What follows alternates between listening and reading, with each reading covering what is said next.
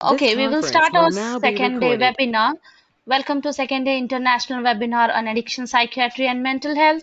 And our sessions are going to be started, and the first session is presented by Dr. Gary Kring, Australian Institute for Suicide Research and Prevention, Australia, and his title of research is Non-Suicidal Self-Injury, What to Look For and What to Do.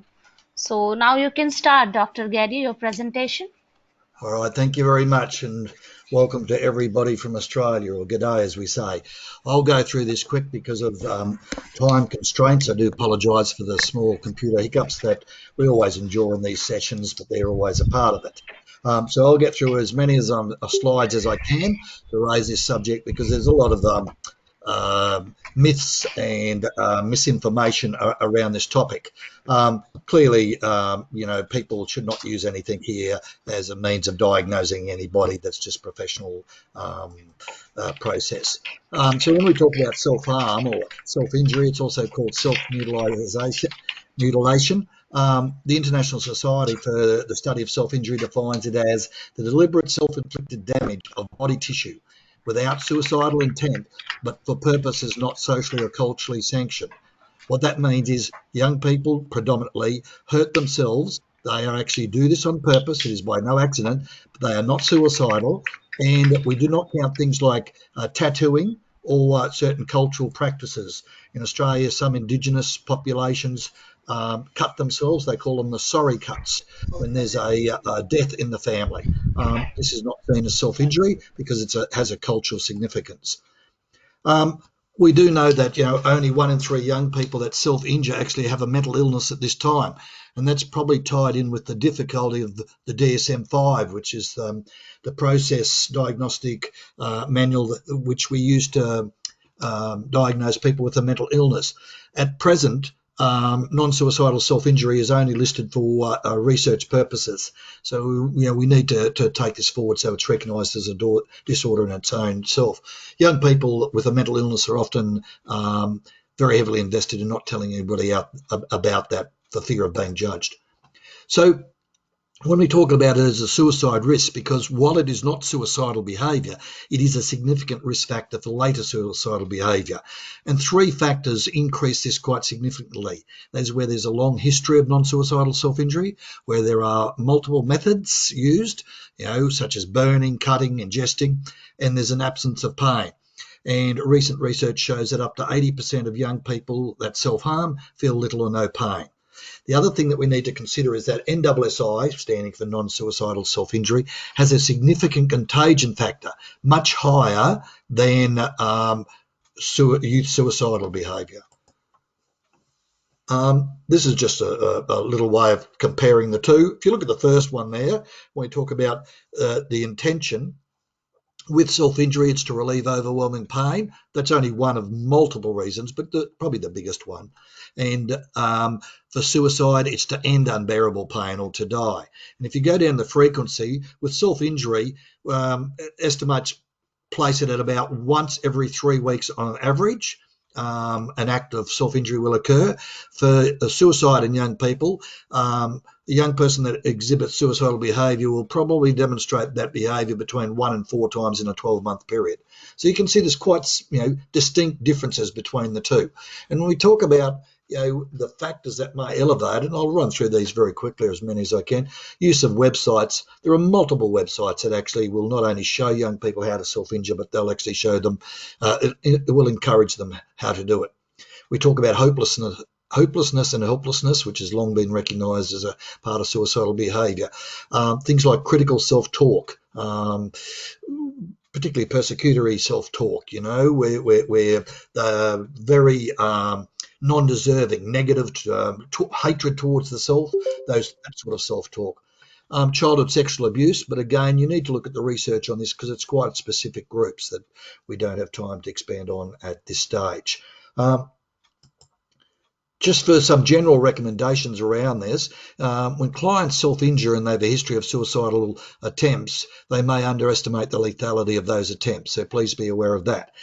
We need to look at the frequency of self-injury and the length of time, because the more often it's repeated, the higher the chance of suicide ideation. I've already spoken about hopelessness and the critical self-talk there.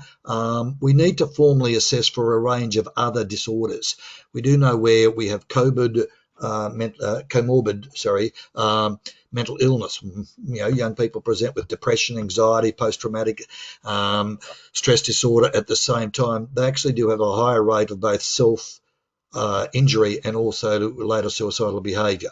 And again, the study by Chapman, Gratz and Turner looked at childhood sexual abuse, and it's worth reading that full study, because it drills down into a very specific group within that are most likely to have the increased suicidal behaviour. We talk about the number of times young people do this. We do know that roughly a third of them will only do it once. So we need to be careful about our interventions, that we don't inadvertently create an environment where we may potentially increase the risk of it occurring again. Another group, the next group, do it between roughly 1 in 3. Later research is showing 1 in 5 times. It's the third group that sit at 38%, and this is particularly concerning, because once this group gets past 10, as a general figure, they're usually in counselling and therapy for quite some extended period of time. So again, an early intervention is very important with this. People ask, is this an addiction? No, we don't recognise it as an addiction. It is very addictive by its nature.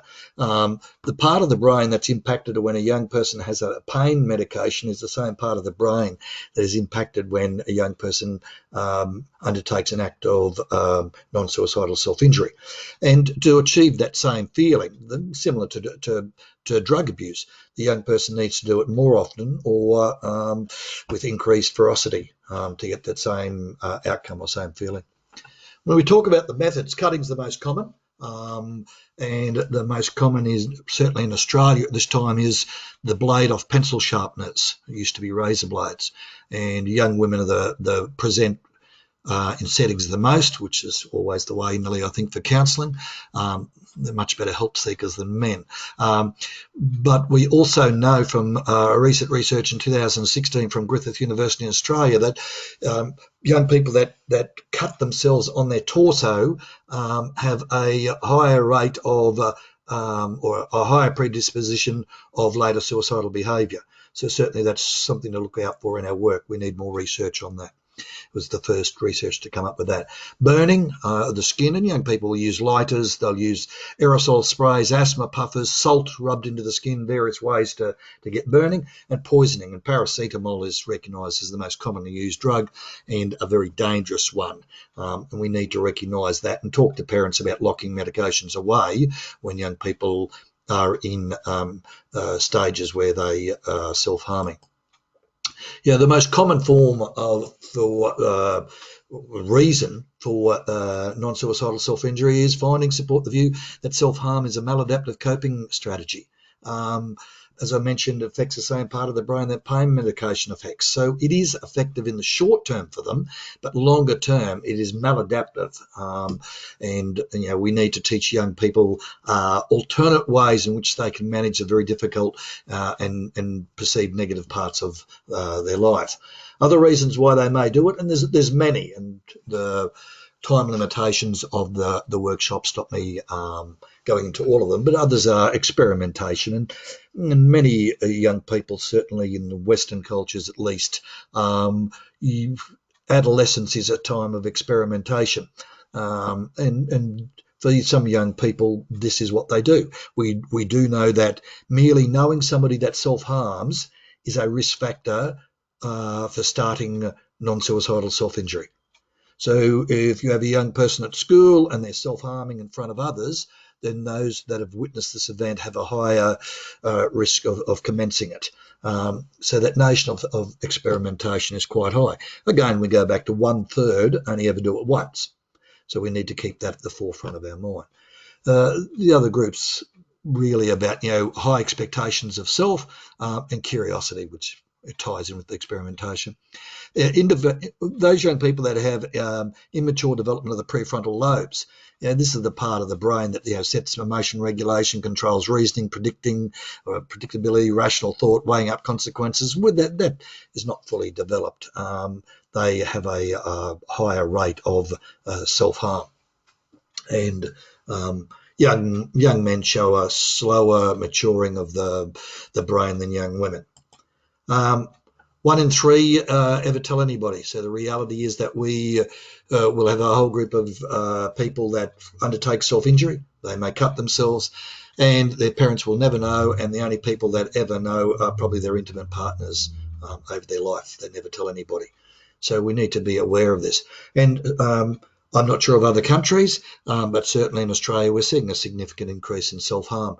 A recent study showed in the state of Victoria, which accounts for probably about a quarter of the population of Australia, has shown a 40% increase in self-harm amongst school children during the COVID-19 period. That's a 40% increase. So we're seeing significant jumps in it. To clarify a common myth, that they do it for attention. Biggest study ever done by this was by Hollander, and you can see this in the references that I provide. Hollander found only 4% self-injure as the primary reason for self-harming. For gaining attention, that's the primary reason. 4%, and I think we should probably ban the words attention seeking and change it to attention needing. If young people are doing this because they're in desperate need for attention, then we're probably not doing what we should be doing and validating them and recognising them and spending time with them, etc. This is an interest study done in Australia here by Mission Australia. It's available on the internet, so you can go and check this. It's done every 12 months using a population group of, I think, between about 12 and 15,000 young people, which, given the proportion of Australian population, it's quite a valid and reliable study. And they ask a whole range of questions. It's a very big study, and I've just picked out this where one of the areas that young people identified as an issue for them in 2009 was coping with stress. You'll see that every year goes from 18% to 27%, 35, 38, and I've got the latest figures I've got there's 2017, and it's sitting at 44% identify coping with stress. So the reality is we probably need to refocus and look at how well we're equipping young people to manage life. And a later study or work done by Dr. Graham Martin from Queensland University, who's been quite a prolific writer on both youth suicide prevention and non-suicidal self-injury. He identified the importance of resilience and teaching resilience training to young people, and that is in a later slide. Keeping an eye on that time too. Risk factors, you'll see the first 4 there talk about abuse. Now, that's quite important in the sense of we're finding that where families are involved in the counselling process, the outcomes are more positive. Now, you don't have to be involved in every session, but certainly where families are involved in the counselling sessions, the outcomes are much more positive. Family violence, intense negative emotions are listed there. I've spoken about comorbid psychological disorders. I've spoken about the exposure to peers. And so schools, youth settings need to be very conscious of this. And you'll see there where they recommend the teaching of communication and social skills. And we need to look at how do we do this. And people very quickly say, well, let's get schools to do it. Schools are getting very loaded up about how to manage this, and we assume parents can do it. Not all parents have social skills, and those that do may not have the skills to teach it either. Protective factors is significant things in this are things like a positive social network support, and support of parents, access to mental health services. As I said, with a 40% increase in Victoria, we're seeing significant strains on the mental health services for young people in Australia, and I suspect so for right around the world given COVID. Positive adult role models, and you'll see there the duplication. If you look at studies about resilience, the biggest single factor to increase resilience amongst young people is having one positive adult in their life, and it doesn't have to be a parent. So you can see how that resilience is a significant protective factor. Parental engagement in the treatment, as I said, and participation in healthy social outlets, clubs such as clubs or sports. We know that schools that provide additional or extracurricular activity outside the normal curriculum have less incidence of non-suicidal self-injury. When is treatment needed? And this was presenting at the 2018 International Society for Study of Self-Injury, their international conference. And with this, they said repeated self-injury 4 times or more in the past 12 months. Any serious injury defined by needing stitches or hospitalisation, suicidal ideation, mental health condition was spoken about, where they were intoxicated in any way when they did the act, and there's a strong urge to repeat it. There's some do's and don'ts there. You know, what is important is to focus on the motive and the intent. Once the medical process has taken its run its course, and the young people they cut themselves, for example, excuse me, they are then stitched up. Our focus needs to be on the motive and the intent, not the physical damage that they did.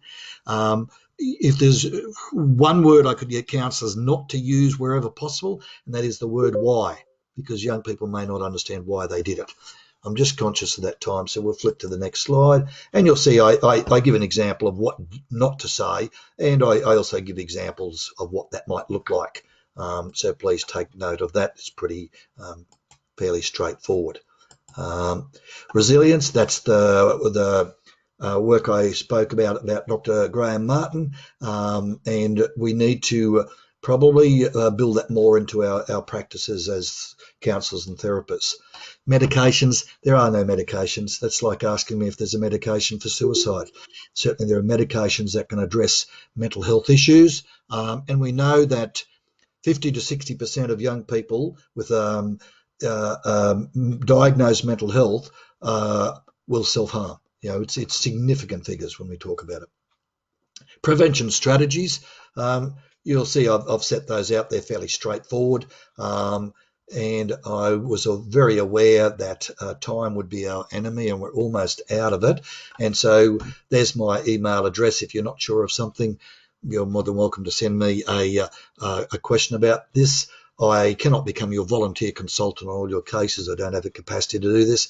I do facilitate a website, but it's a very basic one there. I am on LinkedIn. That's my LinkedIn, Gary King, Gold Coast or Brisbane, Australia. And I do regular posts there about youth suicide, self-injury, and resilience. And I review numbers of journal articles as a peer reviewer, and I add those on there. I also am one of the facilitators of a website, a Facebook page called Non-Suicidal Self-Injury. My details are not on there, and we just put accurate information on there to give assistance to parents particularly. I'm happy to pause at this stage, and if people have got questions, I'm happy to answer those. Otherwise, I appreciated the opportunity. Thank you, Dr. Gary, for your presentation. It was really a nice one. So anyone having any questions?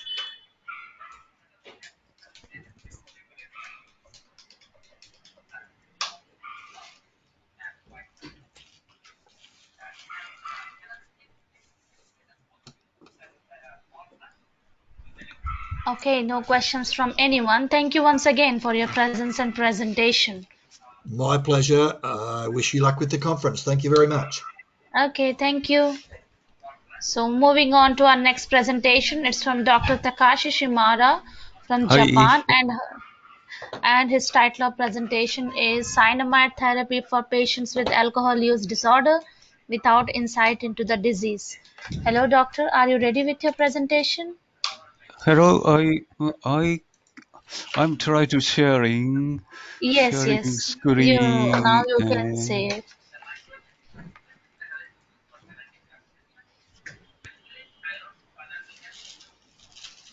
Yes, perfect. oh, Now it's oh, oh, visible. oh, am I all right? Yes. Can you make it a full screen? full screen.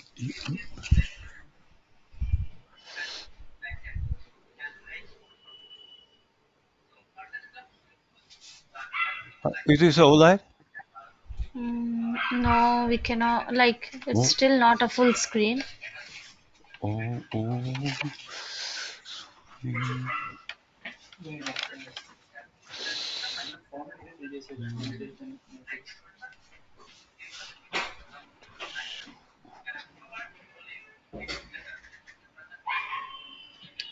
Yes, you can click that first option. I think it's a slideshow option. Yeah, I'm clicking search option top four. Oh, Yeah. here. Yes, yes. Oh, it is alright? No, but we cannot see the full screen. Still, the slides only visible. Oh, oh. Still invisible? Yes, it's we can only see the Oh, slides, not the full screen. oh, Uh, is it a oh. full screen on your system? Yeah, I'm looking full screen, but Okay, why not to? okay. Not, Yeah, not, what not, about? not yet. Not yet. No, that should be the full screen option, but don't know why it's not working. Uh, Not working. Mm, yeah, can you please click it in the bottom of your screen? Right side what? bottom? Right side bottom Yes. There is a here? full, Oh no. Oh,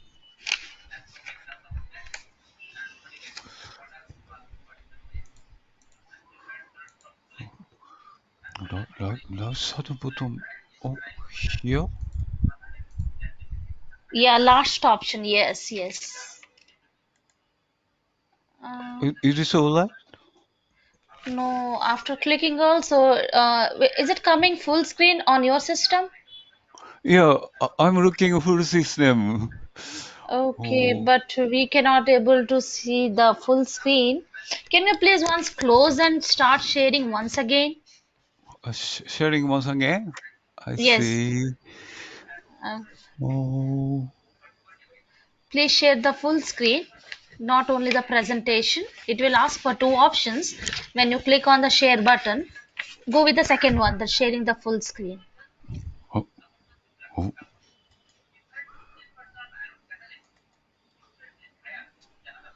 Yeah, now can you click on the full screen option? Uh, n- how is it this time? I'm not able to guess that what's is going on. Okay, you can continue with that. Can you Uh, able uh, to change the uh, slide? Is it okay for you? yeah. So if attendance are okay, I would like Yes, to try I'm this asking, one. I'm So requesting all the attendees.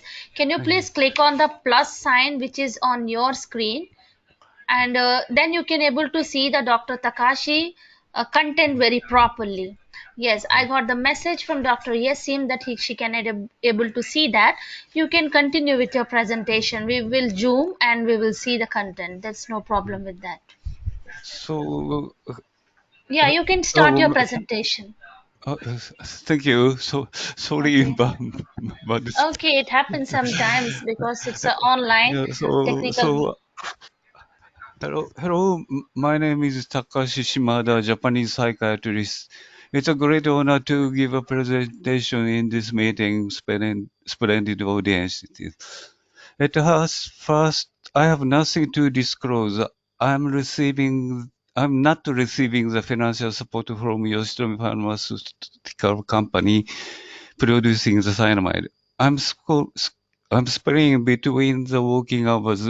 I really wish if I were in Paris. So at first, I'd like to talk about to the cyanamide therapy for patients with alcohol use disorder without insight into the disease. Later on, let me abbreviate alcohol use disorder as AUD. As I could not find the name of cyanamide in some American Society of Addictive Disorders textbook. Oh, can you see? I'm afraid cyanamide is not so popular in some countries. So at first, before presenting my alternative cyanamide therapy, uh, s- s- I'll explain about cyanamide and the standard method of cyanamide therapy. This is chemical structure of cyanamide. Cyanamide is originally agricultural use Yeah, as a hello. fertilizer. I'm sorry, Oh, Dr. Takashi, but we can able to see only your first slide. Are you changing the slide? yeah, I just changed the slide. Oh, can't you see? No, it got hanged, I think, but we are on the first slide itself. Oh, uh, I'm Um, watching my exposed slide, but uh, you can't see? uh, Oh, can you please, if this is the problem, can you please send your presentation to me? I will share my screen with you so that you can make your presentation. Is it possible for you?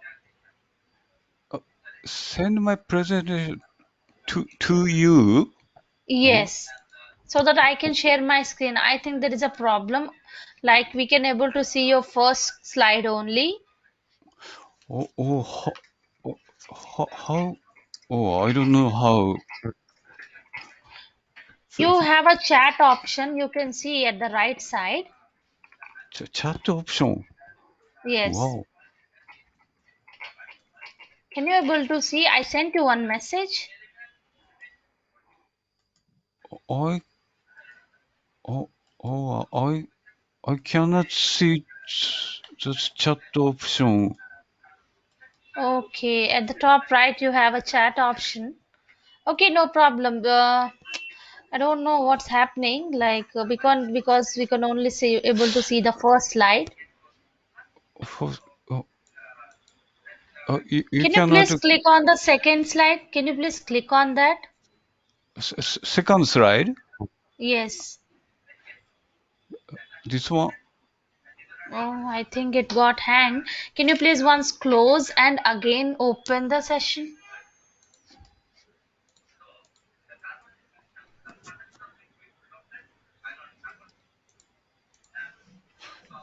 Once close that. Once close the session. Yes. Yeah,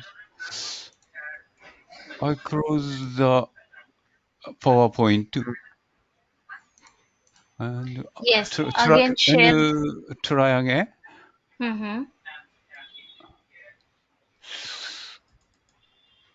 Share. Oh, oh, sorry.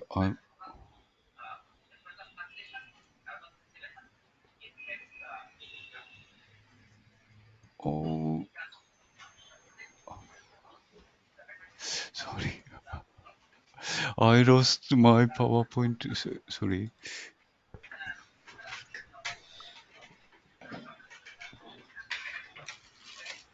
Oh,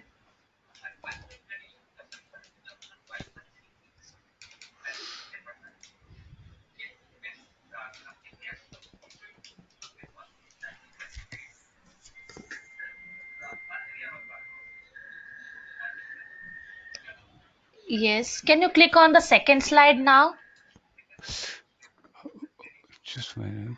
Now, don't go to the full screen option, please. Just let it be there because it's not working, I think. Yes, you can you try with third and fourth slide also? Fourth slide. Just for checking, just for checking.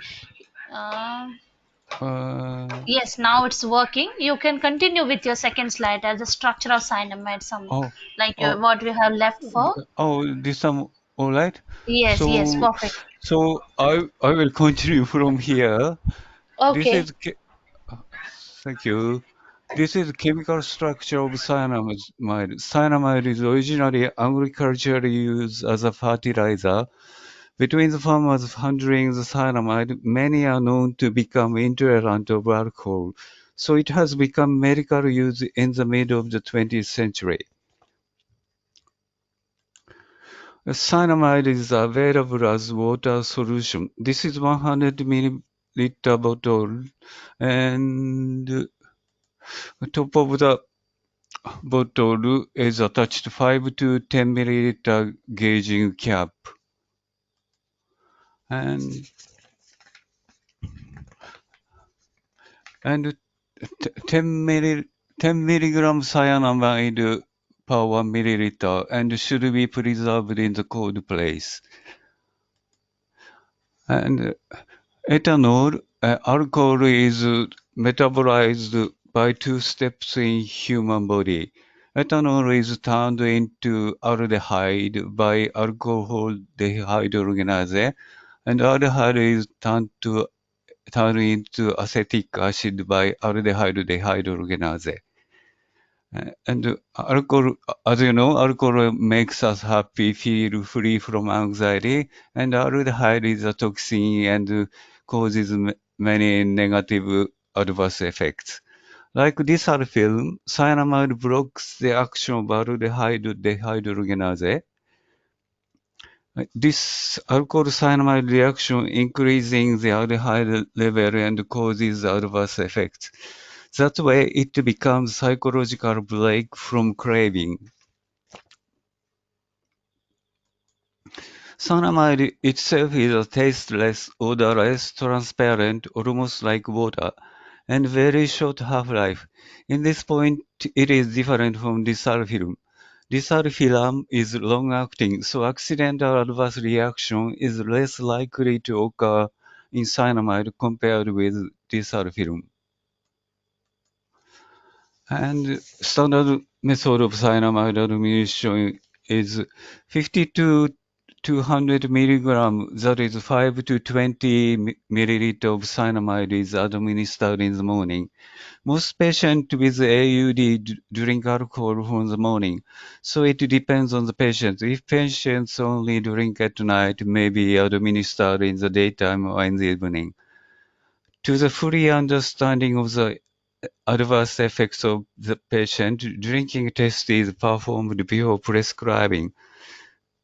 In the hospital setting, patients are administered 50 to 100 milligram of cyanamide, and 1 hour after they intake alcohol very slowly, one drink in 30 minutes, until the mild adverse effect will appear. That's why cyanamide therapy is introduced. And that is standard therapy. And now, from here, about my alternative cyanamide therapy. Some patients with AUD has no insight into their disease, and some of them may say that I'd rather die early drinking alcohol than live long without it. This may seem relevant their way of life, live a happy life even if die early. But in many cases, things are not so simple. AUD patients have to live long disorder, and the family members have a lot of trouble taking care of them. And the family members come to psychiatrists asking for help. Cyanamide is contraindication for the patient who are not motivated because it has some strong adverse effect with alcohol intake. But I thought there must be a way to use cyanamide by making adverse effects as little as possible, but let the patient experiencing some adverse effect. To treat AUD patient without insight, I devised a cyanamide therapy program without their consent. That is, under the therapist and the family member's decision, administer cyanamide without knowing of the patient. Of course, under usual dosage, this is a dangerous thing. So beginning from very low dosage and very gradually increasing the dosage. To do this maneuver, the help from the patient's reliable family member is needed. Later on, let me call this family member as key person. For the administration of cyanamide and surveillance of the patient, reliable key person's presence is must. To administer cyanamide, it will be mixed in the patient's drink or food. As the cyanamide is water-like solution, it will be mixed without revealing. Many Japanese eat miso soup in the morning. Some may not miso soup, may drink a coffee or milk. The key person mixes cyanamide in the miso soup or other drinks of the patient unnoticed by the patient. Cyanamide administration starts by 5 milligram daily, very small dosage. As the usual dosage is 50 to 200. Very small dosage and increase the dosage weekly basis by at first 5 milligram weekly and from the fifth week increase the dosage by 10 milligram per week and continue the dosage and continue the adverse effects will appear continue the dosage. And most and the key person comes to the clinic every week and report about the patient. In most cases, some adverse effects until 100, at least 100 milligram. But such adverse effects depends on the condition of the patient and amount of the patient's alcohol intake. Sometimes fine-tuning of the dosage is needed. And once the dosage is decided, continue that dosage. And if this maneuver works well, the patient are subjected to the negative effects conditioning, and some will achieve the abstinence. It is hard to gauge the cyanamide amount to the level of 0.5 milliliter, 5 milligram. So, but the precise gauging is needed. So I give a 1 milliliter syringe to the key person. Now let me show two succeeded cases. Case 1 is 75-year-old male, AUD plus mild Alzheimer and having angina. After retiring from work at 70, he gradually worsened drinking habit, and at this age began to cause trouble. He drinks 720 to 900 milliliters of sake every day from the morning. Sake contains 15 volume percent of alcohol. Although he is a good person in sober, under the influence of alcohol, violent behavior to his wife and nocturnal incontinence happens every day. This is a very person who says, I'd rather die early drinking alcohol than live long without it. So his wife, as a key person, this therapy started.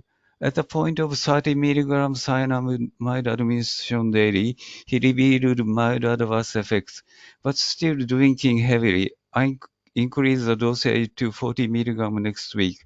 This time, a rather heavy adverse effect occurred.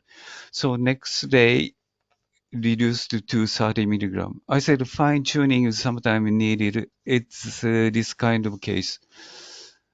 In about half a year, he gradually decreased the amount of alcohol intake and frequency is also decreased. According to that, violent behavior and frequency of incontinence decreased, and his outside activity like walking and gardening increased. He achieved abstinence in a year. That time he said, I got so old that I cannot drink anymore. Case 2 is 38-year-old female, depression plus AUD. Her alcohol intake is to ameliorate her depressive mood and anxiety. Her first encounter with a psychiatrist seemed unfavorable. She has distrust for psychiatrists and antidepressant, and strong reliance on alcohol. In Japan, shochu is available as a cheap liquor that is 25 alcohol volume percent, and 4,000 milliliter large bottle is very cheaply available. 4,000 milliliter for 2,000 yen, that is $18 or 15 euros. I call it the AUD maker. She drink weekly basis this large bottle of shochu that is about 600 milliliter daily, and gradually she could not function. She has a husband and a 15-year-old son of a junior high school student. Her husband persuaded her to stop drinking many times. Each time she said she would stop drinking, but drink again. At last, her husband got angry and said to her to go to her parents' home because she is giving bad influence to her son. She began to live with her parents, and as her parents' home is near my clinic, her mother took her to my clinic, but she came only at the first time. So her mother, as the key person, started this therapy. In 2 months, although not yet achieved abstinence, she reduced drinking amount and frequency, regained function, returned to the original form. As her home is far away from my clinic, I handed over the therapy to another doctor, who continues the therapy. Later on, I heard that she achieved abstinence and taking antidepressant. I have I have been doing this manual very carefully, so I had not experienced the trouble with the patients.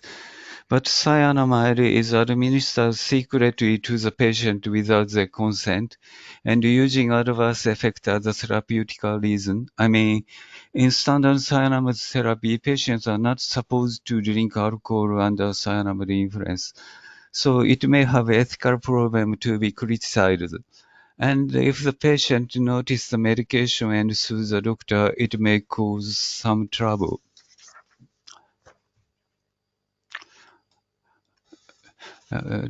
Dropout cases are many, but they are not because of severe adverse effects, but because of the key person's problem.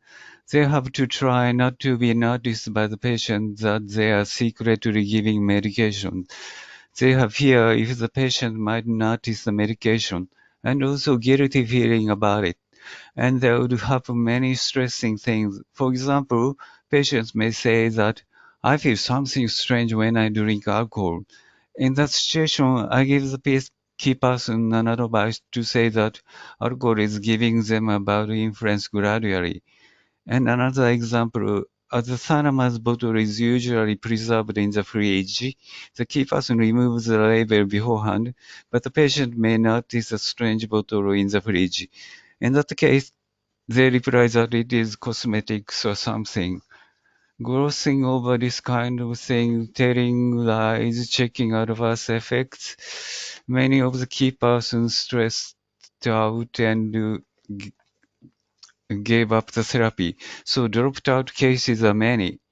But in some cases, if this therapy works well, the patients are subjected to the effect of a negative conditioning and achieved abstinence. So I cannot say that this therapy has a statistically significant effect, but treatment of patients with AUD is challenging even if they are motivated to seek care. Unmotivated patients present with the even greater difficulties. So in that case, I think this therapy is worth trying. Thank you for hearing.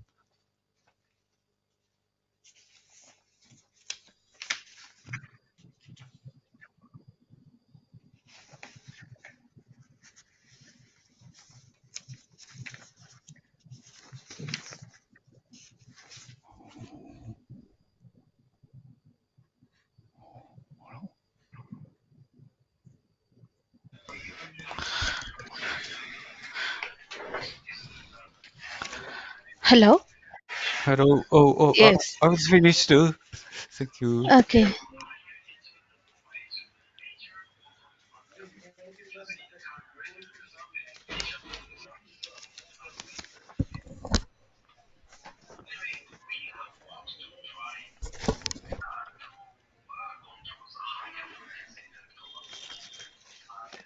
Yeah, is it completed, doctor? Yeah, I finished too. Okay, I thought of waiting for the conclusion. Okay, thank you, Dr. Takashi, for your presentation. Thank you for hearing. Okay, is anyone having any questions?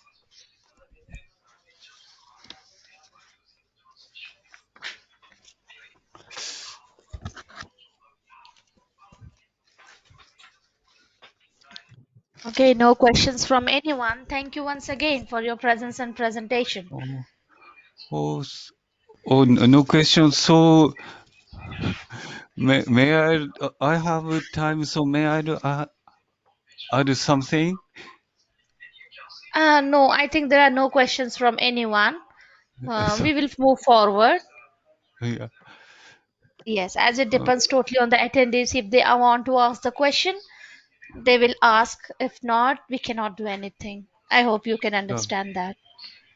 I say thank you. Thank you. Thank you Thank for making a you. time. Okay. Thank you.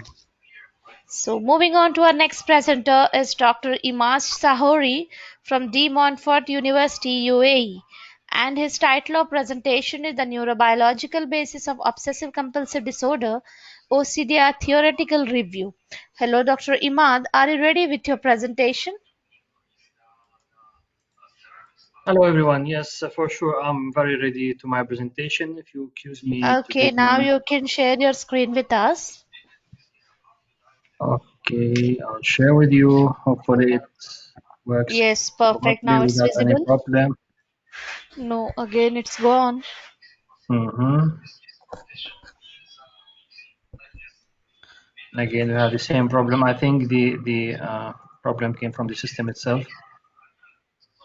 Okay. Let's try this one. Share it with you. Yes, it's visible. Yeah, Okay, perfect. great. Now it's full screen. Now you can start your presentation. Okay, great. So thanks for this meeting, actually, webinar. It's very useful for all people who are working under the psychology and the psychiatrists as well. So my research paper is under the title, The Neurobiological Basis of Obsessive Compulsive Disorder, OCD. It's a theoretical framework review. So just a brief about myself. My name is Dr. Imad Shahrouri, okay, psychology program at Montfort University, Dubai campus. And I would like to just start with my research paper as the themes of my research. Actually, I divided my research into three themes. The first one is the heredity, the twin study and family studies. Theme number two, the neural basis of OCD. And the theme number three is integration model of genetic and neurobiological findings. So this is the basic themes for my research, and I would like to start first of all by giving you the purpose of this research is to investigate the link between the neurobiological causes, specifically genes, inheritance, and obsessive compulsive disorder. So basically, my research focused on the question, to what extent is the OCD developed caused by genetic factors? This is the question number one. Question number two, what does the up-to-date researches concluded about the impact of the heritage as the neurobiological basis for the OCD development? So hopefully now the idea of my questions now is clear for everyone. And to answer those two questions, actually, I followed the qualitative approach, a theoretical review, the content analysis. So I have been chosen, okay, 15 articles, up-to-date articles from different resources like international journals, request resources, Scopus database, and those articles, 15 articles chosen between the years 2016 up to 2021.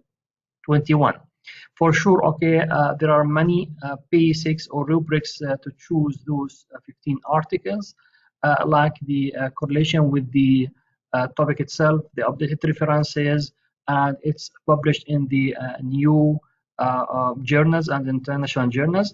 And those may be the most important criteria how I do choose those 15 articles. Systematic analysis has been done for those 15 articles. So I read those 15 articles one by one, and I tried just to gain the most important information regarding the neurobiological basis of obsessive compulsive disorder. As well, there's an attempt to bring the same level of rigor to reviewing research, okay, evidence as should be used in producing that research evidence in the first place. So I just try to keep the same standards of those articles because this is my skeleton for my research. That's why I was very careful when I chose those articles. I do research for a long time to find those is the best of the articles to match my topic. At the end of my research, I will show you a list of those topics if there is a possibility or more time for me. Anyway, okay, the research terminology, you have some research terminology. Obsessive compulsive disorder, or abbreviation, it's OCD. It's a neuropsychiatric disorder characterized by recurrent, intrusive, and disrupting thoughts, as well as repetitive stereotypic behavior.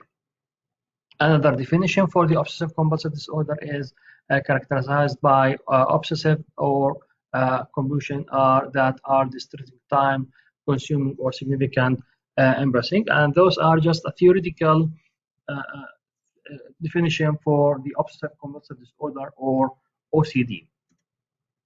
Other research terminology, we have the neurobiology, is the study of the cell, of the nervous system, and the organization of these cells into functional that process information and mediate behavior.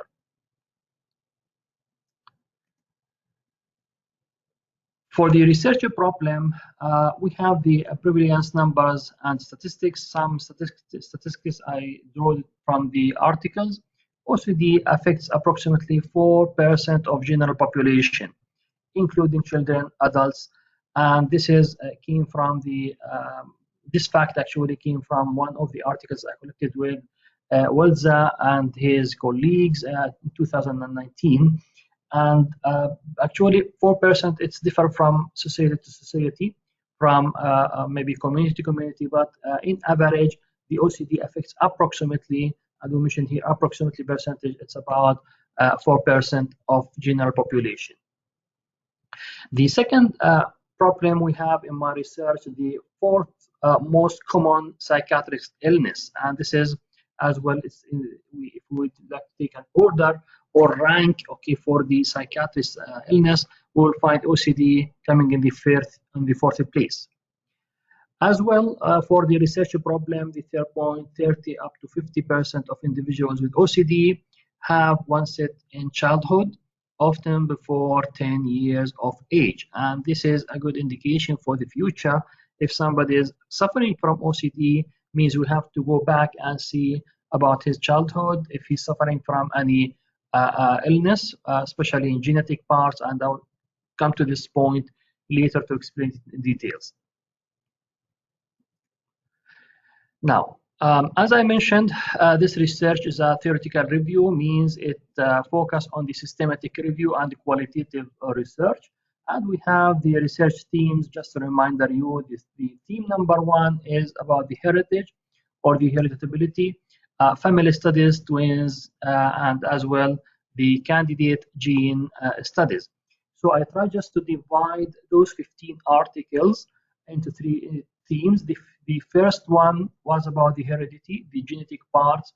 The second theme is about the neural paces, between 2 brackets, the imagining studies, treatment studies, and neurobiological studies. And the third one, integration model of genetic of neurobiological findings. Now, the themes here, just based on my analytical or the systematic analytical about those articles. And I found some of the articles, they 100% support the hereditability approach. Some of them support only the neural basis of the OCD, and some of them support the integration model, means, okay, the integration model between the heritability and neural basis. Now, would like to start with the theme number 1, the heritability, the twins studies and family studies. We have the heritability, meaning is the preparation of observed variation in particular trait, for example, as a height, that can be attributed to integrate genes or genetic factor, in contrast to the environment ones.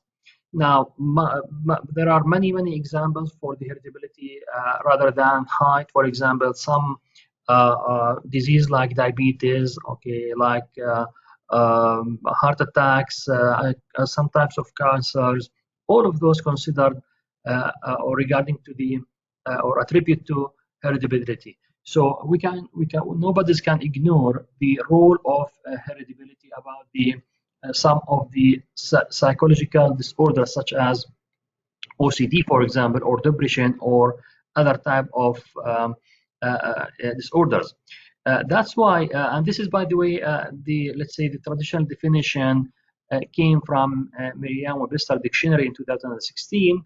They define the hereditability as something you take in from your parents, from your grandma or grandpa as well, and this will makes a problem for you in the future, generation by generation. Now we have the phenotypic variation, and this is very important, by the way. The phenotypic variance measures a degree of phenotypic differences among a group of individuals and composed of a genetic, environmental, and genetic environmental interaction variance. And this is very important, by the way, article. I found it in 2018. And this author pairs, okay, he put like an equation to understand how does the OCD works. So he put for us the VP, the total phenotypic, equal what? The VG genetic variation plus VE environmental variation plus VGE genetic environmental. So if we need to understand really the basics of the OCD, we have to refer to this equation and to understand that the total of OCD equals from genetic variations plus environmental variation plus genetic variation. So this is the combination of the heritability. And this is came, by the way, from the twins studies and family studies as well. Now, still we are under the theme number 1 about the genetic part. As well, we have the VG equal VA plus VD plus V1, and this is divided into the dominance genetic. Sometimes, okay, you will find a single location attribution to the domains of one genes, and this causes the OCD. As well, you will find in some cases, based on the different studies, okay, the deviation from the mean, okay, this is another issue. We can say that the OCD causes by the what we call the additive. Additive means it's a deviation of the genes blocks and causes this kind of problem, the OCD.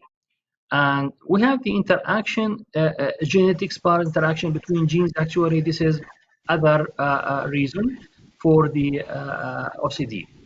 As I mentioned, okay, those coming because of the deep analysis, the qualitative analysis for my articles, which is I collected from different databases. Still, we are under the theme number 1, the heritability twins study. Now,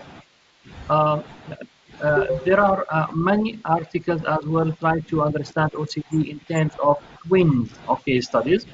Twin studies reviewed as well, for example, from one of the authors, his name Paul and his colleagues in 2019, as well Tyler 2019, and Wilza 2020.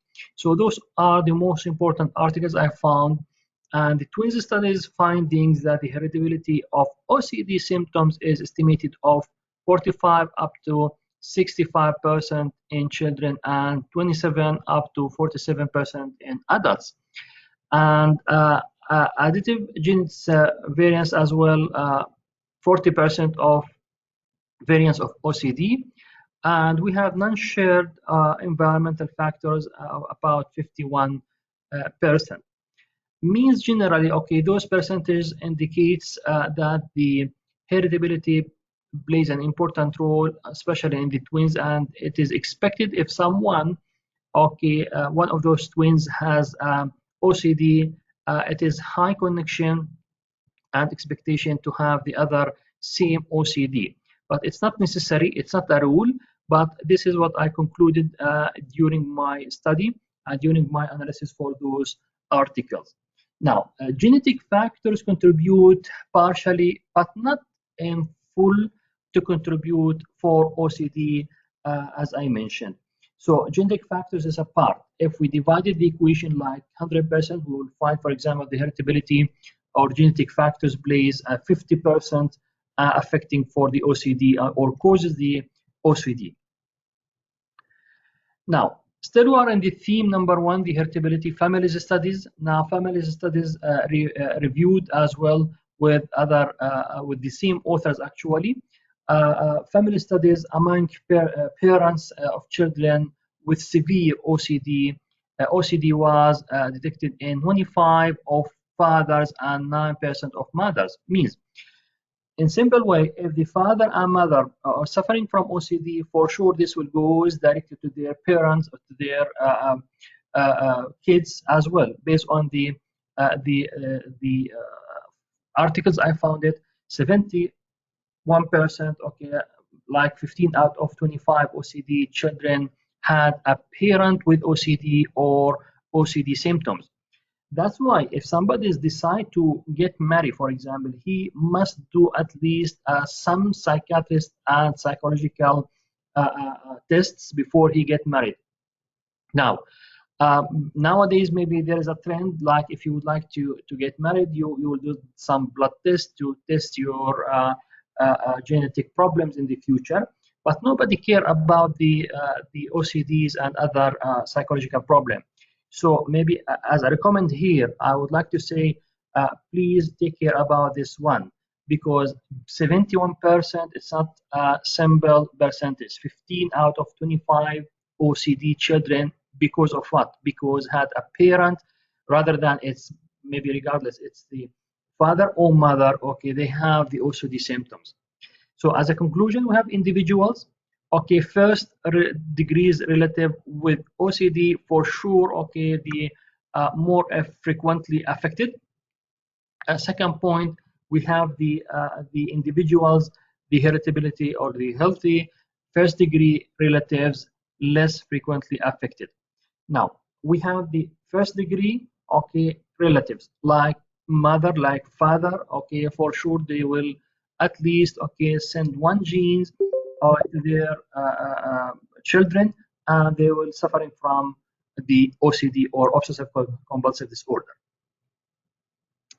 Now, regarding the theme number 2, the neural basis of OCD. Let me just before go to this theme to summarize the theme number 1. The theme number 1 was based on the sum of the twin study, family studies, parents and daughters, and let's say children generally. And it's mentioned that there are many percentages there emphasize that the heredity plays an important role in OCD. But what about the neural basis? Okay, we have a very important part in our brain. It's hopefully it's key for everybody. It's the thalamus. So the thalamus is structured in the middle of the brain, and it's located between the cerebral cortex and the midbrain. It works to correlate several important processes, including consciousness, sleep, and sensory interpretation. Now, based on the neurological or neural basis of OCD, it believes that the thalamus plays an important role to play an important role in producing this disorder, OCD. For some reasons, this thalamus actually not works as expected. You know, our brain functioning based on some neurotransmitters or chemicals. Those neurotransmitters or chemicals, they are not working as expected, or there is no appropriate connection between the neurotransmitters. That's why it is expected to have this problem or this illness, OCD. Now, this picture is just to clarify how the thalamus, okay, plays an important role, or how the pathways of the neurotransmitters plays an important role comparing with the to produce actually the OCD. If you notice here, you will find some pathways, okay, and those pathways we have the motor cortex, we have direct, we have indirect, we have the hyper-direct, and we have the output. So look at the bottom or the box on the top left. You will find the meaning for those lines. For example, for the direct means there is a direct connection between these neurotransmitters and the thalamus. We have indirect connection between the as well the this chemical with the thalamus, and we have the hyper direct means both, and we have the output. Now it believes for unknown reasons actually till now there are error in those paths. They did not connect properly in the thalamus, and this is caused the OCD. For example, he tried to wash his hand many times, or there are many ideas jump to his mind, and he tried to fix everything in a perfect way, and he repeat his, for example, work many times. This is actually the symptoms of the OCD. Or he tried to touch every stair in his hand while he's walking. Those are actually some general maybe symptoms for the OCD. Now, why those coming? Again, we have a debate here. This is because of the genetic part or because of the neural basis. Now, still we are under the theme number 2, neural basis of the OCD. Dysfunction of some neurotransmitters pathways, okay, increased activity in frontal lobe. As we mentioned, we have the brain, we have frontal lobe, and it believes that the dysfunction on some neurotransmitters, the neurons, they are not connected in a good way or an appropriate way. You will find this is a probability to increase activity in frontal lobe. So as a result, we have the obsessive thoughts, we have the sensation, compulsive actions. As I mentioned, somebody is washing his hand many times, or try to do something or repeat his work many times, or for example, cleaning the place which he said many times. Those are actually considered as symptoms for OCD, or sometimes it's diagnosed as a fully OCD or obsessive compulsive disorder. Now, for sure, all of us be aware that the obsessive compulsive disorder has different symptoms. It's not necessary to be wash handing and others. No, maybe sometimes your thoughts, you repeat the same ideas, or in your mind, you will find some people who are suffering from the OCD, they jump or the ideas jump to their mind always, and they can't stop this. For example, like a song, it comes to their mind, to their ears sometimes, and they're not able to stop this sound in their mind. So this is just a part of symptoms about the neural basis of the OCD. Now, to clarify this issue, the neural basis, actually, I found this is very wonder and important maybe image about the normal control and obsessive compulsive brain. So to the left side, we will find no firing. This is the normal control, means any person who did not suffering from the OCD, his brain works in a good way, proper way, without any problem. And firing even, I mean the firing, the connection between the neurons goes in a normal way. Whereas on the other side, we'll find here the red areas. Hopefully it's recognized for everybody's here. For example, you will find some red areas. Those are fires always. And by the way, this is taken by the MRI or fMRI. It's the equipment to see how our brain fires during the obsession action. And for sure, the right side here, we have this brain for a patient, and here for non-patient or a normal person. Now, this will gives more, emphasize that there are some neural bases of OCD, and actually we have to be aware that some genetic parts plays an important role as well in this regard. Now, more details about the previous figure shows that we have the under the CAT scan, as horizontal slice through the brain. The top of the slice is the front of the brain, and the figure also shows the PET scan comparing the brain of normal person and person suffering from obsessive compulsive disorder. And if you excuse me, I will back just a little bit again this one. Maybe this is to clarify more about the neural basis of OCD comparing between the normal and non-normal brain. Now, before to complete my presentation and goes to the theme number 3, let me just summarize again theme number 1, theme number 2. So back to theme number 1, we mentioned that based on the studies, twins studies and the family studies, plays or the heritability or the genetic factors plays an important role. As well, for the theme number 2, for the neurological basis, plays an important role in OCD. Based on some of the studies, thalamus plays an important or it expected to play an important role in producing this type of disorder. As well, we have the theme number 3 now here. Now, based on my reading for those articles which I found in Scopus databases, okay, I found some of those articles, okay, try to integrate between genetic part and neurobiological findings. Mean they took the intermediate line. They did not say OCD because of fully genetic part or fully, let's say, the biological part. No, they try to merge or mix between these two extremes.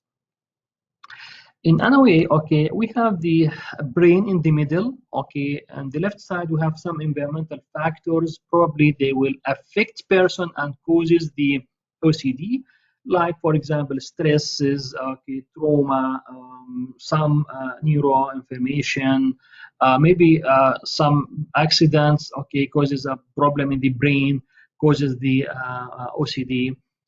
Some genetic factors as well, gene variants, as I mentioned before, gene expressions, and so on. So it is expected now those triggers, okay, triggers the glutamate, serotonin, dopamine transmission, and all of those considered very important chemicals and neurotransmitters who's affecting the brain, okay, circle. So in the brain here we have the cortex, for sure. Cortex plays an important role, and we have the thalamus, and we have the striatum, and all of those parts considered very important in action. Now, analyzing the behavior during those three areas in the brain actually needs more details, but at the end, on the left side, you will find the OCD, okay, dimensions. For example, we have some of the taboo thoughts. It's coming to the brain or to the mind to be accurate, and starting, okay, feeling this one, hallucination, maybe, okay, contamination, hoarding, and symmetry, and so on. So this is just to put the microscope, the brain under microscope, and to see how our brain or the patient's brain actually works under the OCD. Now, an integrative model of genetic, environment, and neurology of the expense of OCD. We have the, again, just let me summarize this this model. Environmental factor. We have different factors, modification of expression of glutamate, serotonin, and dopamine system related to genes through epigenetic machine or mechanisms. And OCD specific imbalance between the direct and indirect loops of the cortex, serotonin, as well the thalamus. As well, we have the obsessive concerns about the threats of, or sometimes dangerous, or sometimes you will find the subsequent engagement in some of the, for example, if somebody is taking alcohol or drugs or something like this, this for sure will play an important role in creating imbalance, okay, between the chemicals in our body. As it's well known for everybody, our body okay, built on the balanced chemicals, different types of chemicals we have. That's why it's advisable always to avoid taking any alcohol or let's say any kind of drugs. This maybe makes an uncertainty of the chemicals in your body and causes some of problems, and because those actually affecting directly to the brain, and we have affecting to your nervous system, and for sure the person will suffer from some of the disorders, psychological disorders such as OCD. Now, as a conclusion, we have here a debate actually for this topic. Even the psychiatrists, psychologists, even the psychology science till now did not give an ultimate and final answer what causes this kind of disorder, I mean the OCD. Not this one, actually. Many of the other disorders, there is no one reason for this. We have to follow the biopsychosocial approach always, biological factors, psychological factors, as well interaction between biological and social factors.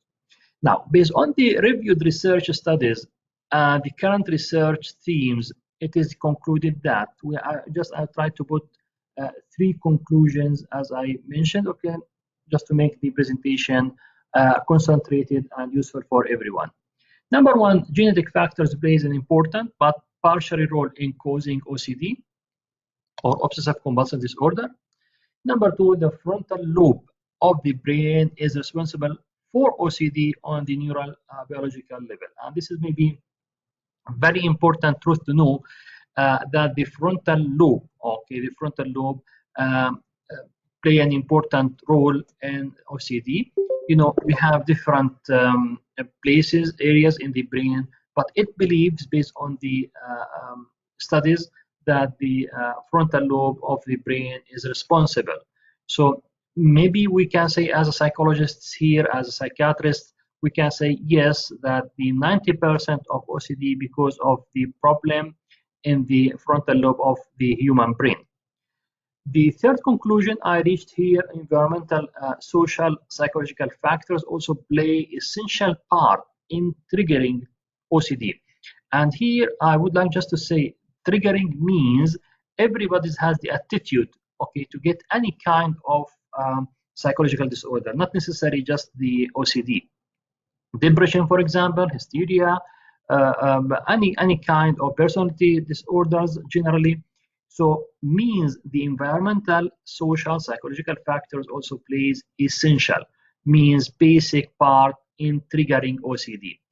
You know, we are, as a human being, very complicated in our building. We have genetic part, we have environmental parts, we have interaction between environments and as well the biological part. Means at the end, if somebody is suffering from the OCD, obsessive compulsive disorder, in any age, okay, we have to refer to the history for this person. And we have to ask ourselves if really is there any genetic factors came from parents, or is there any problem in the brain? We have to check the brain as well. Maybe we don't find any genetic factors and we don't find any problems in the brain, but we will focus on the environment.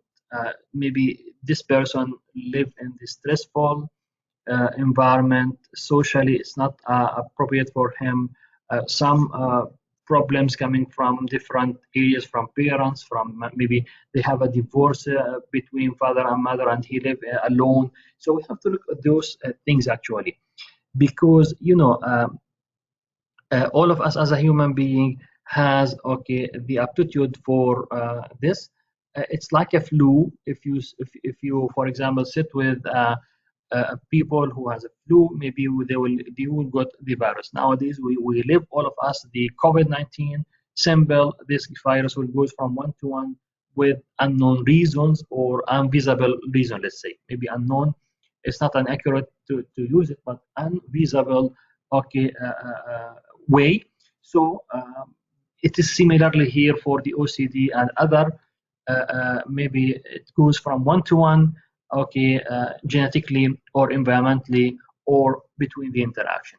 In any way, protection is very important to have a good health, and you have a good health environment as well. It's very important. On the other side, you have to keep yourself away from stresses. Maybe this is something it's difficult to avoid, but generally speaking, okay, environment plays an important role. Just keep yourself relaxed as much as you can. Avoid smoking, avoid alcohol, avoid drugs, avoid any stressful. This will maybe help to reduce OCD and other psychological problem. As well, try to practice some meditation. Try to practice some exercises, walking, swimming, anything you would like as a sport, okay? And this for sure will plays an important role. I would like to say here something in my conclusion as well. Some of the, let's say, the food plays an important role, especially for the fast food. It believes that some of the studies, maybe I didn't mention during my presentation, but okay, it believes that the fast food affecting as well the types of food, okay, the quality of food sometimes affecting the nervous system and makes some of problems happen, and maybe causes beside the environmental factors those kinds of psychological problem like OCD and others. So this is just a comprehensive idea and analysis for the OCD causes. Hopefully you find it is useful for you, and here are some of the articles, references if you wish. Okay, you can contact me to provide all of the references I have it. Just I'll try to start from the beginning here, the neurobiological basis of obsessive compulsive disorder, OCD, theoretical review, and this is my name. In case you would like to contact with me for any reason, maybe you can reach me through the conference organizers. Will be it's my pleasure to have communication with you. And if you have any question, please, I'm ready to your questions. Thank you, Dr. Imad, for your presentation. Is anyone having any questions?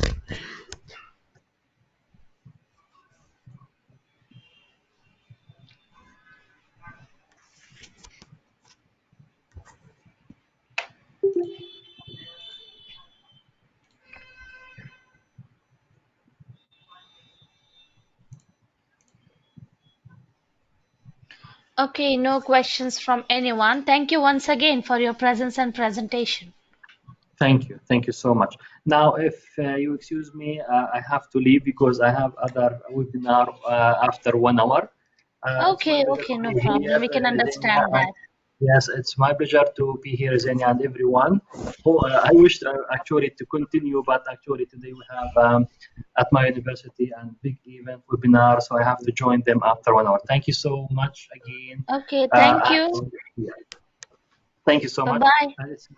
It's my pleasure to be with you again, and see you in the 3rd international webinar. But hopefully this time we'll be able to travel and see you physically. Yes. Yes, definitely. Okay, yeah. Thank you so much. Okay, bye. Okay. Bye-bye. So moving on to our next presenter is Dr. Shekina E. Dere from Leiden University, the Netherlands. And the title of her presentation is How Executive Functioning and Financial Self-Efficacy Predict Subjective Financial Well-Being via Positive Financial Behaviors. Hello, Dr. Shekina. Are you ready with your presentation? Yes. Can you hear me well? Yes. Okay. I just need the possibility to share my screen. Okay. I just received that. Okay. Awesome. Yeah, perfect. Now it's visible, and make it a full screen. Yeah, good. So you can continue with your presentation. Perfect. Okay, thank you. So thank you for the opportunity for having me here. Today I wanted to discuss an article that we recently wrote. I co-wrote it with some other researchers or research fellows in the Netherlands and also in Italy, but my name is Shekina Dere. So the topic is regarding financial well-being. As we see in the literature, financial well-being can have far-reaching benefits. If we take a look at the individual and family level, you see that financial well-being is related to relationship quality, it is related to happiness, to quality of life, mental health, physical health, several elements that can be seen as general well-being, so as ingredients to obtain general well-being. At the same time, we can see that financial well-being has benefits for organizations because when employees have financial well-being, this results in engagement, loyalty, and also productivity, which together can be seen as ingredients of profitability.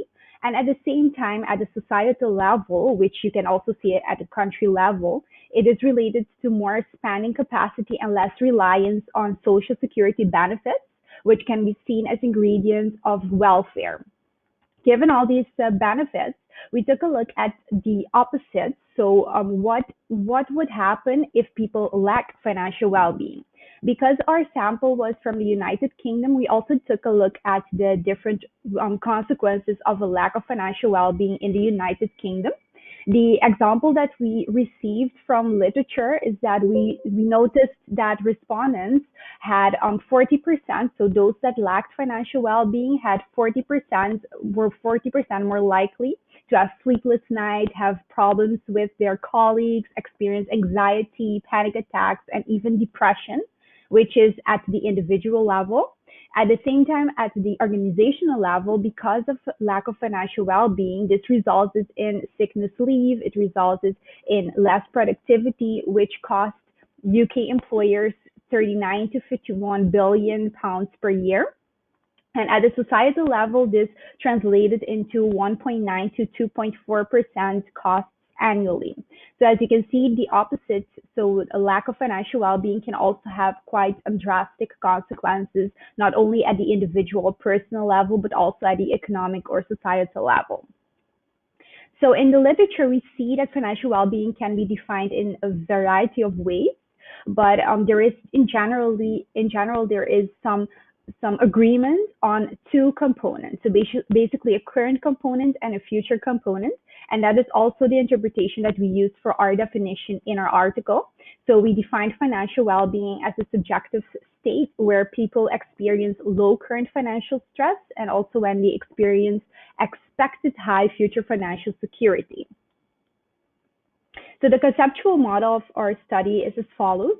We actually were interested in the indirect effects of executive functioning and financial self-efficacy. So if I give a general overview of why we decided to do this, in the United States, the Consumer Financial Protection Bureau actually analyzed this concept of financial well-being quite thoroughly based on a comprehensive qualitative research. And based on those results, it was showed that positive financial behaviors are actually the most powerful determinant of financial well-being. But at the same time, it was showed that these behaviors can be caused or determined by other individual factors, such as executive functioning and financial self-efficacy. However, previous research did not empirically test this indirect relationship, which is where our contribution or one of our contributions comes in. So if we first discuss the executive functioning are actually different cognitive skills that people have. So for example, they are able to organize, they are able to plan, they are able to focus, they can maintain their attention, and all these ingredients result in different types of positive behaviors, such as them being able to resist temptations and stick to their budget, or them being able to choose or to plan ahead in order for them to invest or save money. It is possible also for people to be able to choose when to select and when to buy or when to save. And all these different skills will result in positive financial behaviors, which eventually will also help people to experience more financial well-being. Previous literature shows that executive functioning is quite mixed because executive functioning on the one hand has been shown to be positively related to financial well-being, but at the same time, other results indicate that it does not have a significant relationship. So that was interesting for us to see what the UK sample would show. At the same time, for financial self-efficacy, literature shows that there is a positive relationship between financial self-efficacy and behaviors, and at the same time between financial self-efficacy and financial well-being. Financial self-efficacy is basically when individuals believe that they are able to succeed at a task or at achieving a goal. And this concept is different from financial confidence because previous research has often studied financial confidence, but the difference is that self-efficacy is a strong positive belief, whereas confidence is a strong belief, but it can be negative as well. So, for example, people can be confident that they will not be able to accomplish something, whereas self-efficacy is that they are able to succeed. And finally, we also looked at the interaction between these two variables because we noticed that in previous literature, it was shown that these two variables can moderate the relations between different types of factors and positive financial behaviors or different factors and financial well-being, but it has not yet been studied within this concept. So having the indirect relation and looking at the interaction through that. So based on those three elements, those are the contributions that we have. So the fact that we are empirically testing these two indirect relationships, at the same time, the fact that we study financial self-efficacy instead of financial confidence, and also the moderating roles. So we conducted a power analysis and also in order to know our sample size. It was shown that we had to have 406 respondents, but when we did our pilot study, we noticed that 20% of our respondents actually did not comply with the requirements that we had for the present study. So therefore, we decided to increase our sample to 488. And the sample was representative of the UK population, and they lived in the UK, they were native English speakers, and they were responsible either personally or jointly for their household's day-to-day financial decisions. The survey was completed in the period of 10 to 12 of December 2020, and it was conducted via a digital platform which is called Prolific. It is quite a popular platform where researchers can obtain their data. And usually people can get access to US data or UK data. And specifically, we chose the UK data. And we also registered or pre-registered our hypotheses, measures, and also analysis. So as I indicated in the conceptual model, we ended up with 5 variables. So executive function and financial self-efficacy as the independent variable, positive financial behaviors as the mediator, and current financial stress and expected future financial security as the dependent variables. For all of these variables, we used quite well-known skills. So for example, for executive functioning, we used IFE, which is the Amsterdam Executive Function Inventory. For financial self-efficacy, we used a financial self-efficacy scale. For positive financial behaviors, we used a constructed skill that we made based on different elements from different existing well-known skills. And current financial stress, we used PFIS, which is psychological inventory of financial scarcity. And for expected future financial security, we use the future financial security component of the perceived financial well-being scale. For our control variables, we use several demographic factors. So for example, age, subjective socioeconomic status, effective income, and the like. But we noticed that we had some missing values, and therefore we used multiple imputations based on a Monte Carlo method. And we conducted a path analysis using a Jamovi statistical platform, which is an open source platform based on R.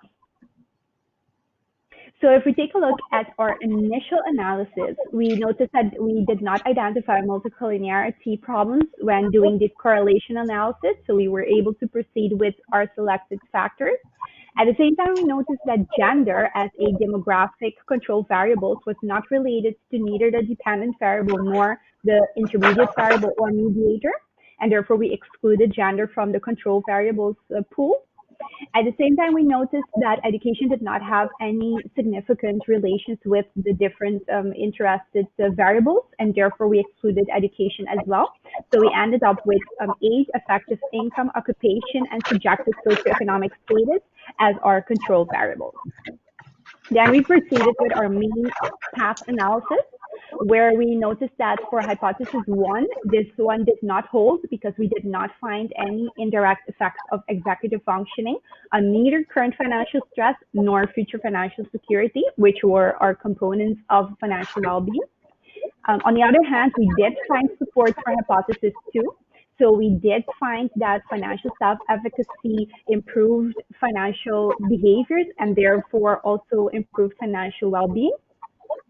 And for hypothesis 3, we did not find that it helped. So the interaction effects between executive function and financial self-efficacy did not influence neither the behaviors nor the financial well-being component. Further analysis indicated that we did find direct effects for both variables, so executive functioning and financial self-efficacy directly influenced financial well-being. So basically, we noticed that financial self-efficacy was a strong or a key element in achieving financial well-being, both direct and via positive financial behavior, while executive functioning was a less strong predictor of financial well-being because it only had a direct relationship. Based on these results, we actually identified several practical implications for financial practitioners and service providers, among others. We used Bandura's self-efficacy theory because initially the psychologist Bandura was the one who developed or proposed the self-efficacy theory, and he identified 4 sources where self-efficacy can be improved. And we use these 4 sources to interpret it in the financial self-efficacy context that we use for our analysis.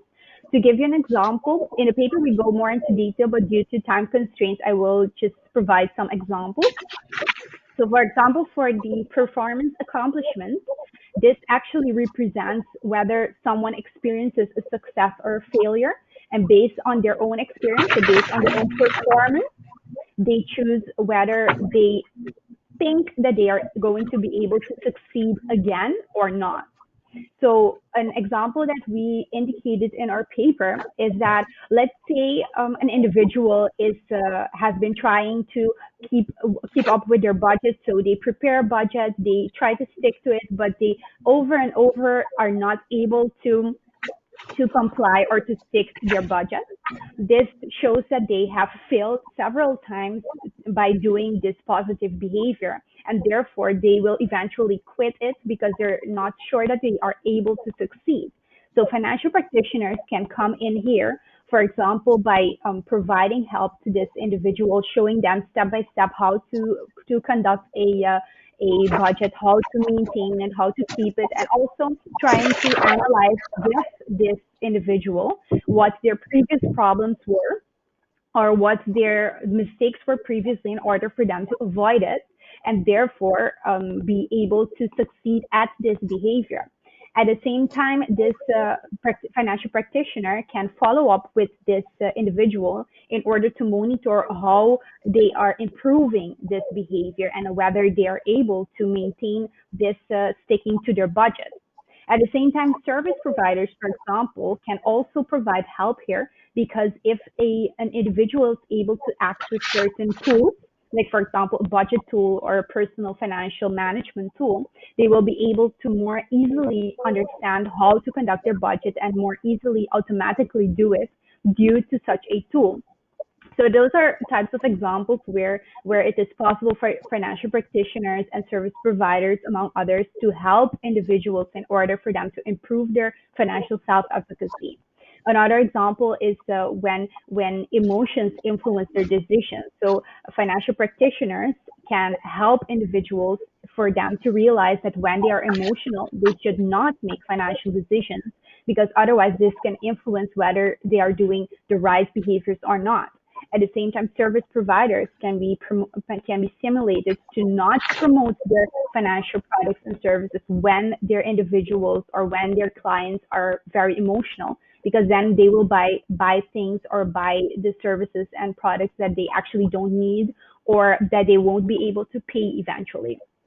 So these are just some examples of elements that we indicated as practical implications of our results, specifically because we noticed that financial self-efficacy was an important contributor to financial well-being and also financial behaviors, whereas the executive functioning had a less strong prediction.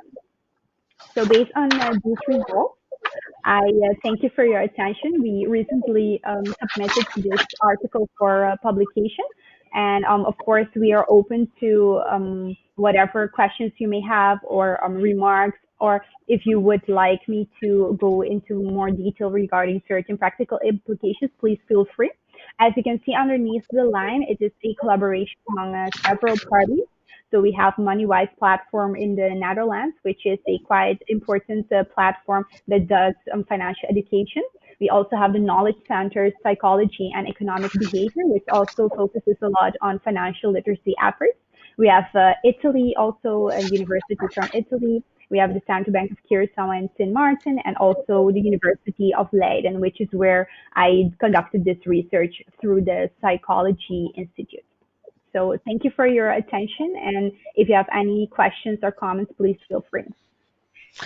Thank you, Dr. Shakira, for your presentation. Is anyone having any questions?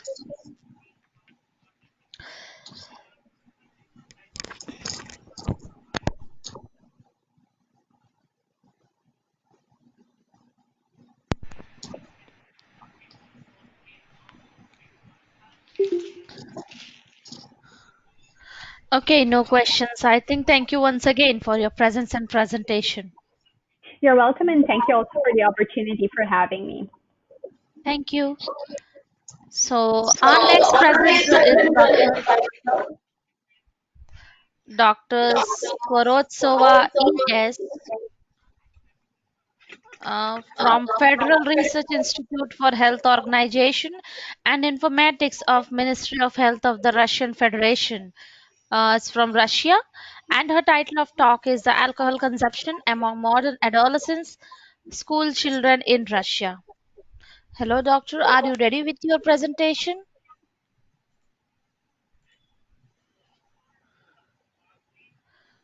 Yeah. Hello, Dr. Elena.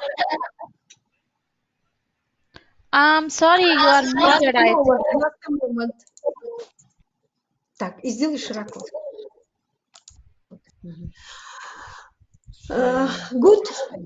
Good afternoon, dear colleagues. I am Елена Скворцова. I'm sorry, but your screen is not visible. Чего говорит? Чего?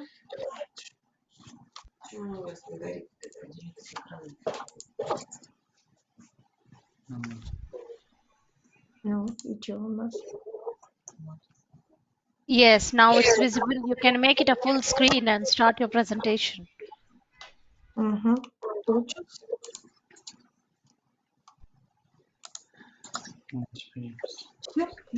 Yes, perfect. Okay, okay? Okay. Okay. Good afternoon, dear colleagues. I am Елена Skvortsova from Russia. I am a head of the Center of Monitoring Harm Habits among Children and Adolescents in Russia. Now we are presentation the study about alcohol consumption among teenagers in Russia in 2090 to 2020. So the prevalence of alcohol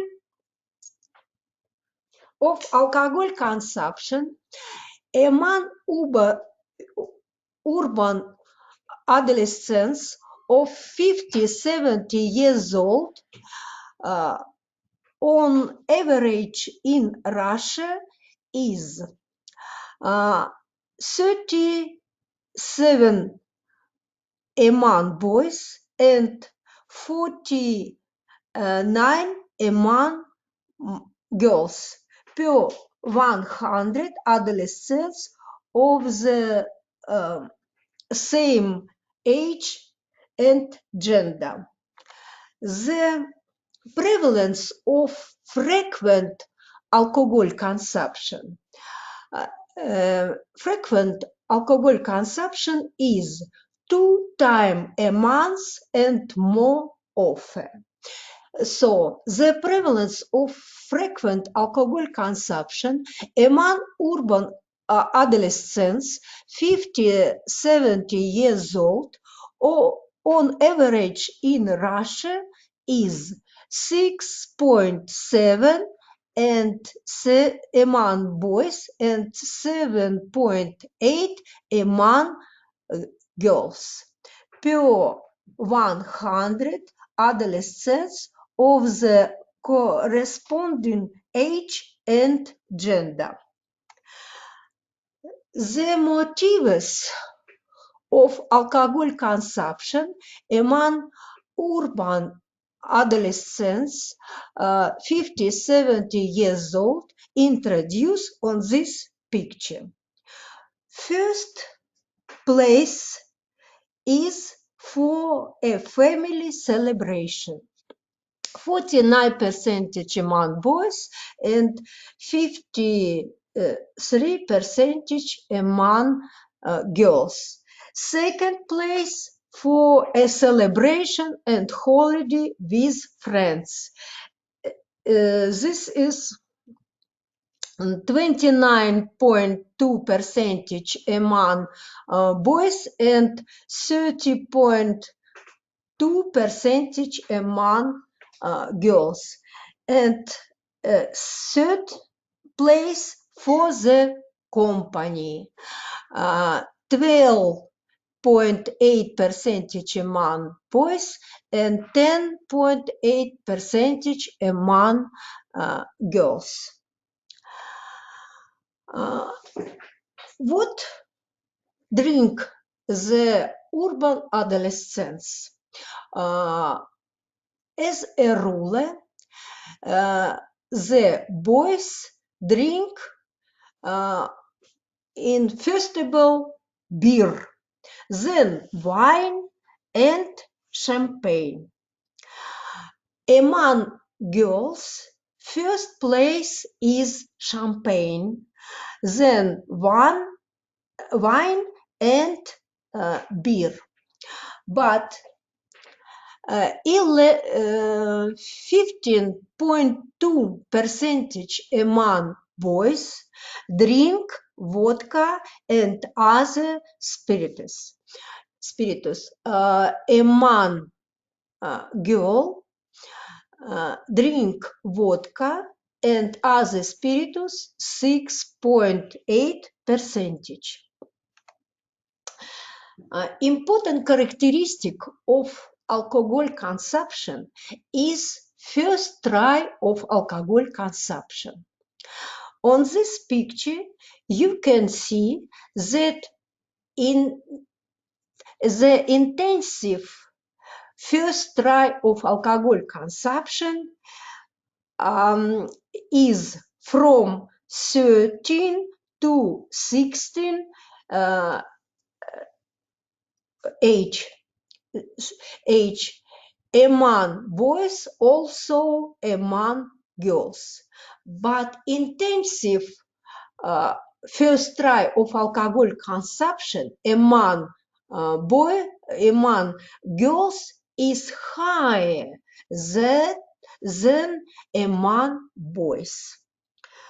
So the motives of first sample of alcohol by urban adolescents are family celebration.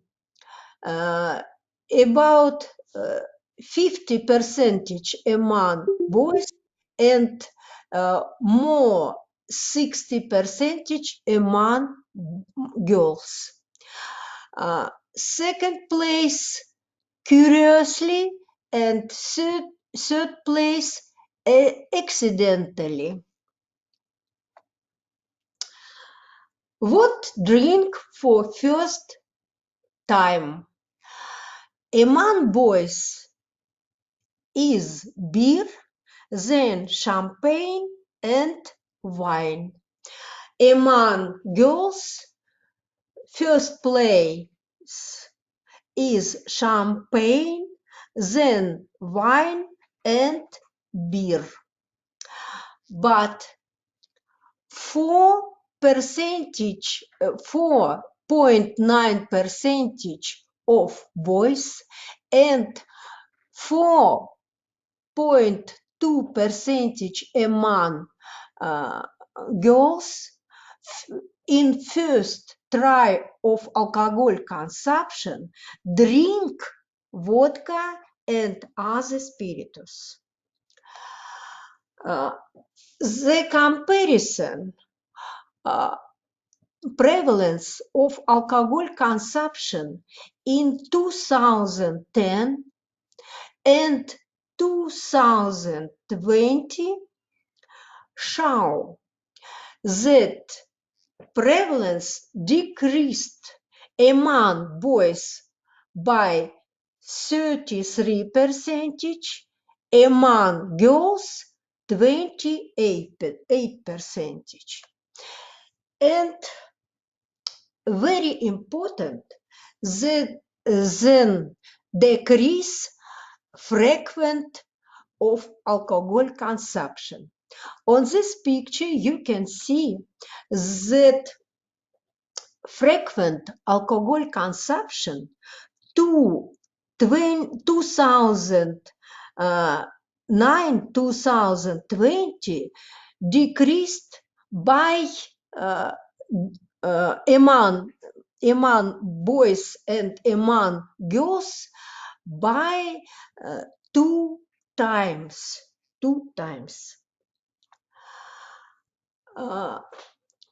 Awareness of the harm of alcohol among urban teenagers not enough. You can see that know about harm of alcohol only 60% of adolescents. About 40% of adolescents have not enough known about harm of alcohol, and particularly 5% of boys and 4% of girls consider that alcohol to be harmless. Sources of information about the harm of alcohol by urban adolescents introduced on this picture. First place is internet. Second place, school lessons, school classes. And third place, relative. Conclusion. For the period from 2010 and 2020 happened significant change in the alcoholization of urban teenager school children. First, the prevalence of alcohol consumption among boys and girls reduced among boys 33%, among girls 28%. Alcohol consumption from 2 times and more a month and more decreased by more than 2 times among boys and girls, decreased the intensity of exposure to alcohol. In 80% of cases of alcohol consumption and in 60% of cases the first sample of alcohol is associated with holiday and family celebration. There is insufficient awareness of the harm of alcohol. About 35% of adolescents are hesitate in the assessment to alcohol, and 5% of boys and 4% of girls consider alcohol to be harmless. The most common sources of information about harm of alcohol are the internet, school, lecture, and relative. The main conclusion.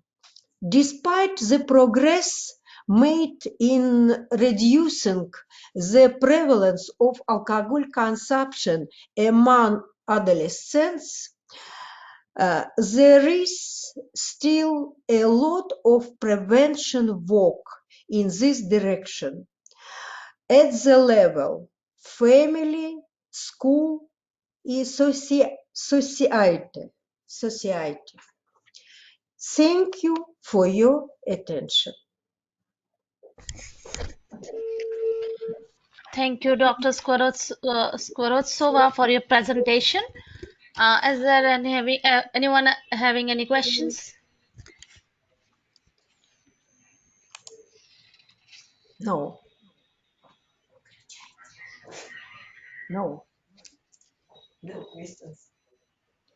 Okay, no questions from anyone. Thank you once again for your presence and presentation. Thank you. Okay, so our next presenter is Dr. Ridwan Islam, but I think he has not yet joined. So can you please allow me a few moments? I will be contacting him and will ask whether he will be able to join or not.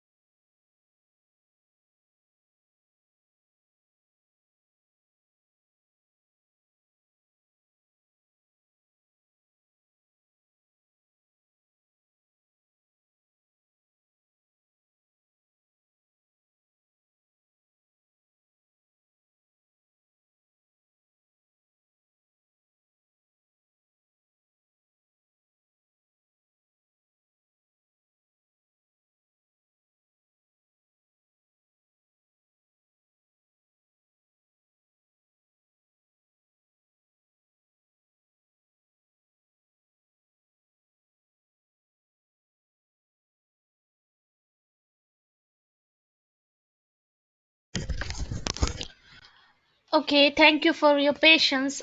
He's not, I cannot able to contact him, Dr. Ridwan.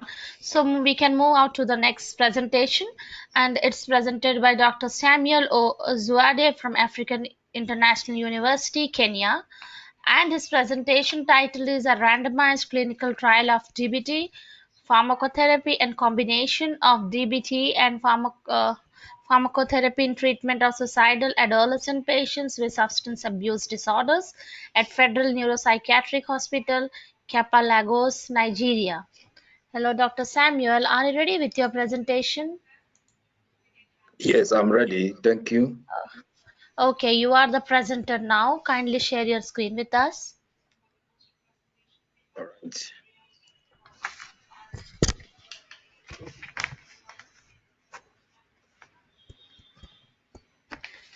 Yes, we can able to see your screen. Please make it a full screen.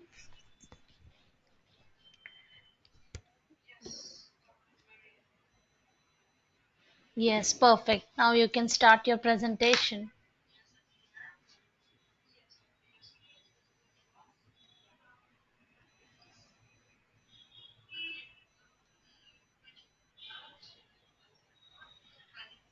Yes, doctor, you can start your presentation.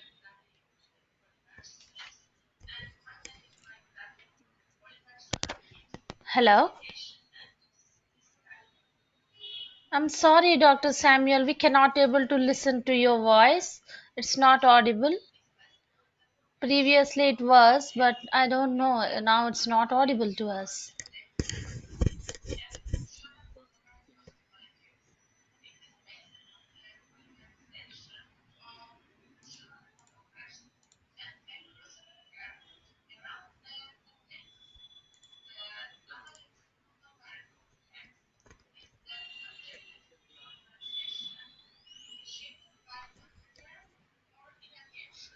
Hello? Uh, is it audible to anyone present over here? Uh, can you please put on your speakers like closer to your mouth, Dr. Samuel?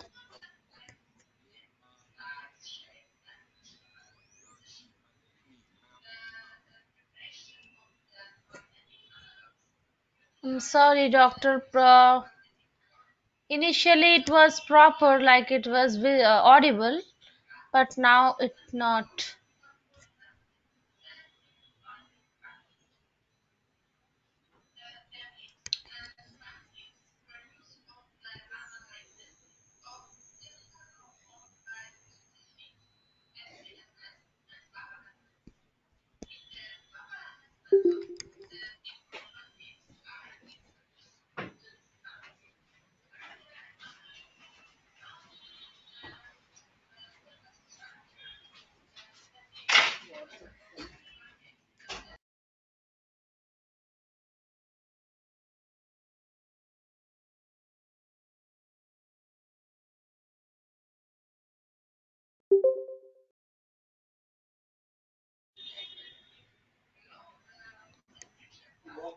Yes, can you please check on with your speakerphones?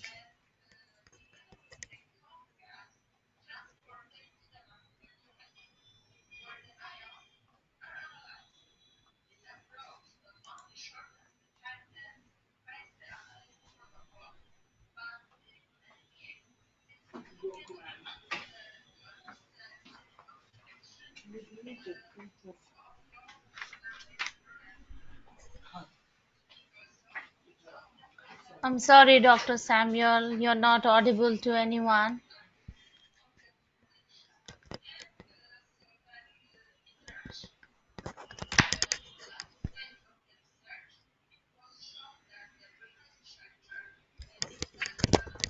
Or you can do one thing, can you please once log out from this session and again join?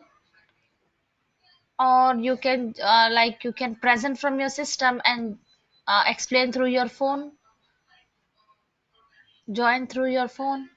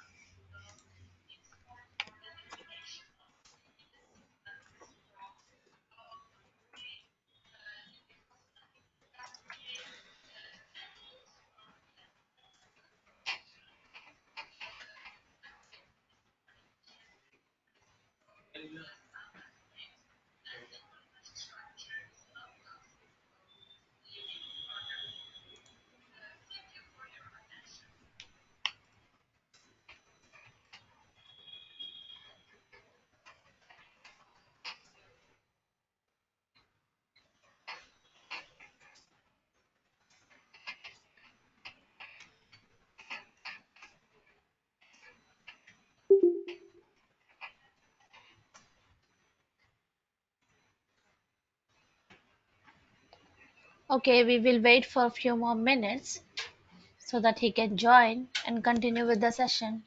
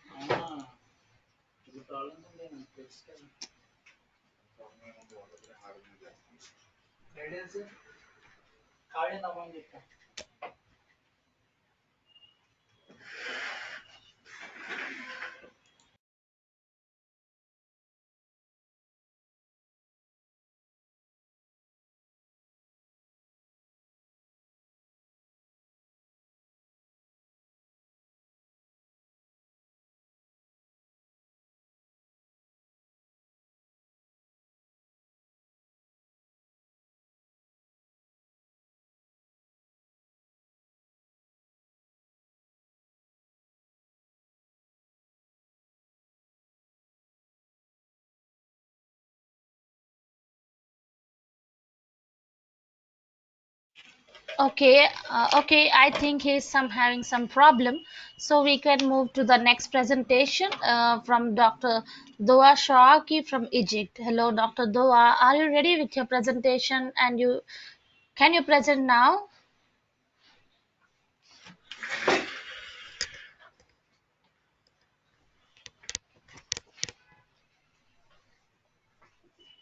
Hello? I'm sorry, Dr. Doa. Your voice is also not audible.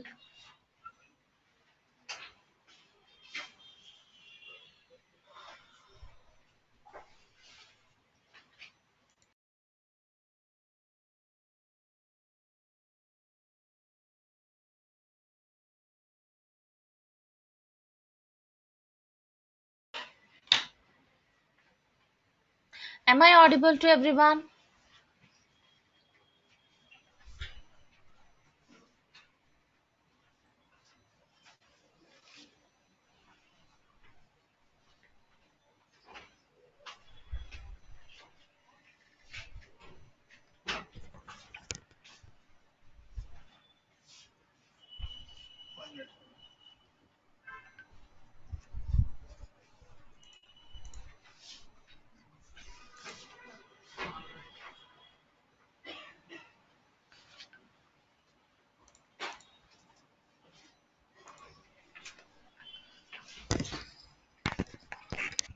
Hello?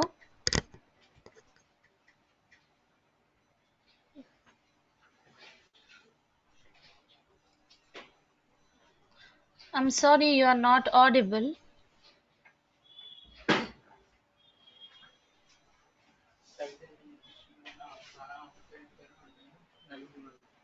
Am I audible to everyone?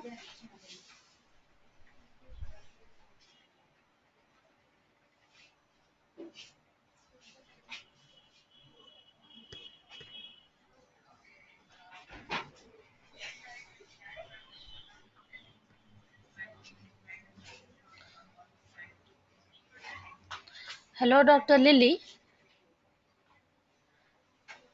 Yeah, can you please unmute yourself?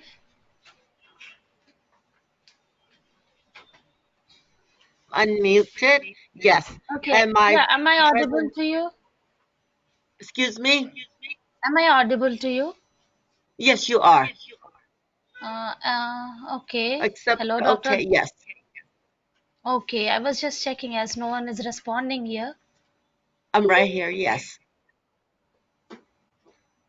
Do you want me to present? Just a minute. I can ask Dr. Doa, will she's going to present or not? Sorry, your voice is not audible. Mine? Or, Yeah, yours. No, Dr. Doa. okay. I'll stand by. Okay.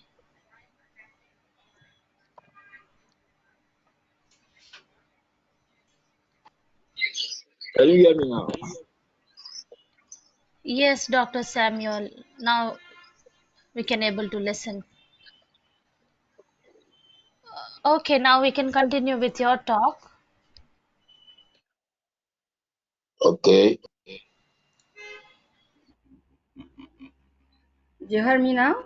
So yes, I'm yes.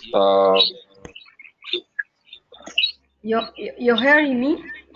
Yes, hello, Dr. Dua. Yes, I'm Yes, hearing. now it's audible. Okay. Okay, we will Okay. continue with Dr. Samuel presentation now. Okay, Dr. Samuel. Okay, start. Okay. Okay, thank you. Yeah, you are welcome.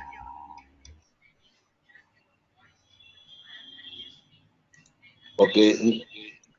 Yes, can you please share your screen? All right. Will you please allow me to?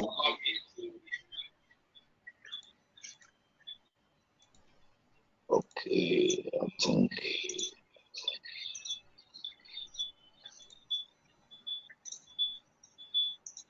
Yes.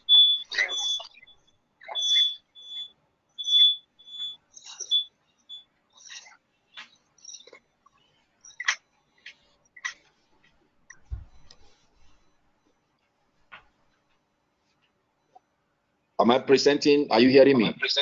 Yes, yes, you can start your presentation. It's echoing back. I don't know what is going on. Yes, I think it's from your side. Okay. Yes.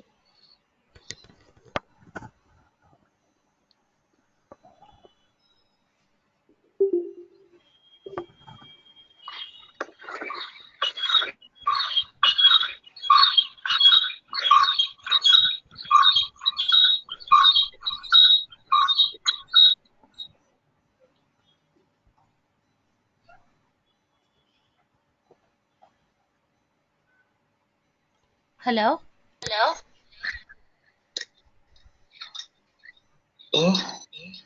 Yes, It's you can because I start am your using presentation. both. All right. All right.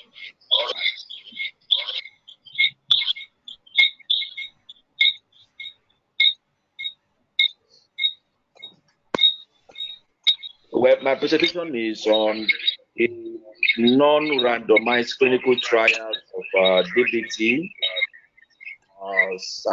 pharmacotherapy, and combinations of DBT and pharmacotherapy in treatment of suicidal behaviors among the adolescent patients with substance use disorder.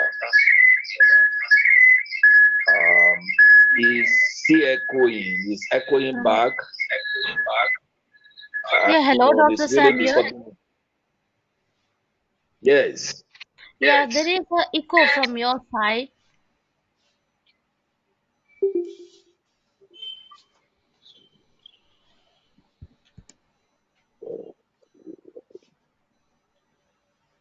What about now? Yeah, now perfect. Please continue.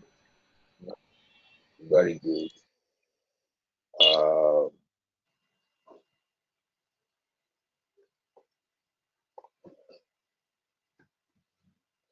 so this research is taking place in Nigeria at the Federal Neuropsychiatric Hospital, Kappa, in Lagos, and the purpose of the research, or one of the main objectives of this study, was to compare the differential effects of dialectical behavioral therapy (DBT) and pharmacotherapy on the suicidal adolescents with substance use disorder at the Federal Neuropsychiatric Hospital, Kappa, Lagos, in Nigeria. As you know, according to Wang and Yen in 2017, substance use disorder in adolescents is related to more of suicide behaviors. And researchers have reported that the substance use disorder can be considered a cluster of related behavioral phenomenon that has been established, statistically as one of the risk factors that contribute to adolescent suicidal behavior. And Waskin and Taylor and others in 2010 also affirmed that.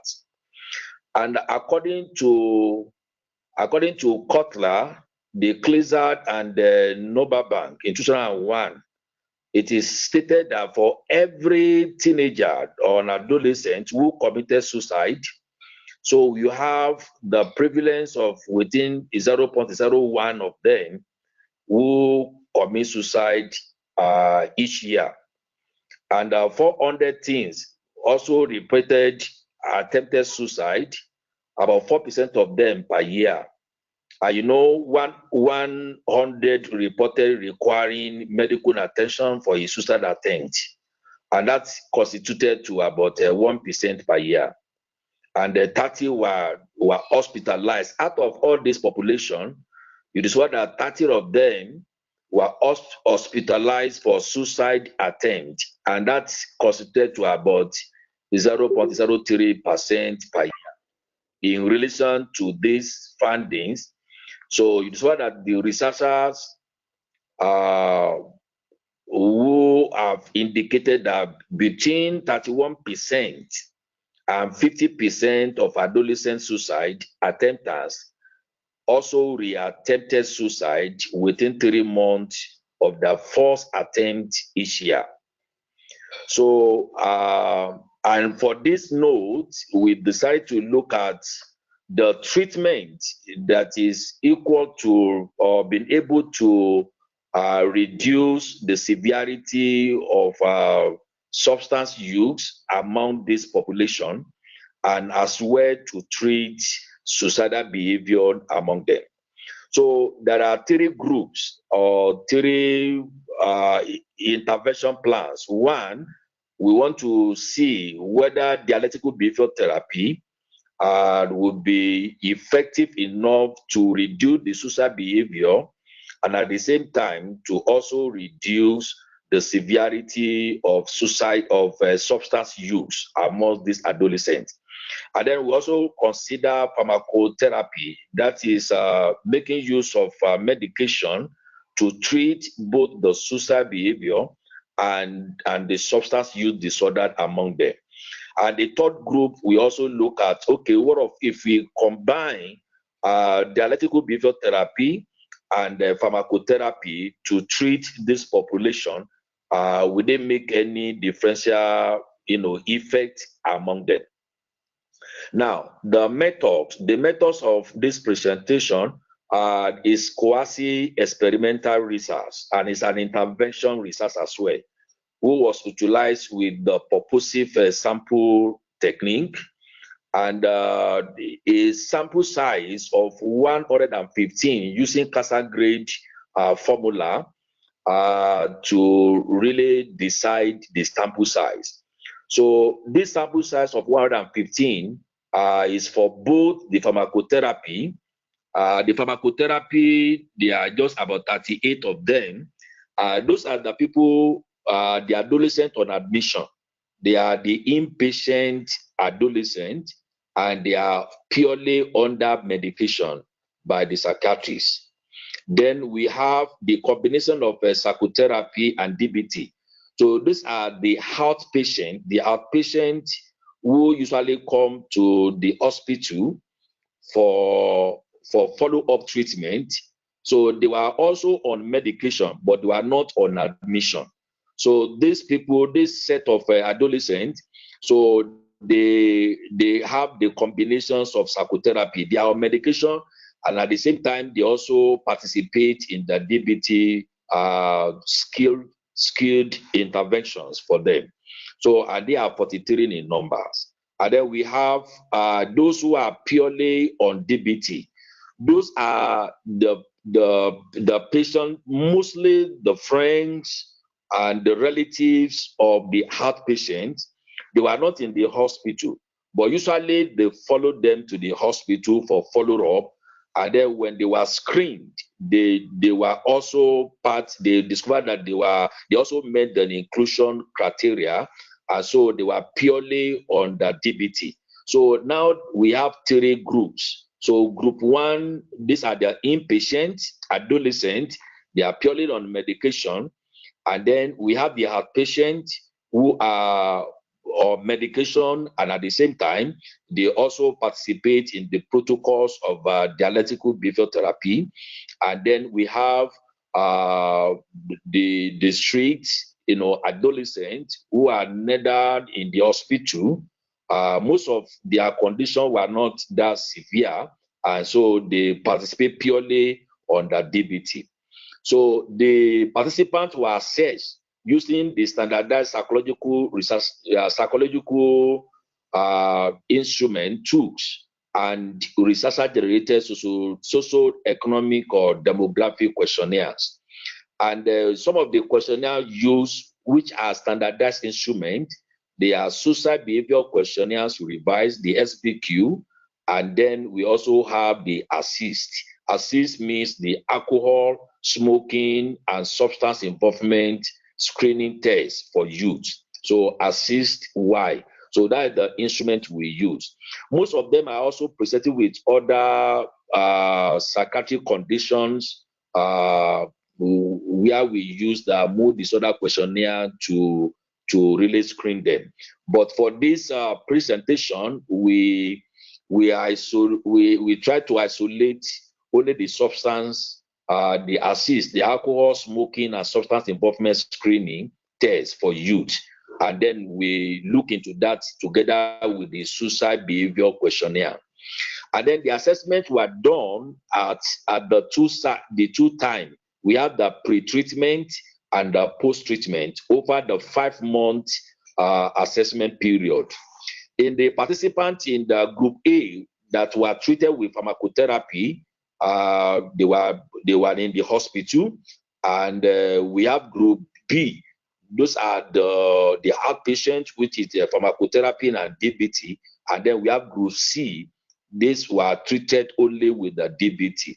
And then the DBT treatment involves coping skills.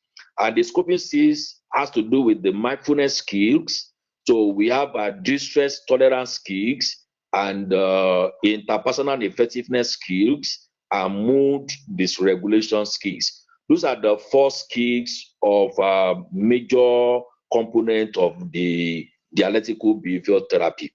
And then in the next table, I am presenting how the sociodemographic questionnaires or variables were distributed across the 3 groups. For example, the participant age, they were grouped into 2. So we have those within age 14 to 17, and then we have those within the categories of 18 to 21. And out of them, we have the highest frequency of participant age 18 to 21. They fall under group C, which is 39.7%. That is DBT group. Compare as opposed to in group B, which is a pharmacotherapy and DBT group, which is 32.9%. And then we have those in the group A, pharmacotherapy group. These are 27.4%. And then in terms of gender, we have the male and female. And then you discover that majority of them were female, which are the 37.8%, and they fall under the DBT group, as opposed those in the group B, pharmacotherapy and DBT group, that is about 29.7%, and then we have 32.4% of them were in the pharmacotherapy group. Those were people on admission. And then we have 34% of them who are male, which is the highest of them, and they fall under pharmacotherapy group. Then in terms of age, the education age, religion, the father's employment status, and the mother's employment status, and then you see how they were distributed in those various groups. I wouldn't want to waste much time in talking about the components of these variables across the 3 groups. Now, I need to look at the frequency of the ASSIST. In the assist, those are those who are taking alcohol, smoking, substance involvement screening tests for youth. And then you see the other table, their distributions. Okay, and then as you see in the histograph, and in the other side of it, you see what we talk about here. And then in this presentation, it appears that the highest percentage of them, take alcohol, beverages, which are beer, wine, and spirit. So we have 21%, 21.7% of them. These were 25 who usually take alcohol beverages. And this frequency was higher than other types of substances they use. For example, you see the cannabis, the marijuana, pot, grass, hash, which were slightly lower than the alcoholic beverages at 20.9%, compared to those who are taking the alcohol products, who are taking the tobacco products at 19.7%. And the histograph shows the frequency of the substances these participants used. You can see, and the lowest of them happen to be the hallucinogens, which is just 0.9%, and opiums, which is just 0.9%. But when you look at the other substances they use, so you see the frequency as it's distributed. Now, we are trying to compare two variables here. So we are looking at the alcohol and the suicide behavior as well. So the next table, which is table 3, are presenting the social demographic questionnaires or the variables. And then we'll see we cross-tab that with the suicide behaviors. And then we have 3 classification of suicide behavior. We have the suicide thought, the suicide plan, and then the suicide attempt. And then in this table shows that participants who have attempted suicide, because they were in the hospital setting, so those who have attempted suicide, they were more than those who have attempted, who only have the suicide plan, and against those who also have the suicide thoughts. And then in terms of the age distribution, you discover that those who have attempted suicide before, the frequencies of that behavior was known to be higher among participants aged 18 to 21 compared to those in the age 14 to 17 at 63% as against 40.5%. And in terms of suicide plan, those who in the age 14 to 17, the frequency was higher at 38.1% as opposed age 18 to 21, age 18 to 21 at 17.8%. And in terms of suicide thoughts, the frequency was higher among 14 to 17 years old at 21.4%, as opposed participants age 18 to 21 at 19.2%.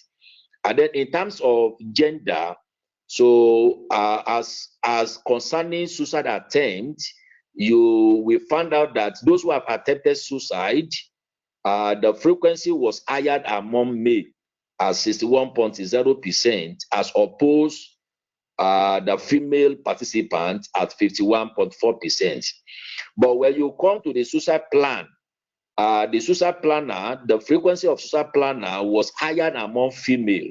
That is 27.0%, as opposed the male participant 22.0%. And in terms of suicide thoughts, you will find out that the female had higher percentage, higher prevalence at 21.6% as opposed the male participant, which is 71%, 17.1%.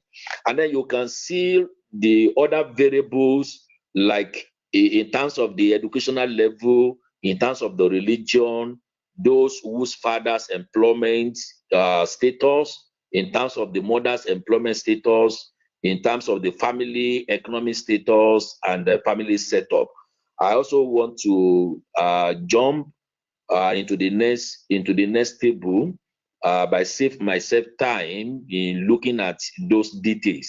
But if you can see the table then and how the frequency were distributed.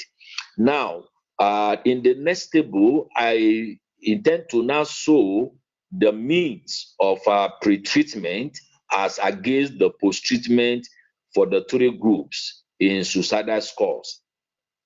This is the suicide now. So like at the baseline, you see the baseline and the post-line, the post-treatment, the pre-treatment and the post-treatment. In terms of the pharmacotherapy group, at the pre-treatment, the mean score was 12.22, and we have the standard error of 0.59. And then at the post-treatment, the mean reduced from 12.2%, 12.2 mean to 4.7 or 4.69. And from the pharmacotherapy plus DBT group, the mean at the pre-treatment was 12.64. Then it reduced to 6.06 at the post-treatment. And then the DBT class or DBT group, from the pre-treatment, the mean was 14.24, and it also reduced to 5.95 at the post-treatment. And then the p-value shows that there were significant reduction at both groups, both pharmacotherapy group, the pharmacotherapy plus DBT group and DBT group. They equally have significant reduction in the treatment of suicide behavior among the participants. Now, we try to look at that as well in terms of the assist. In other words, the alcohol, smoking, the substance and other substance use test. Now, we see that in the pharmacotherapy group, so at the pre-treatment, the mean score was 17.63, and then it also reduced to 9.5 at the post test. In the pharmacotherapy group with the DBT group, the mean was 21.1%. 21.1 with the standard deviations of 3.45, and it also reduced to 5.65 at the post-treatment. Then from the DBT, the mean score was 17.0, and that also reduced to 5.2 at the post-test.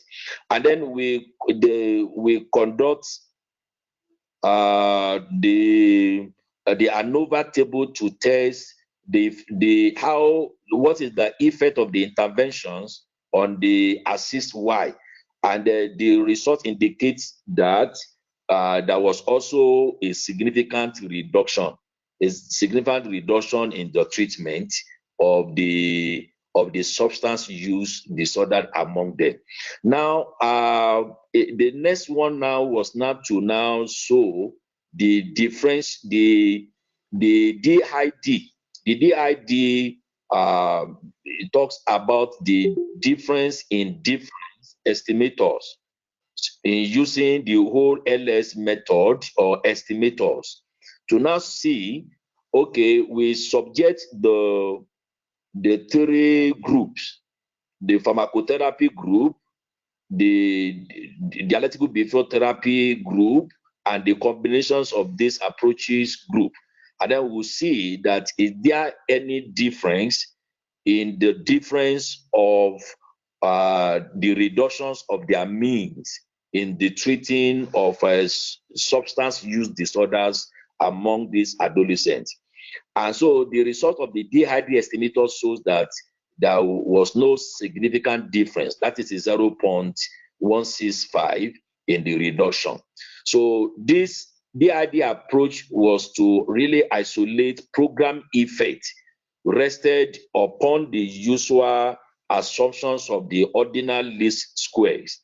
So the interval validity that rested upon the premise that changes in the changes in the substance use disorder behaviors over the time in the intervention groups were equivalent to the changes in the substance use disorder behaviors in the other intervention group, as if the intervention for treating substance use disorder had not been implemented. So this suggests that there was no significant difference in the three groups. In other words, the three groups are equally significant or equally effective in reducing substance use disorder symptoms or severity among the participants. Now, we now tend to look at the effect sizes. Now, okay, if there was no significant difference in the interventions, then what about the effect sizes?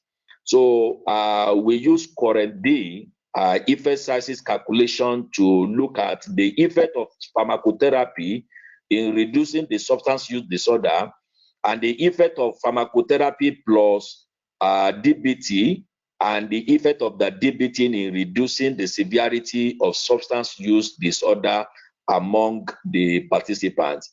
And then the result of the Coalesce shows that the effect sizes of pharmacotherapy was 8.05. And then at the 95% confidence interval of 1.4 to 5.5. And then in the pharmacotherapy plus DBT, so the effect sizes was 15.4 or 15.4, let's say 15.5. And then the 95% confidence intervals of 1.9 to 5.8. And then as regard the DBT, so we have the effect sizes of 7.35 and then 95% confidence interval from 2.3 to 6.2. Based on these effect sizes, it appears that pharmacotherapy plus DBT has the highest or larger effect size of 15.4. So this implies that even though the three approaches were equally significant in reducing substance use disorder severity among the participants, among the adolescents tested who participated in the study, but pharmacotherapy plus DBT had a larger effect size compared to pharmacotherapy and then compared to DBT. Then DBT has lesser effect sizes, which is 7.3 compared to pharmacotherapy at 8.10 or 1. So now what this implies is that in these findings, it shows that the findings of this study now, which imply that the suicide behavior or substance use disorder, they can be equally treated with pharmacotherapy, with medication, and at the same time, psychotherapy, or the combination or the combinations of psychotherapy and pharmacotherapy can be used together, and which also implies that when you now combine pharmacotherapy and psychotherapy, the effect is more on the patient compared to using pharmacotherapy alone or using psychotherapy alone. And this result is also in line with other studies. For example, the McMahon et al. In 2009 and the Shedder in 2010, who also conducted a similar studies using the DBT and suicide behavior among the psychiatric patients that were being managed for personality disorders, maybe borderline personality disorders in a psychiatric hospital as well. And they also found that there was no significant differences across any outcome that were recorded in between groups, between DBT groups and the medication group as well, which is also in line with their own study. So this study therefore recommends that the clinicians, clinical psychologists, or the psychiatrists can make use of both psychotherapy and pharmacotherapy in the treatment of psychiatric disorders. Thank you.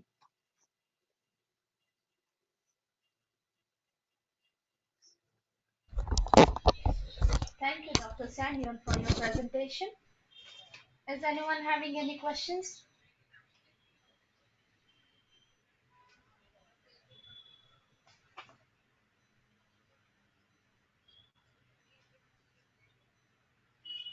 Okay, no questions from anyone. Thank you once again for your presence and presentation. So we can move towards the next presentation. It's from Dr. Dua Shawaki from Egypt. Hello, Dr. Dua.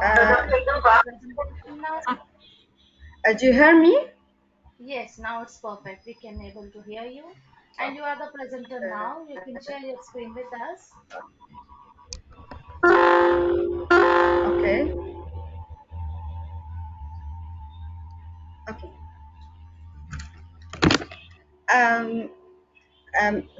Thank you to all. Thanks to all scientific community, and thank you for hosting and organizing this webinar, and to give me this opportunity to talk about topic I'm very passionate about, which is psychological fitness of martial arts players.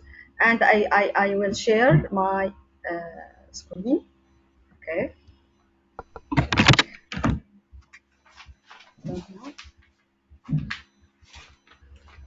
Yes, now it's visible.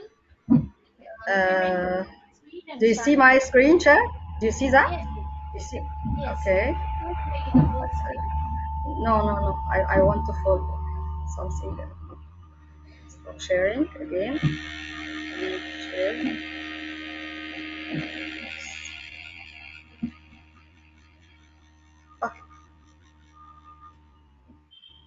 Okay. Thank you. Okay, psychological fitness is an important topic, and fitness is related to three parts in our life: physical fitness, psychological, and mental fitness, cognitive fitness. Today we will talk about is the important topic related to the application of sports psychology, which is psychological fitness, which deals with some important topics such as awareness, self-esteem, self-talk, and setting goals. Okay.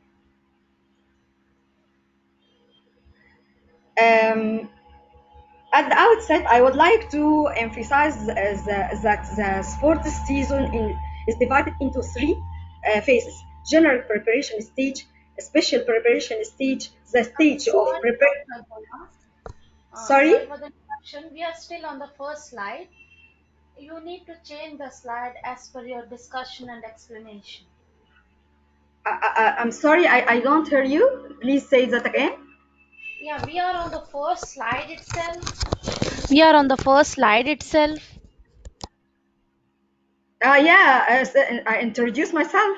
Okay. Okay. Actually, okay. I thought you should. Okay. This is? You need this slide? You asked me for this slide? Or for No. what? I don't. No, actually, the slide is not changing. Oh, yeah, okay. Okay, the slide not changing. Yes. Can you make it a full screen so that it will be visible to everyone? I do that, but I don't know why it's not. Is that visible for you or not? Yeah, Visible? can you please click on the button? Okay, we will make it somewhat zoom. And in the top right corner, you have a slide sharing option. You can see that the last option. Can you please click on that? Where is the option? I don't know. At the Excuse top me. right corner, left hand side, it's above the file option. You have a saving option, then undo, redo, and then is a playing of the slides.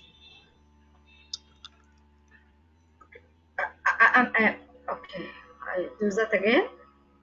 You Mhm. want me to share and Yes, in a full okay. screen. Is that clear? Is that visible Can or you make not? it a zoom, like make it more zoom? So More zoom. actually, it is not a full screen. Okay, this is full screen for me. I don't know what's wrong. Okay. Do you see that or not? It's not full Okay, screen. no problem. We will zoom in from our side. You can continue with your talk. So I would request attendees to click on the plus sign which is visible on your screen so that the content will be visible to you. Okay, Dr. Doa, you can continue with your talk. Uh, okay. Can I introduce my presentation or what? Can I talk? Okay, but you need to change the slide as per your explanation. Okay? You don't see my slide. I don't know. This is. I don't know what's wrong. It's on Okay, the I third will. slide. Okay. We can see it's on the third slide. Okay. Where is my slide?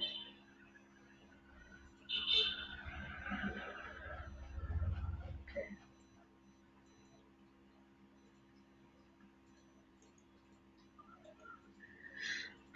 Sorry.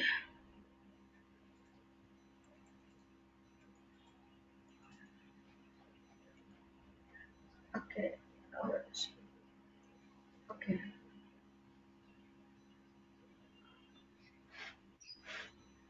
I think there's something wrong. Okay. I don't know why this is not. This is not shared. Yeah, can you Okay. please once close and once again join? Maybe it will work. Uh, Yes, your screen is visible to us. We can able to see your desktop. Now you can open your presentation. open my presentation. Okay.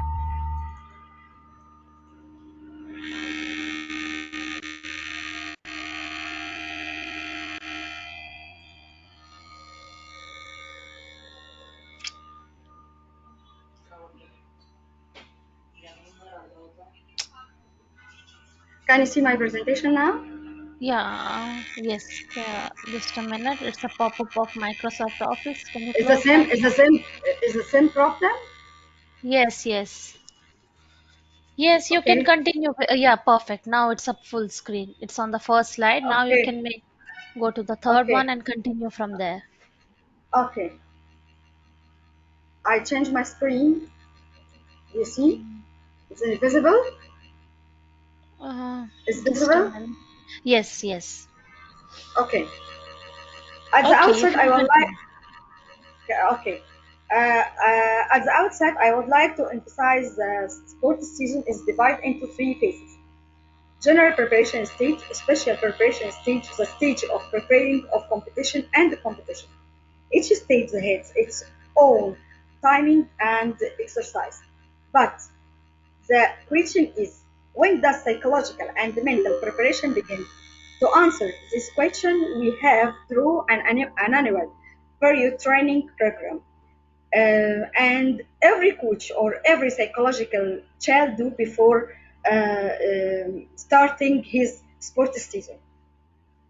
The answer is psychological and mental preparation go with all stage of preparation in sports season, starting with when the player entering the club's tour to learn about the sport, in the whole sports season, in competition, in positive and negative rest, in period of injury, and in the transition period also. Okay.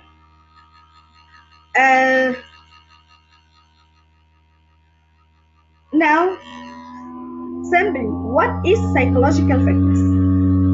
When we talk about psychological fitness, we have to say it's psychological comfort and the mood associated with the player's performance or response that make him feel happy and feel with psychological and emotional stability.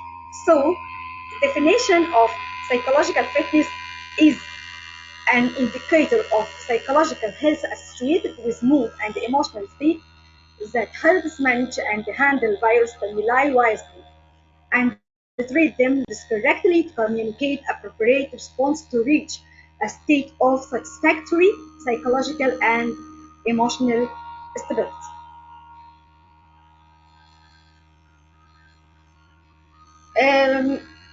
That make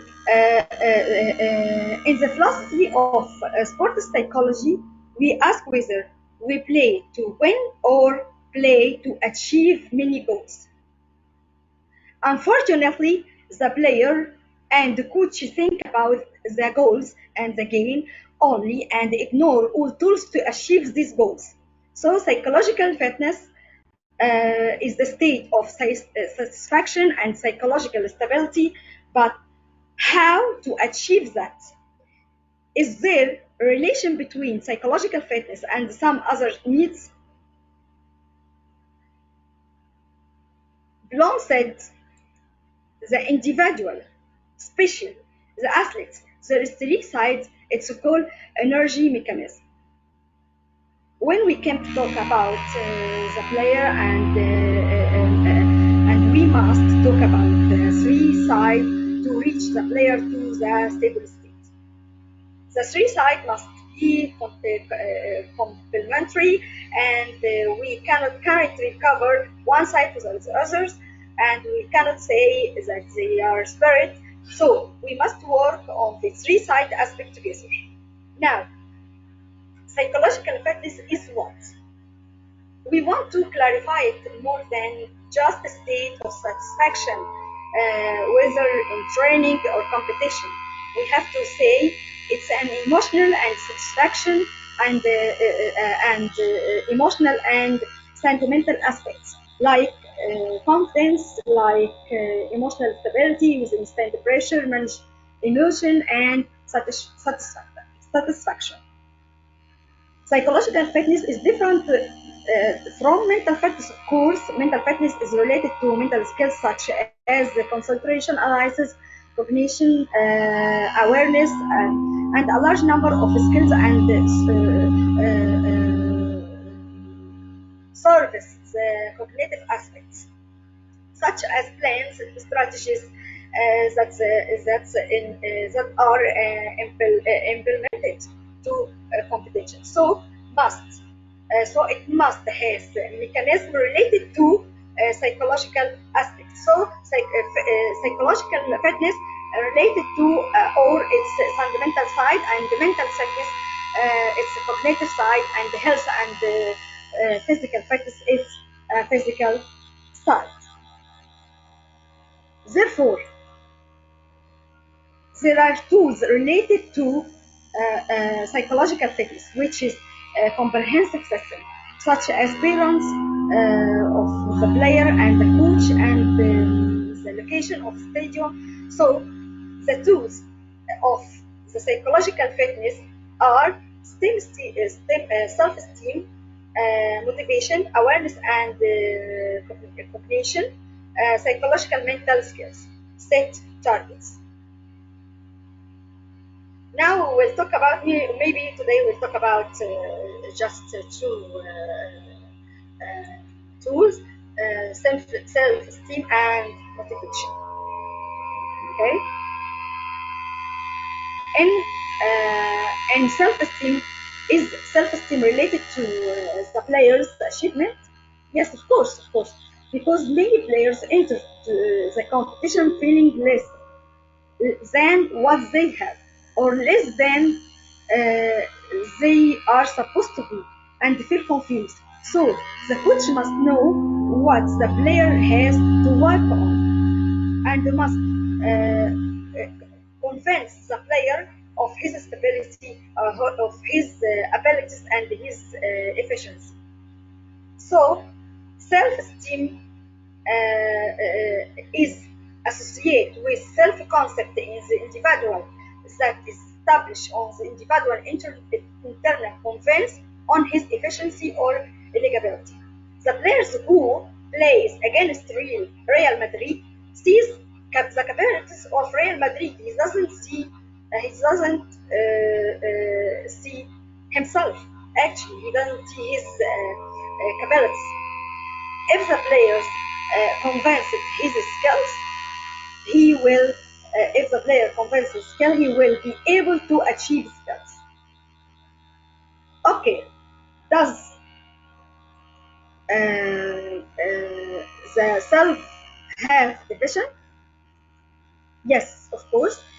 A player vision of his physical skills, a player vision of his psychological and mental skills, a player vision of his skills abilities related to the plans and duties that are supposed to be implemented of the competition. So we must work on, to let the player know what he has in the term of strengths and the various elements of physical fitness. Does he has concept of what he has for physical fitness, physical skills related to psychological skills, mental skills, and tactical aspects. The players feels that he has value in order to use it. We must take with our we must talk with our players to convince him of what they has and with his abilities.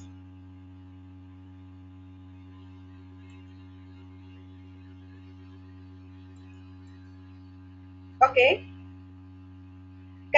Classification of self-concept, there is self-realization or self-actualization, self-generalization, and self-idealization or potential.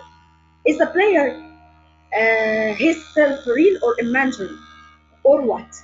We ask the player, for example, on the physical side or any side, give yourself score from 10. Strength, flexibility, emotional stability, reaction speed, extra, whatever. And the coach has large number of physical tests and psychological and mental measure, and he trying to apply to his player. Give your player score and compare. The difference between coach's score and the player's score is the player's self-esteem.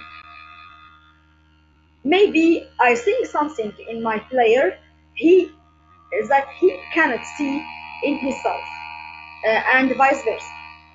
The whole system, from a coach, team, father and mother, all must see the player correctly.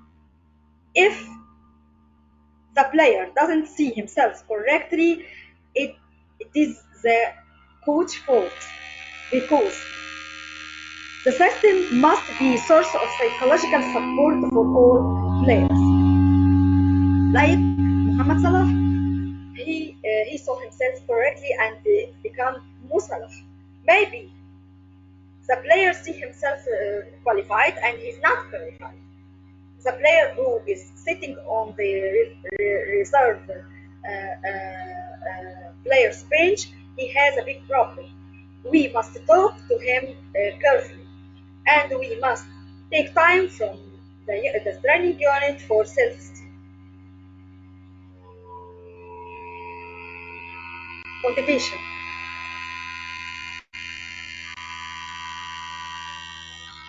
Motivation.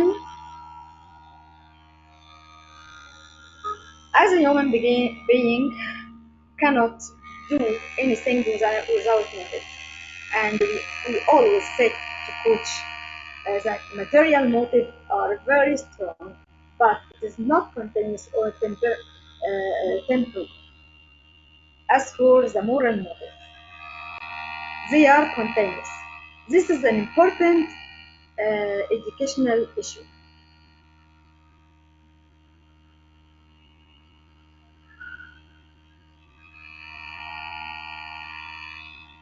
Okay,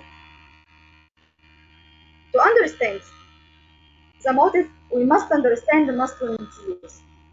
Number one, feeling or feeling of energy and eating. Two, safety, three, love, four, self-realization. Motivation is the energy that the players gets from A to B. The players who feels the value who achieve psychological fitness. What is point A to B? To answer this question, we have to go to achieve goals. The player must keep setting goals. To achieve goals, the player must keep setting goals. Where does the player start? When we talk about motive, we say that the kinetic energy from point A to point B. Therefore, we must develop the strategy of these goals. What if? What if is an important strategy for all martial art players. For example, what if I have much as I can play? What if the audience is bad? What if I forget my equipment? Um, some players got confused because they forget their hand gloves and may lose the match for this reason. And we have to say to our player, what if you got nerves, or what if you got headache before the match, and what if parents are late for you? The coach must talk to the player about these details. What should we do as a coach after developing the strategy? Okay, I must make it clear that we don't put a solution to this problem. We deal with this problem to solve it. We just deal with this problem. We don't solve it. Okay, I must make it clear for that. How do we deal with the problem of player anxiety or attention, for example? Competition majority gives the player experience with situation. The player who win at the beginning maybe lose the match because he hasn't the experience to win at the beginning. This is for example. So the processing is related to what if.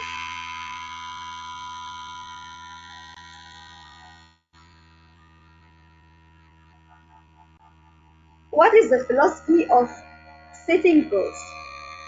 In term goals, long range, it's associated with the sport season through which many steps are taken of 4 or 10 years, such as today we are preparing for maybe for conference and courses after 4 or 5 years, such as how to be world champion.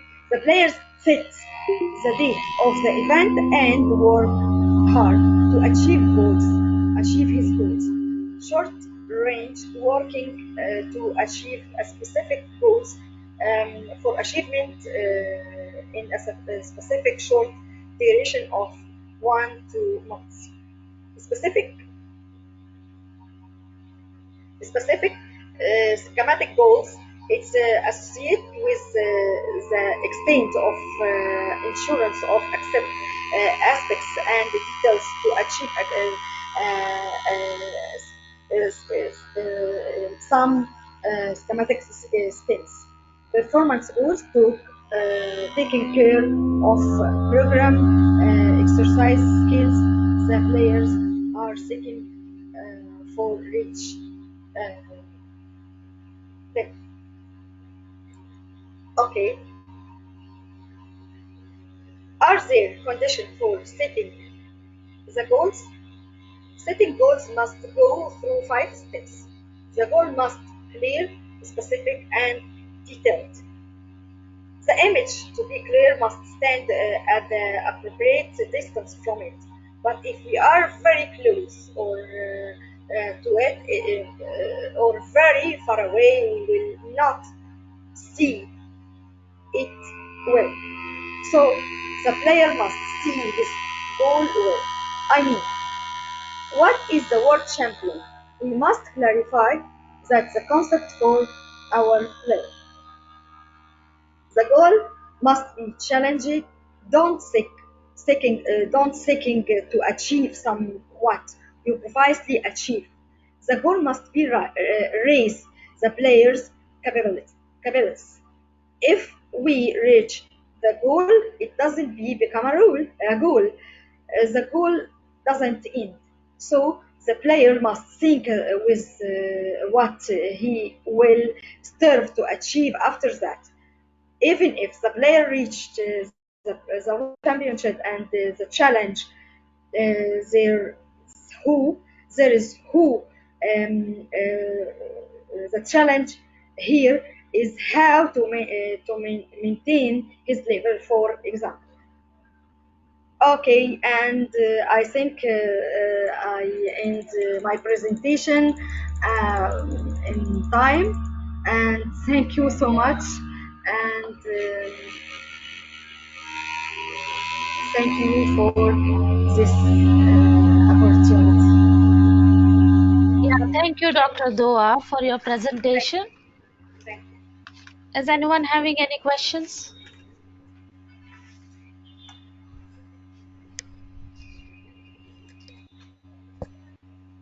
Thank you. Okay, no questions. Thank you once again for your presentation. Thank you. Okay, moving on to our next presenter. It's from Dr. Yesim Delis from Istanbul Erel University, Turkey. And her talk, the title of her Hello. talk is Problem Gambling and Risky Behaviors Among High School Level Adolescents, Turkey's Example. Hello, Dr. Yesim. Are you ready with your presentation?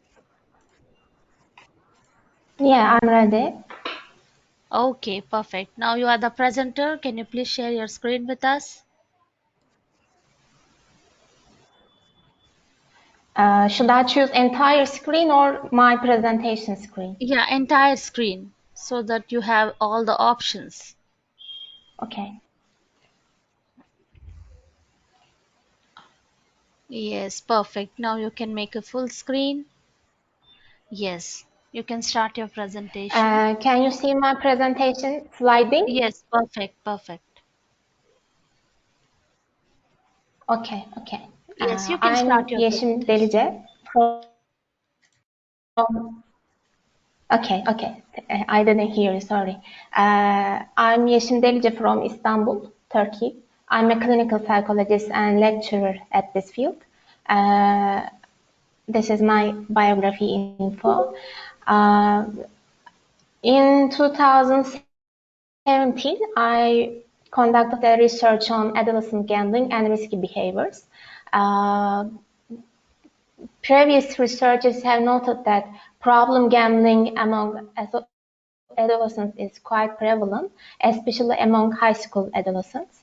According to the results of various studies, problem gambling rates among adolescents range between 1.3% and 11%. Some researchers estimate that problem gambling rates among adolescents are 2 to 3 times higher than the rates among adults.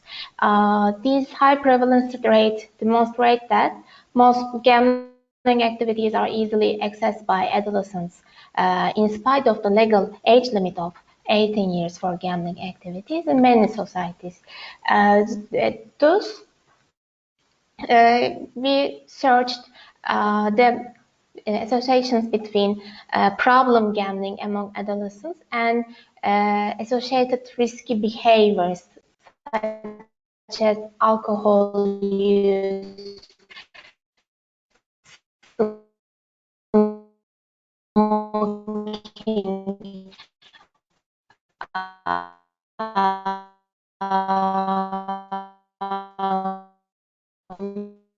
Hello? school drop, school problems, and Yeah, hello, Dr. Yasim.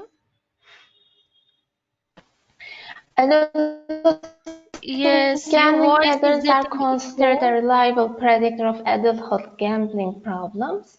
It has been shown in various studies that gambling onset in early age predicts. Hello? Yeah, actually, the voice is not Is there coming a properly. problem? Previous. Now it's okay. You can continue.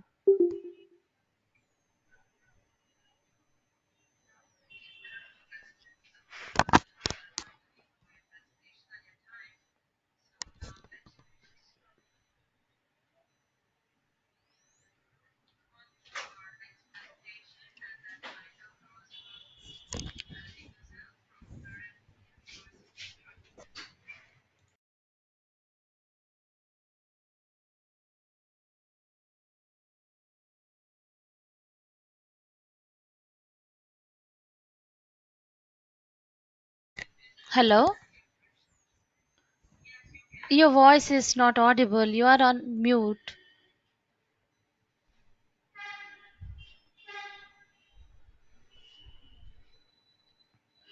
Can you please unmute yourself?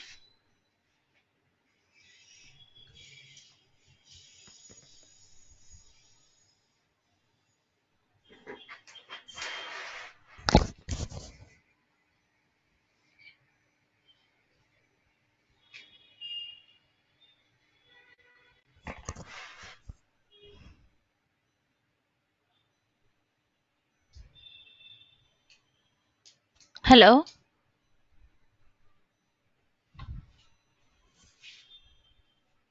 We cannot able to hear you.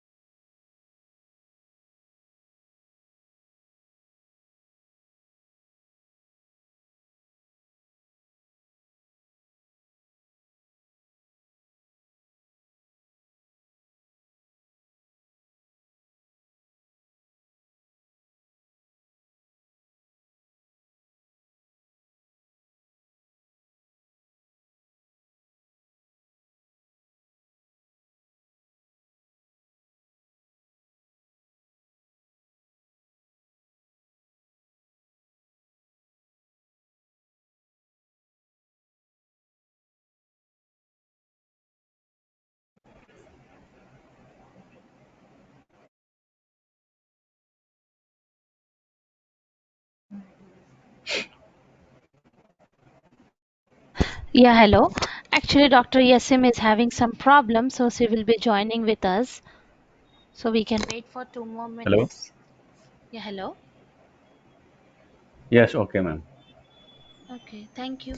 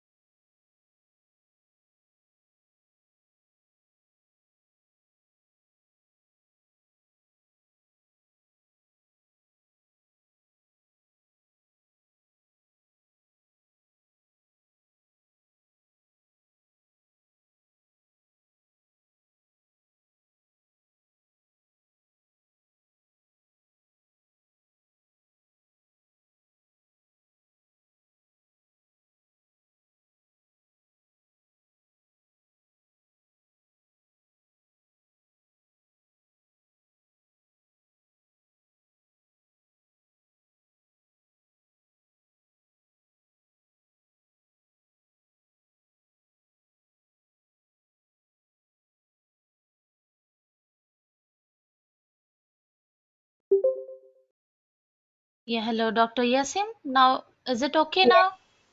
Yes, I think. now I think. Okay, just a minute. Okay, Okay. you are the presenter now. Can you please share your Mm-hmm. screen?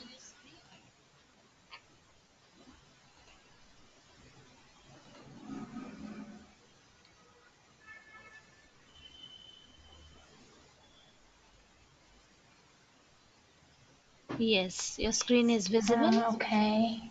Can you hear me now? Yes. Now I'm full Okay. screening. Okay, you can continue Am from there. you can hear me, right? Yes, perfect. Okay.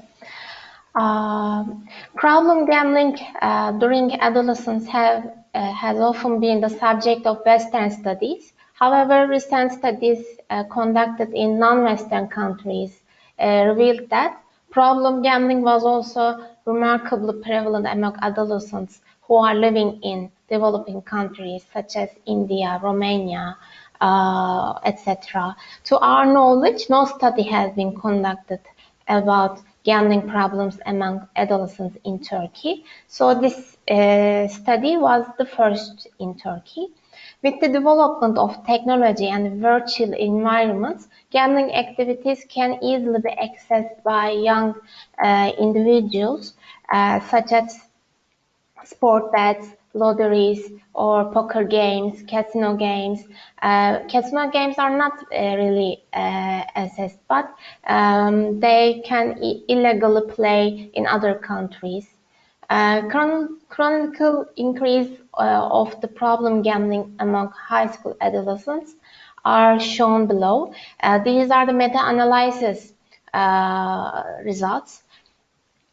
You see the problem gambling rates among high school adolescents start with 5% in 1999, and when we look at 2016, the rate rises to 11%, and it rises, it tends to rise in years. So it's an important issue among adolescents. Other common problematic behaviors that are considered as threat to adolescent psychological well-being are risky behaviors. Risky behaviors are behaviors such as alcohol use, smoking, school problems, which could be assessed as school drop. Um, Risky behaviors are mostly seen in high school adolescents, which represents the age of 14 between 19. High school adolescents with gambling problems tend to risky behaviors more, which are alcohol use, smoking, and school problems. The research shows that problem gambling and risky behaviors are positively correlated. So the aim of the study, one of the aim of the study is to examine the associations between problem gambling and risky behaviors, such as alcohol use, smoking, and school problems in high school adolescents. In addition, the associations between problem gambling and risky behaviors and various demographic and psychological factors were examined in our study. Demographic factors were monthly average family income, parental education level, and psychosocial factors were parental attitudes towards adolescents, close friends behaviors, which are in the concept of risky behaviors. Why this study is important? Problem gambling and risky behaviors usually emerge during adolescence. The research showed that, and the consequences continue through life. In terms of youth and public health, it is important to investigate the relationship between problem gambling and risky behaviors during adolescence in diverse countries, and to investigate the characteristics of these problems in adolescence. So the more country we know about, the more culture we know about, the more preventive strategies we can develop. SADOC gambling screening device for adolescents.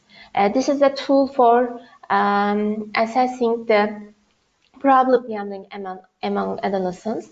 This study also aimed to the adaptation study of this tool to Turkish literature, Turkish language. The research topics are presented below. Two main research topics we have: problem gambling and risky behaviors. Problem gambling and risky behaviors, it is hypothesized that problem gambling and risky behaviors are positively correlated. And other topics were gambling-related cognitions. This means when people participate gambling, they have some distortive cognitions about gambling.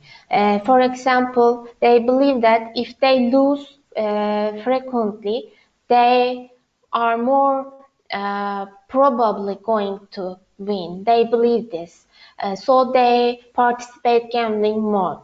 Other cognitive distortion is about gambling. It's commonly when they use strategies, they can win more. This is about luck, actually. The gambling is about luck. No strategies actually really work. So this is a cognitive distortion. Two items estimate the cognitive distortions in our study. Gambling motivations are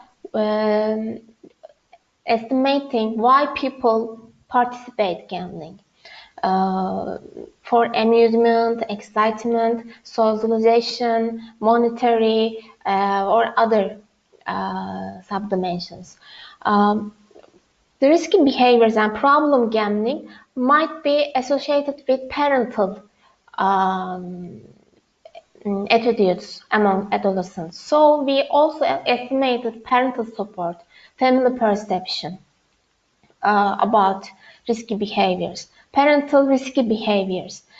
This means how frequently mother and father participate in risky behaviors, such as alcohol use, smoking, gambling. Is this related to the adolescent's behavior, correlated to the frequency of adolescent's risky behavior? Other variable is risky behaviors of friends. We estimated if an adolescent have a friend who participate risky behaviors such as alcohol use, gambling, smoking, school drop, are more tend to engage with risky behaviors. So we estimated these topics. Study group is consisted of high school students living in Istanbul. 784 high school students, of which age changed between 14 and 19.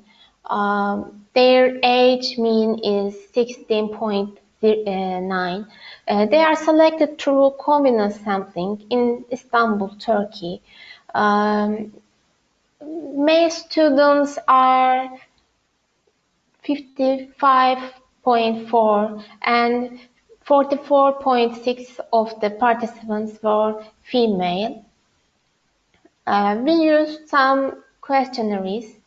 First of all, demographics form, as usual. We asked items about gender, GPA, GPA of the last semester, parental education level, family average income, monthly income, alcohol and cigarette use, gambling levels of parents, risky behaviors of close friends. We ask these questions as how frequently did you participate in gambling in 12 months. And alcohol and cigarette use questions were like this. How much do you think you use alcohol or cigarette? All the time, rarely, once in a month, like this, never. For parents also, these questions were like that. 2 items they read to estimate gambling-related cognitions from Canadian Problem Gambling Index, as I mentioned before. Family support, parental warmth were also estimated. The Sotos gambling screen device for adolescents, this was originally developed for adults, then revised for adolescents. We adapted this scale for Turkish population in this study. The total score of this scale represents the severity of problem gamblings. The adolescent gambling behaviors are classified into the 4 categories according to the scale. Non-gamblers, which haven't gambled in last 12 months. No problem gambling means they gambled in last 12 months, but they have a point between 0 or 1. Risky gambling means the participant has 2 or 3 points from the scale, and problem gambling means the participant has 4 or more points from the scale. For the other scale is gambling motivation scale. This was previously adapted to Turkish culture. This has 4-dimensional scale. These subscales are amusement, socialization, avoidance, and monetary. So it means people participate gambling with these motivations, basically. What we found, what our study resulted with is, first of all, reliability analysis. I should mention. Sotos gambling screen device for adolescents for Turkish culture has a Cromba Alpha score of 88 points. This was compatible with previous studies, and it's a good score for reliability. We also have confirmatory factor analysis findings. So the loads of the factors were 53 and above. It is good. These are the psychometric properties of Turkish version of the SOX array Turkey were satisfactory, and the model was fit. So we can say that SOXRA was appropriate and reliable measurement tool that can be used in assessing gambling problem severity in Turkey, adolescents in Turkey. So what are the other results? You can see that I want to choose my laser. You can see that the GPA is dropping as the groups are rising to a problematic level.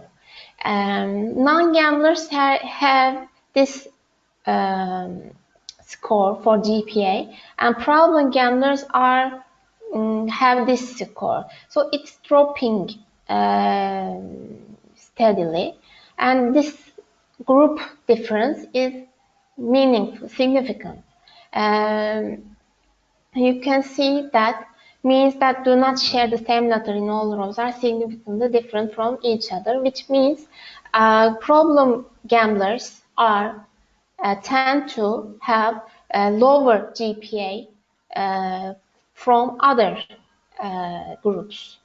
Alcohol use. When we look at this, we can see that problem gamblers have significantly higher frequency of alcohol use comparing to other lower degree groups.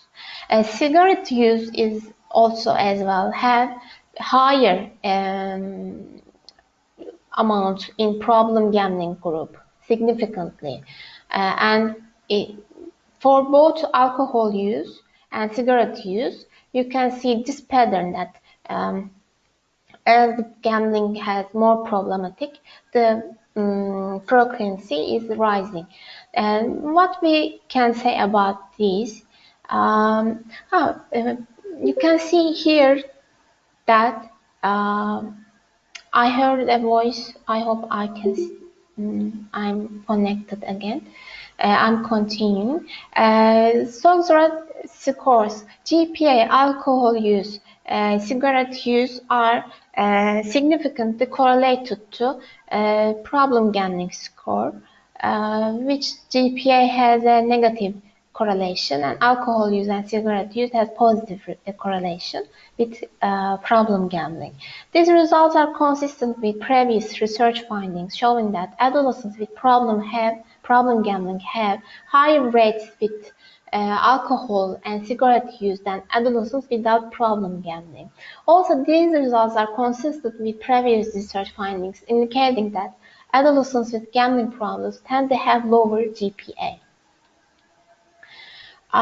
Here you can see that mother's education level and father's educational level groups, which we classified as low, medium, high. You can see we compared low, medium, high group with problem gambling, the adolescents problem gambling score. You can see as the education level rises for mother and father, the problem gambling scores are dropping significantly. You can see the correlation that as the family income rises,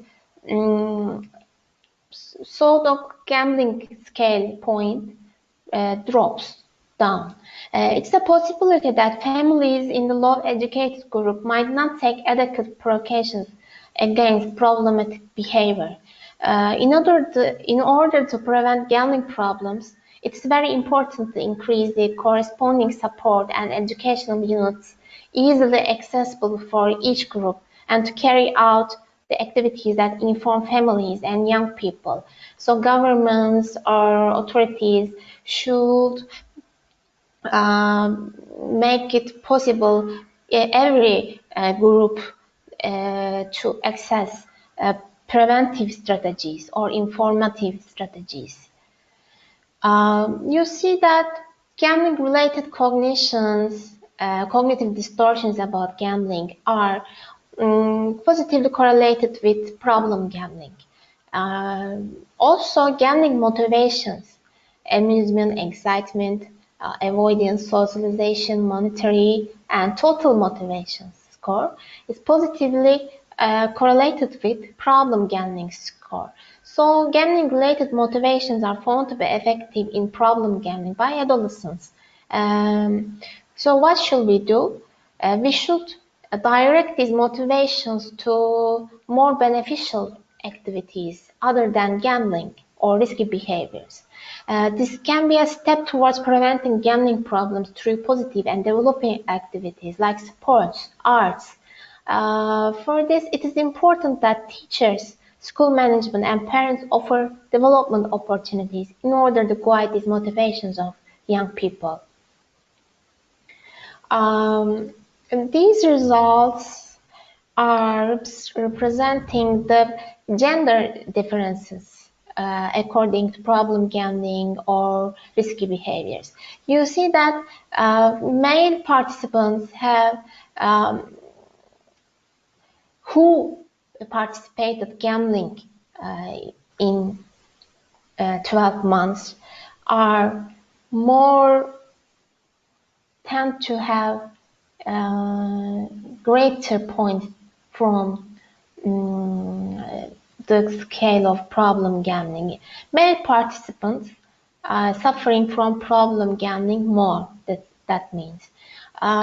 Also, when we look at the risky behaviors, you can see that male participants have significantly lower GPA comparing the female students. Alcohol use and cigarette use is significantly more common in male students. Why male students are more preoccupied with risky behaviors than females? This could be the results of society and family dimensions. The society and family consider risky behaviors are more likely to be masculine. So gambling, smoking, alcohol use are considered more masculine activities in societies. So this could be a reason. Other possible explanation is norms of different cultures about attendance of risky behaviors.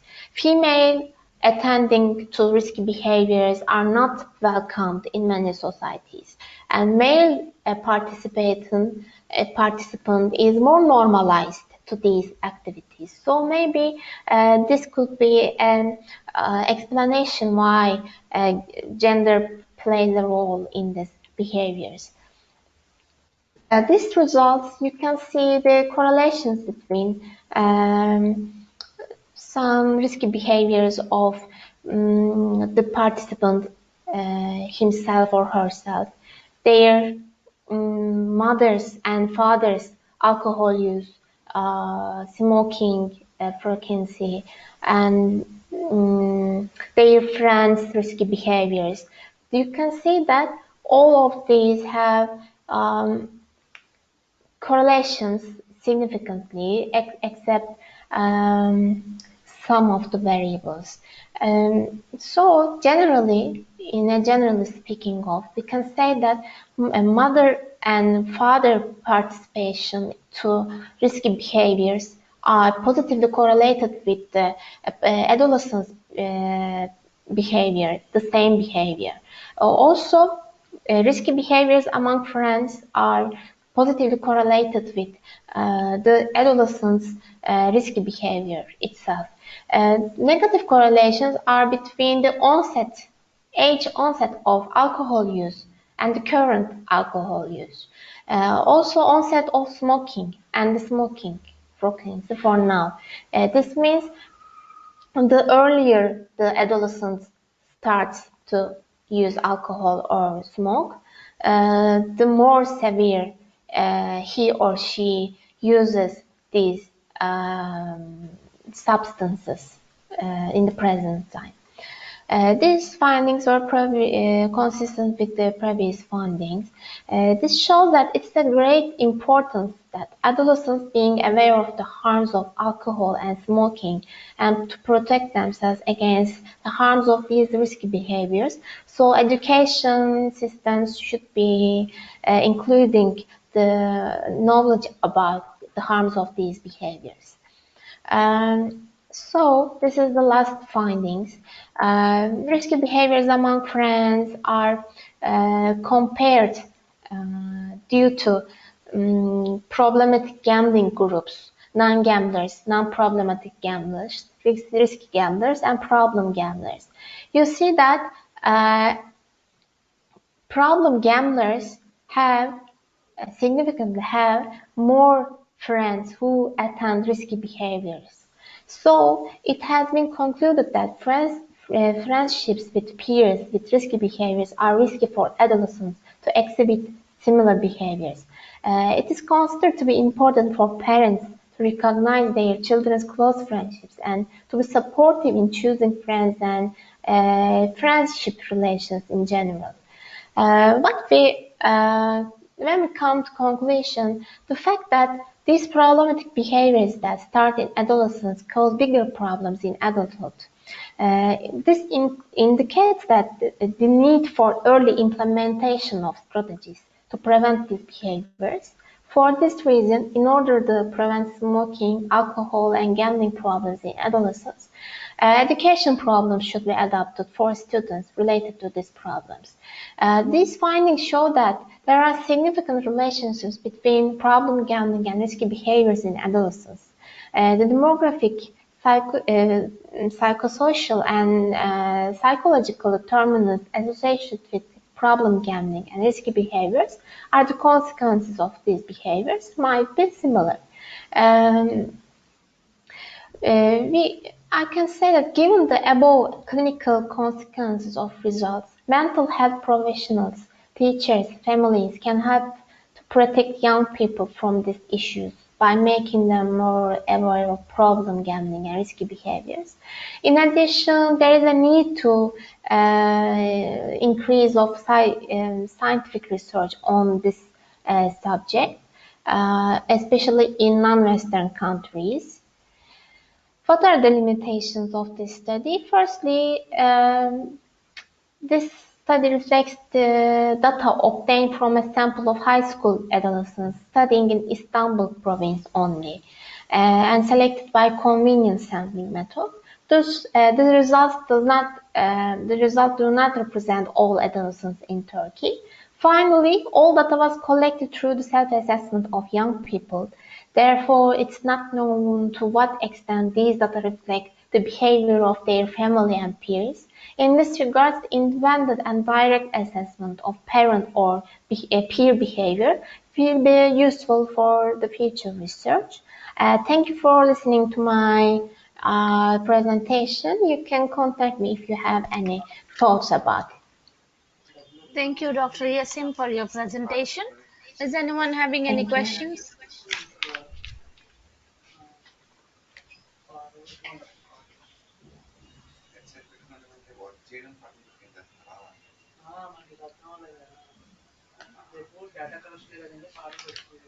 Okay, no questions from anyone. Thank you once again for your presence and presentation.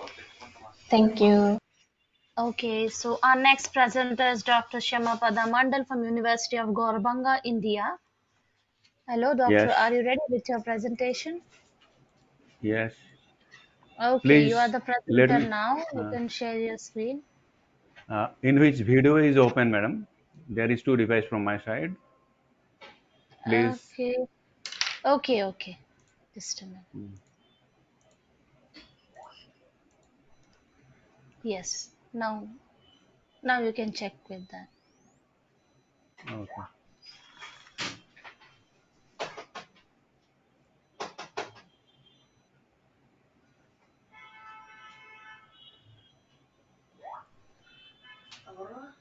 Is it visible, ma'am?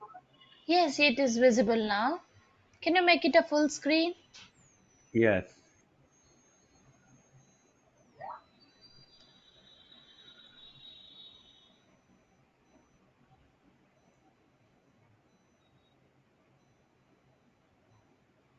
Yes, you Can I can start start your presentation? presentation.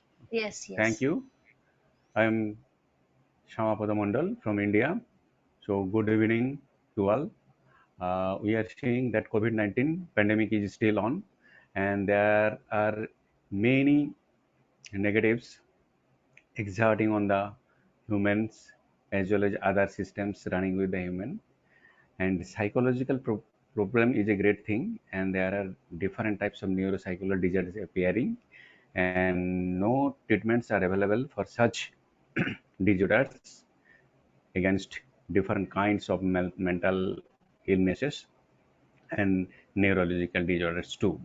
And besides this, with COVID-19 that caused huge damage and life loss, TB, HIV infection, as well as other viral and bacterial infections, and also cancer, these are not treating well because of COVID. That make difficult situation for the treatment of such kind of disease.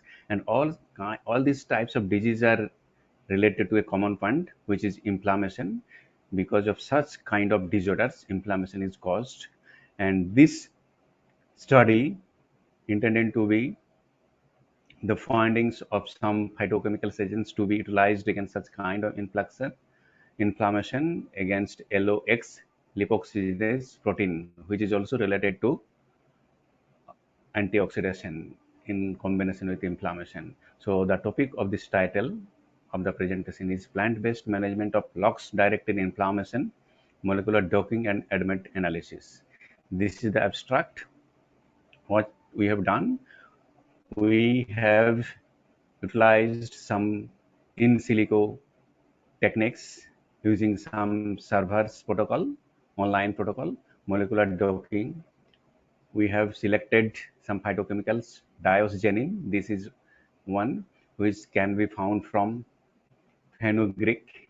This is Caja isoflavone. Cajanus cajan plant is the source. Cebulonic acid. This is from Terminalia cebula, and andropenicide. This is from Andrographis, and in Bengali it is known as Kalmeg. And we have taken a drug which is xylutin, and actually it is used again as a inhibitor. This is a synthetic drug used as an inhibitor of lipoxygenase. This lipoxygenase enhance the liberation of leukotrienes that cause inflammation in our body. So gelatin administration can inhibit the lipoxygenase activity, and we have also utilized vitamin C for the use of its supplementary form. And that's why at first we have prepared ligands. That means the phytochemicals are utilized. These are obtained from PubChem. Protein preparation, that means this is the protein lipoxygenase LOX protein. As a marker of inflammation, we have utilized molecular docking was achieved, and docked complex were subjected for the 3D and 2D interaction analysis. And thereafter, phytochemicals as well as vitamin C and xylutin were subjected for drug likeness through Lipinski's Arrow 5 rule of 5 principle, bioavailability radar formation for the analysis of bioavailability score as well as ADMET, absorption, distribution, metabolism, excretion, and toxicity prediction of the phytochemicals. Because we have to explain why these are important as ligands for the utilization against lipoxygenase protein for the inhibition of or the management of LOX mediated inflammation in our body. And the study includes the UCSF chimera for docking person, autodoc vena. Here is inbuilt. This autodoc vena was utilized for the interaction between ligand and protein. That means for molecular docking study. Pymol open Pymol was utilized for the visualization of docking interaction like BioVia, and OpenBubble was utilized for the conversion of one type of file to another type. This is BioVia discovery for the same purpose of Pymol, PKCSM as well as SwissADME. These were utilized for um, pharmacokinetic analysis of the phytochemicals, and RCSB PDB and PubChem. From PDB, we have retrieved the protein structure in 3D form, and PubChem was utilized for the downloading of phytochemicals as well as the vitamin C and xylotine drug in 3D form in SDF file. Molecular dynamic simulation in this study are not done. Still, we have presented here because this is a study that can corroborate with the molecular docking study. And these are the phytochemicals. PubChem ID are presented in red in color. This is andrographoside, which have already told, and this is chabulinic acid, isoflavone, and diazoxide. These are 4 phytochemicals, and these are 2 standards as vitamin C, which is a very good drug utilized against several kinds of disorders in our body, including health and health benefit as well as the that can exert healing effect in our body. And this is vitamin C, and this is the xylotine, the inhibitor of lipoxygenase. That means it can inhibit the lipoxygenase activity for the inhibition of inflammation in our body. And this is the protein structure, lipoxygenase protein, and there is a drug. This is lipoxygenase protein complex with protocachic acid. This is the protocachic acid, and several ions as well as solvents are present, and in this form we have retrieved from PDB with PDB ID 1N8Q, and it is prepared with X-ray diffraction, and its resolution is 2.1 Armstrong. And after preparation, we have seen that we have removed this part, that means the drug which was protocachonic acid, which was attached with this protein, as well as these red marks points. These are the solvents and ions. These were also removed. And after that, we have prepared pocket in a pocket server, and this is the pocket. So we will see that the different kinds of phytochemicals as well as the drugs to be docked within this pocket. Next, and before that, the protein structure of LOX protein 1N8Q was subjected for its structural authenticity testing through Ramachandran plot analysis. Here we are seeing that its amino acid residues, more than 86% are located within the favored regions, and a few are located in disallowed regions, and its authenticity is 86.1%. That means nearly 90%. So this structure is permitted for the study of molecular docking with different types of phytochemicals or other ligands in the molecular docking study. And this is andropenoside. This andropenoside, we have already discussed that it can be available from a medicinal plant and docked with lipoxygenase. This is the andropenoside, and this is the LOX protein, and this is 3D structure. These are amino acids. Andropenoside, this structure, and this is 2D, and this is 3D interpretation. Here we are seeing that 5 in green color, the conventional hydrogen bonds are formed within this interaction, as well as hydrophobic bonds in the form of alkaline and pi-alkyl bonds are found within this interaction. And due to this, binding energy was very low, which is minus 7.6 kilocalorie per mole. So the binding is stable, because we know the cutoff value of binding energy is minus 6.5 or less kilocalorie per mole, and this is very low compared to that standard or cutoff value. And here another component, phytochemical chabulinic acid. This is chabulinic acid docked with LOX protein. This is 3D interaction. These are the amino acids. This is chabulinic acid 3D form, and this is chabulinic acid. Here number of hydrogen bonds are 4, and one hydrophobic bond in the form of pi-alkyl is formed with alanine 263. This is pi-alkaline, and binding energy is slightly higher, minus 7.3 kilocalorie per mole. And this is isoflavone that can be derived from Cajanus plant, and this is the position within the pocket of this protein locks, and this is 3D interaction, this is 2D interaction. Here we are seeing that beside hydrogen bonds and different kinds of hydrophobic bonds in the form of alkyl, pi alkyl and pi stacked and pi T-sept bonds are found, and also pi anion. These are the pi anion bonds, and pi sigma are also found. So we are seeing that due to such kind of interaction and different types of bond formation, the binding energy was less than the other two phytochemicals discussed, which is minus 8.3 kilocalorie per ml. But this is the lower binding energy in the combination between diazoxanine and lipoxygenase. Diazoxanine is obtained from fenugreek seed, and the binding energy is lowest here comparatively, minus 8.8 kilocalories. So the binding is very stable compared to the other phytochemicals discussed, and still we are seeing the different kinds of hydrophobic bonds in the form of alkyl and pi-alkyl bonds, and in single hydrophobic conventional hydrogen bonds are formed with threonine 91, and so that the interaction or like this to achieve binding energy minus 8.8 kilocalorie per mole.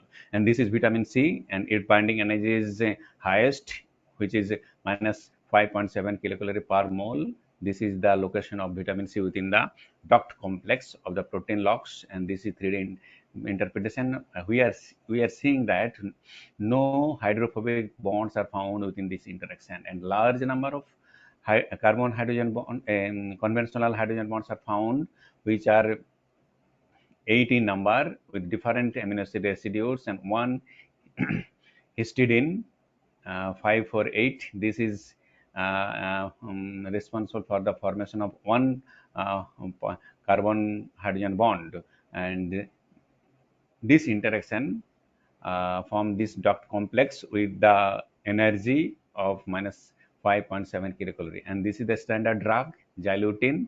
This is the xylutine structure, and within duct in this protein, this is the xylutine 3D form. The amino acids are here in 3D form. Here we are seeing that only cysteine is available for the formation of two carbon conventional hydrogen bonds beside this pi sigma bond. This is tryptone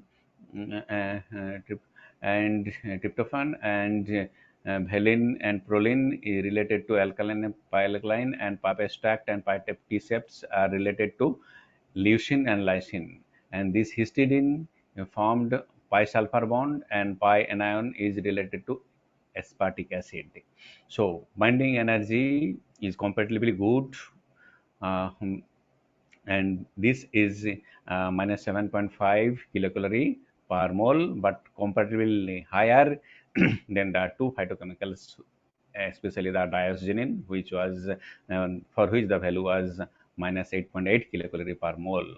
And now we will discuss about pharmacokinetic properties of the ligands. This is andropenoside. We are seeing that lipophilicity, size, polarity, solubility, flexibility, and saturation. These are required for the graphical presentation through bioavailability radar formation. We are seeing that the value for polarity, that means the TPC, TPSA, total polar surface area, topological polar surface area, is slightly higher. So this is extended out of the pink region. Still, its bioavailability score is 0.55. That means it is orally bioavailable, and here we are seeing that there was no violation with Lipinski rule. That means this is a good drug. Why this is not violating the Lipinski rule? Because of its molecular weight less than 500 gram per mole, log p value is less than 5, and except hydrogen bond acceptor number is less than 10, and number of donor hydrogen bond is less than or equal to 5. So this is not violating the Lipinski rule, and this is a good drug because there is no this is a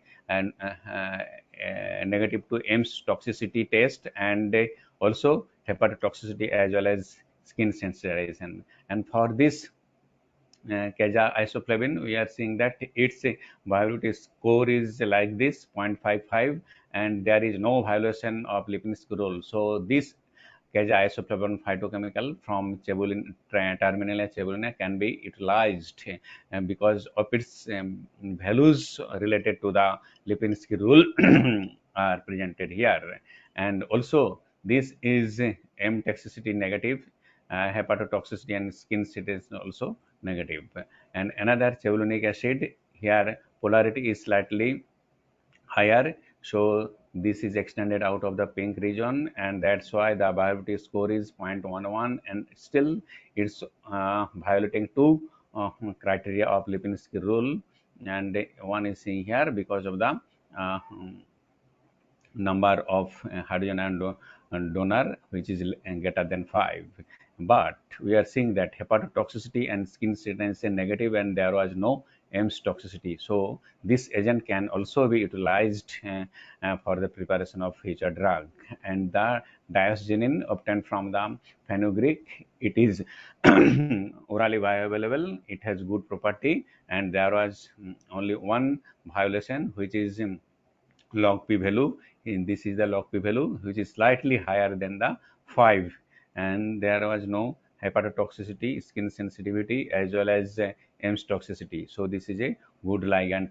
And vitamin C, we know that all that this is a very good agent, drug already utilizing for different illnesses, as well as what is wellness, and against different kinds of injury, and so healing effect. And its viability score is higher comparative to that with the phytochemicals presented earlier, which is 0.56, and no violation with Lipinski rule are found. So this is a good drug, and no hepatotoxicity, skin irritation, and M toxicity was found. And gelatin, this is a drug. Still, we are seeing that in saturation, that means saturation and CSP3 value is slightly high, and extending out of the pink region, and CSP value here, this value is presented, which is 0.16. That means not within this range, slightly lower than the lowest cutoff value. This is the highest cutoff value. But its bioavailability score is 0.55. That means it is orally bioavailable, and there is no violation with Lipinski rule because of its different characteristics feature related to Lipinski rule.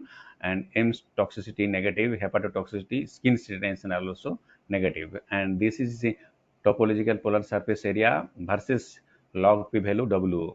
These are the ligands plotted in boiled egg system, and this is a graphical presentation. There is a W log p value, and this is TPC value.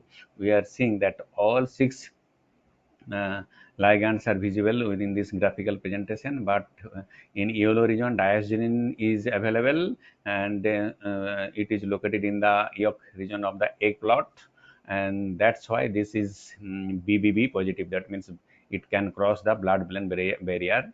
And another isoflavone, gelatin, and vitamin C, these 3 are located within the white region, and that's why these are absorbed very easily in our uh, intestinal lumen after oral intake.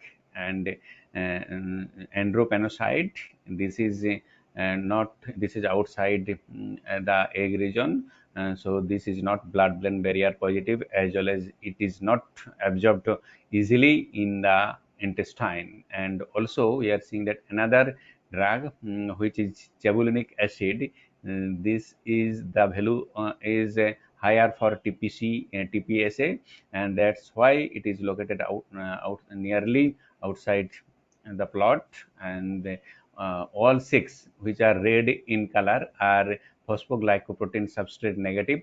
These are, and these only andropanocyte, which is marked with blue color, this is PGP, phosphoglycoprotein substrate positive.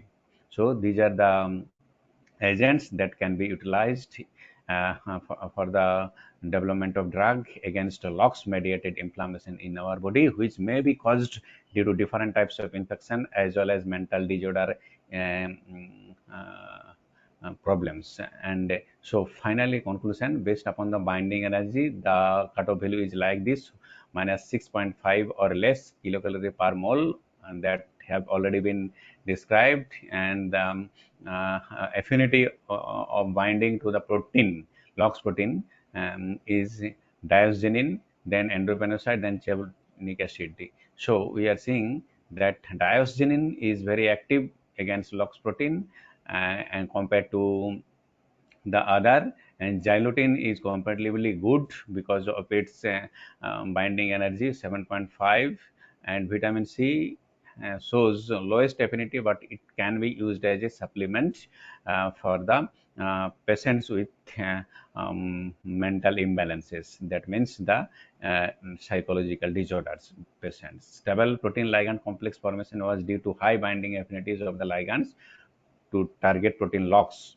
The phytochemicals had higher bioavailability score, 0.55, almost all except chevonic acid, and found fulfilling most of the drug likeness characteristics as per the Lipinski rule. So, both binding energy as well as bioavailability of phytochemicals might play a crucial role in determining its biological activity under in vivo environmental conditions. So this study can be a can provide baseline information for the formation of future drugs, and can be utilized against protein that cause or enhance inflammation in our body due to different disorders that may be neuropsychological or from infection, like COVID-19 or other viral or protozoal or fungal infection.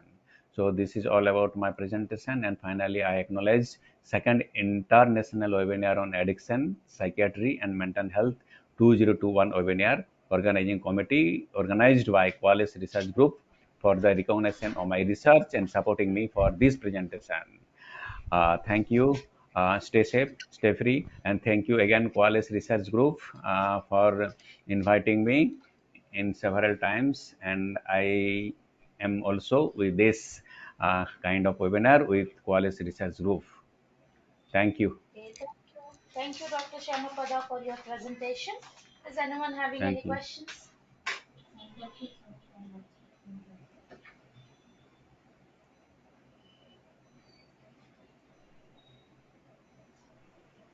Okay, no questions from anyone. Thank you once again for your presence and presentation.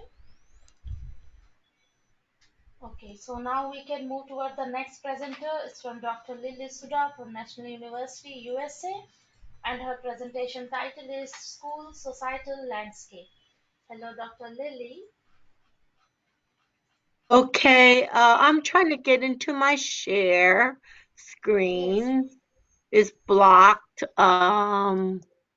Let's see, share, okay.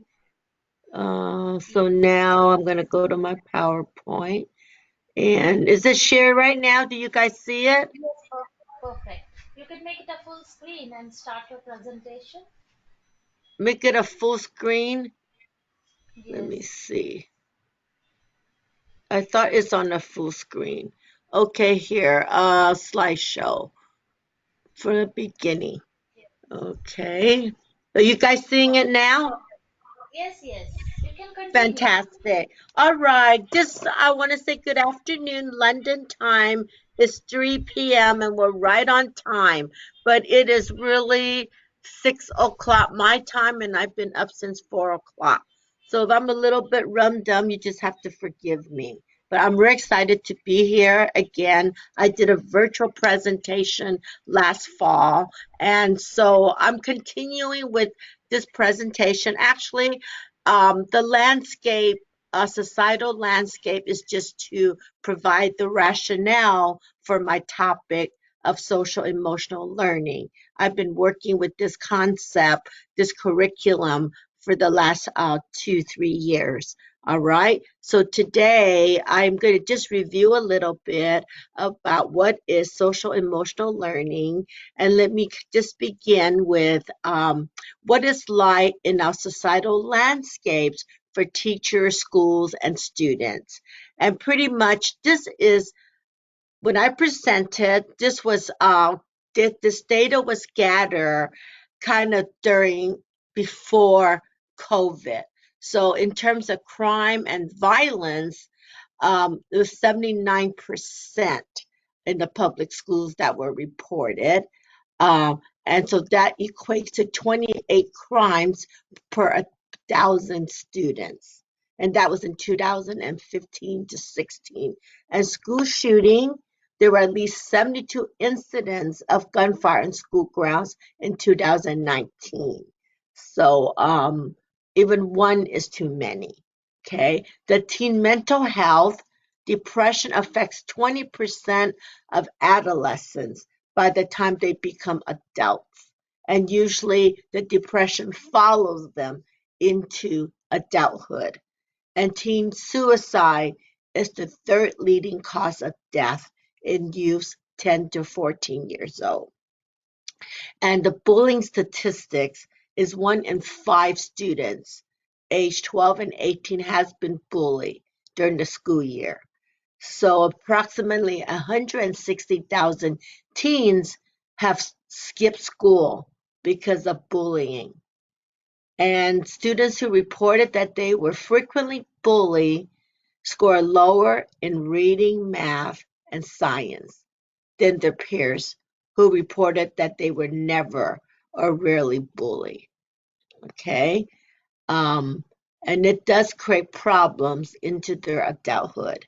In terms of poverty, 1 in 5 children in the U.S. are living in poverty. That's 6.8 million children.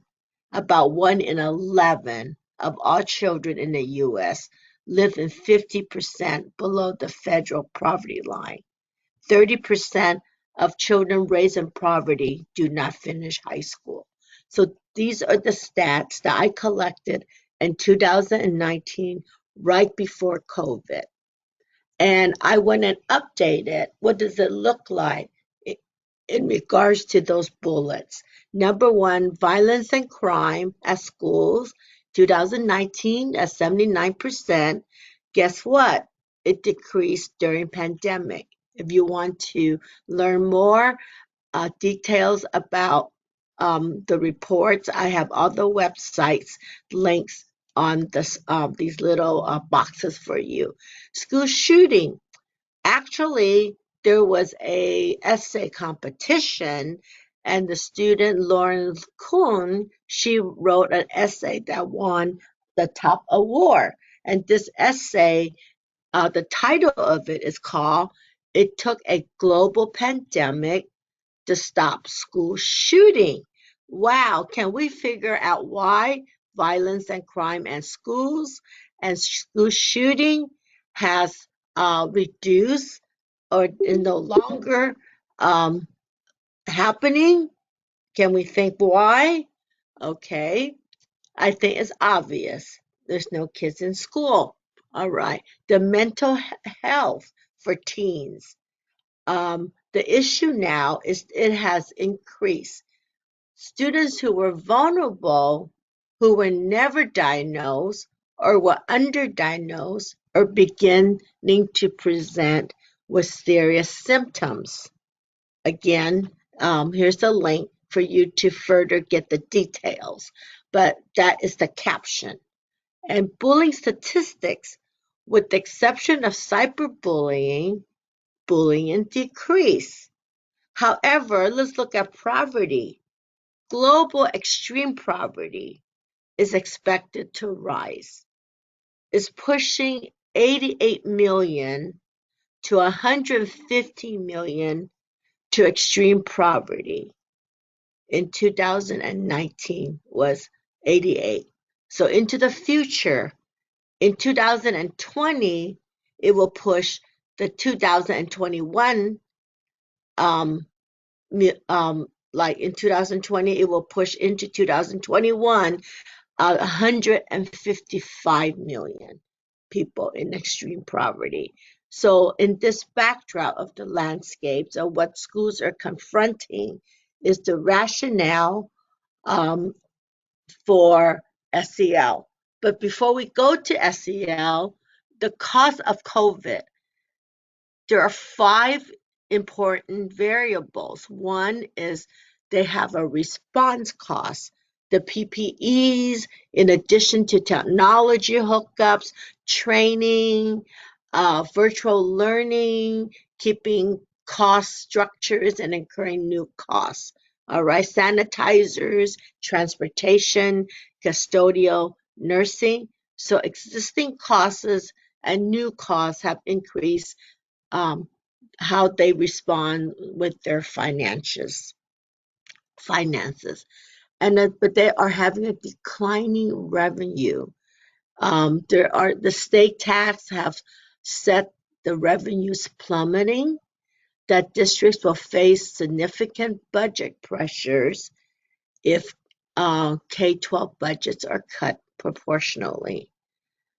This will be especially true for urban districts that are typically more reliant on state funding due to the high proportion of low-income students and smaller local base. So the dollars will not be coming from the government. Additionally, each primary grade enrollment is down in many public school districts, which could have both immediate and long-term funding impacts. So the revenues are not going to be there.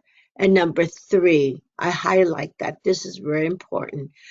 Greater student needs as a result of pandemic will extend over multiple years to meet students' increased academic and emotional needs. The National Association of School Psychologists anticipates a doubling or tripling of children exhibiting social or emotional or behavior concerns that result from COVID-19. Even before pandemic, students of color, students of higher needs from lower SEL, English language, second language, and students with disabilities experience and face barriers to opportunities and success. Districts are faced with raising the bar for learning adoption to even more rigorous standards. So higher standards, less money, more student needs, and that is the challenge. There is such a thing called a triple squeeze, meaning the financial impact of COVID-19 on K-12 school districts, declining state revenues and greater student needs, shutdown of schools, yield unprecedented learning losses, and social emotional needs due to social isolation and the threat of the virus itself. Again, with the disproportionate toll on students of color and students with higher needs. The ones who have been historically underserved will continue to be the one with the least access to safe, high quality, engaging instruction. So that is the picture. What do we do? So here is some quotes in terms of some very esteemed educators. Linda Darling Hammond in US, she's a president of California State Board of Education. She believes and she stands on, we must build classrooms with strong emotional support that are humane, with social justice. And David Gordon, superintendent of our county office of education in Sacramento, his quote, and he believes in, to capture the mind of our students, we must capture the mind we must capture their hearts. So with that, let's just review what is social emotional learning. Let's define it. Social emotional learning, the competencies, is to the process for which individuals will be able to increase pro-social skills to support positive outcomes related to academics, relationships, and responsible decision making. So this will help students achieve better success in schools. And so here is the competencies that we want the students to receive to get to that place where they make better decisions, they're engaged in academics, they're learning. So the 5 key components are, number 1, teaching them to be self-aware, to know themselves. And then the second thing is to be able to self-manage their behavior, to be aware, knowing when anger is happening, sadness is happening, and how to manage that. And then the social awareness of their surroundings, how to interact with people, how to listen, how to close the gap, relationship building, moving on to the higher level of relationship skills, and responsible decision making. All right. Now, if you look at the circle, it begins with social emotional learning as the core in the middle, and surrounding it are the steps that I talk about, those competencies of awareness, management, uh, social awareness of other people, interacting with them, problem solving with them, and having these relationship skills. And the last one, being able to make responsible decisions that not only good for them, but for society. That's the ultimate. And if you look at the circle surrounding it, in learning institutions, it begins in a classroom, but it has to be a school-wide program where the school is in support and it is within their environment, and it's a whole school thing. And then it reaches out to homes and community. It's that far out. It's that wide reaching. All right.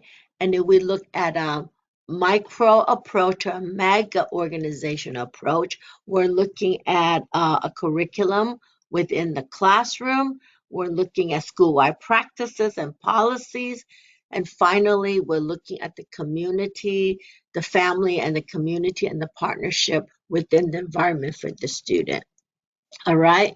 So here are these competencies, and it gives you some ideas of what is self-awareness.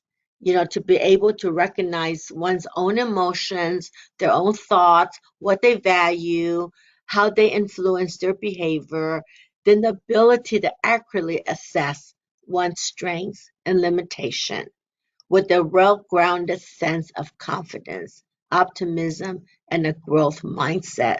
So they're able to identify their emotions, accurately see their self-perception, recognize their strength, they have self-confidence, they have self-efficacy. And the self-management has to do with impulse control, stress management, self-discipline, self-motivation, goal setting, and organizational skills. They're able to regulate their emotions, thoughts, and behaviors in different situations, effectively manage stress, controlling impulses, and motivating oneself.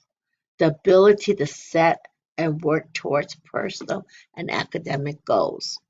And in social awareness, perspective taking, being able to see someone else's point of view, have empathy for someone, appreciating diversity, and respect for others. So to take the perspective and empathize with others, including those from diverse backgrounds and cultures, the ability to understand social and ethical norms for behavior and to recognize family, school, and community resources and supports. Okay, 2 more left because there are 5. Relationship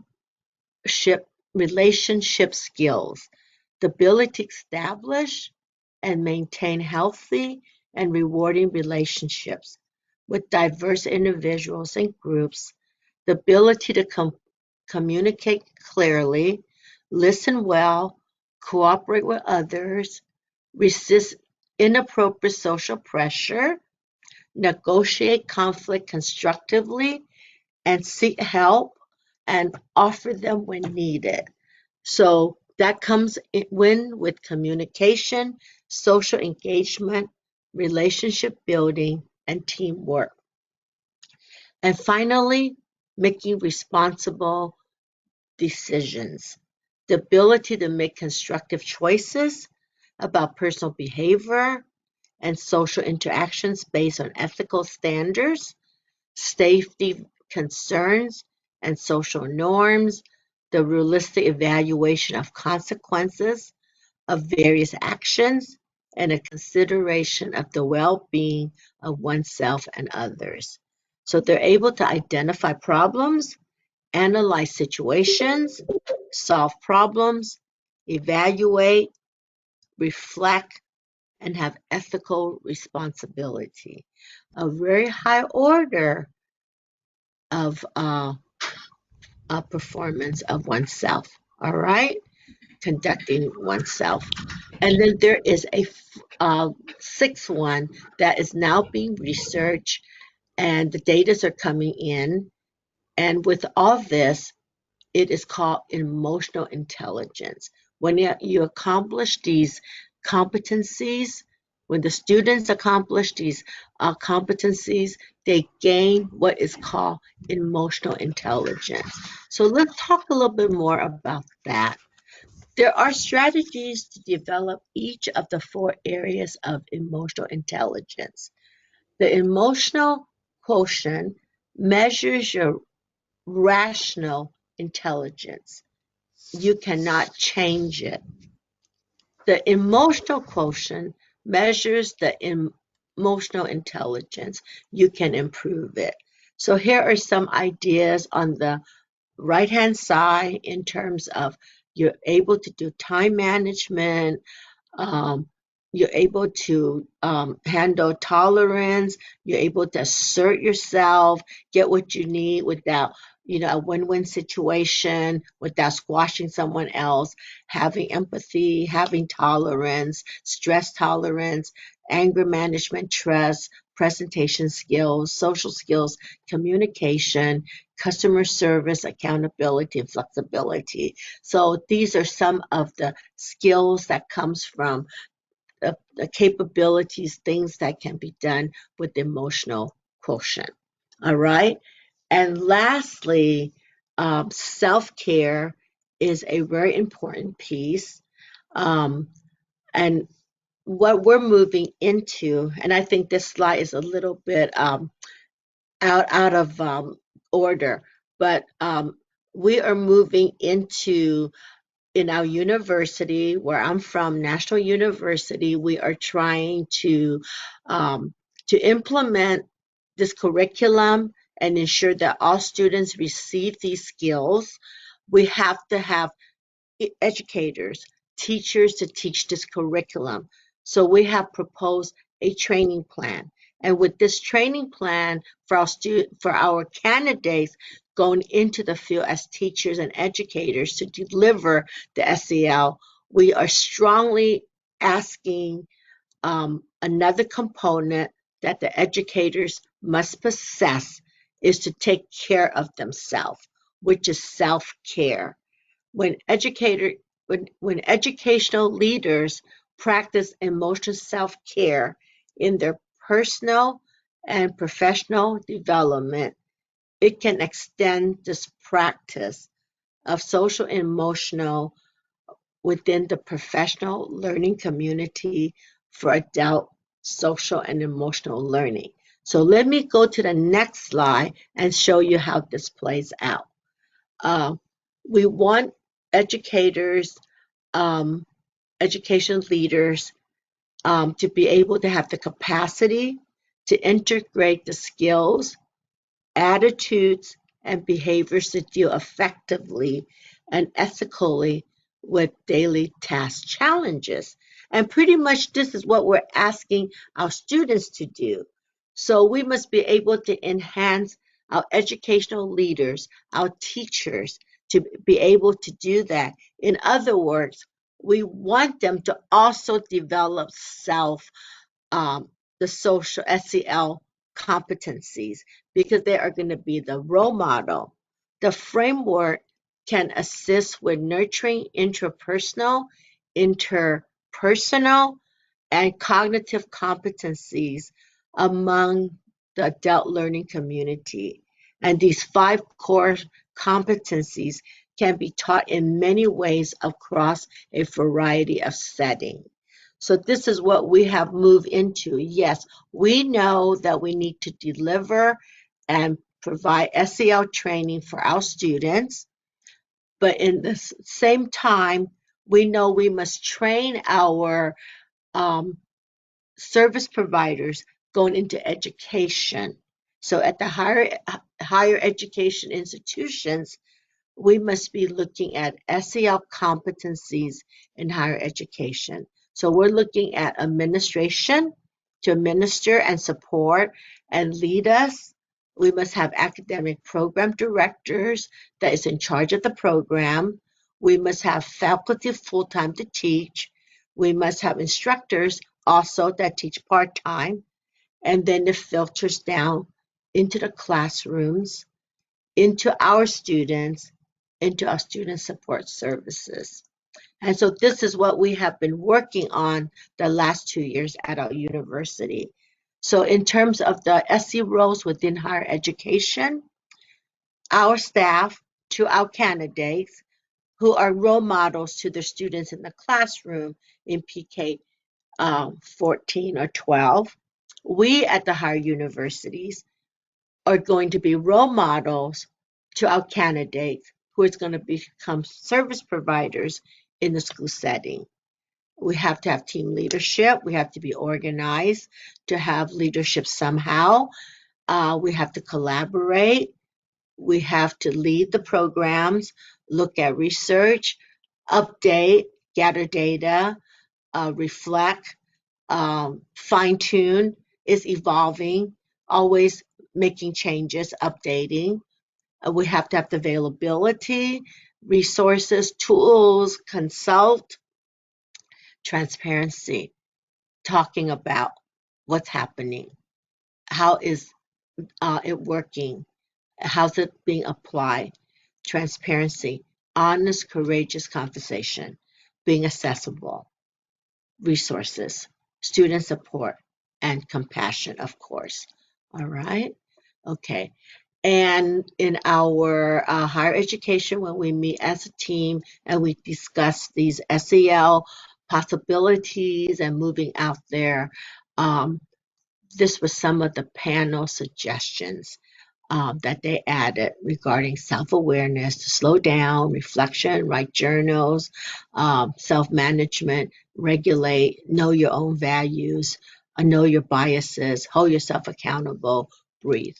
And social awareness, praise others, have empathy, understand other viewpoints. All right. So more suggestions, relationship skills, decision making, response to feelings, conflict resolutions, the wants, the don't wants, the can't gives, come to terms with each other, make it a win-win situation, having communication skills, and then responsible decision making, know where you stand, examine your motive, be hopeful, and find something good.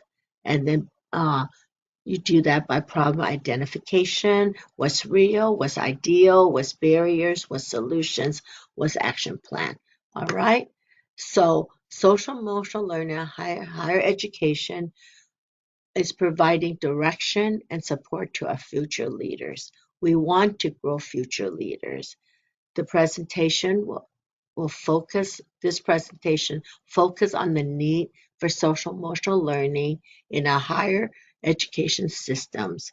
Embedding SEL into our coursework will provide adult learners the experience needed to produce the courage, safety, and confidence to shape their classroom into an applicable SEL model of our PK-12 students. And we set up SMART goals, and we have these timelines to educate and provide awareness for programs within our School of Education about SEL practices and how they can improve lives academically, socially, and emotionally. This was done November 2019, and then to support the implementation in each committee in the year 2020 and 21, and then move in 2021 provide opportunities for ongoing research, for creating programs and supporting communities with SEL, and sustain within the college and coursework. So that's why I continue to do the presentation, bringing forth the awareness of the importance of SEL and our training for candidates to go into the field. And in ending, I know this is kind of quick, but I hope that you will hear more about SEL as we evolve and as we reach further out wider, reaching a larger audience. The umbrella SEL competencies is a process which individuals can increase pro-social skills, support positive outcomes related to academic relationships, and responsible decision making. I'm just capturing all the things I've said. And so we need to bring it to every educator's awareness. And their awareness that the four things is having the courage to lead it, the practice their own emotional self-care, extend their practice in professional community, meaning collaborating, talking to another teacher about SEL, dropping the concept, even talking to a bus driver, a cafeteria person, just integrate SEL everywhere. So implement it. And so have SEL infused into the curriculum, school curriculum. Why do they teach world history, mathematics, English? Well, SEL is life skills. We need that. They have to have pro-social skills.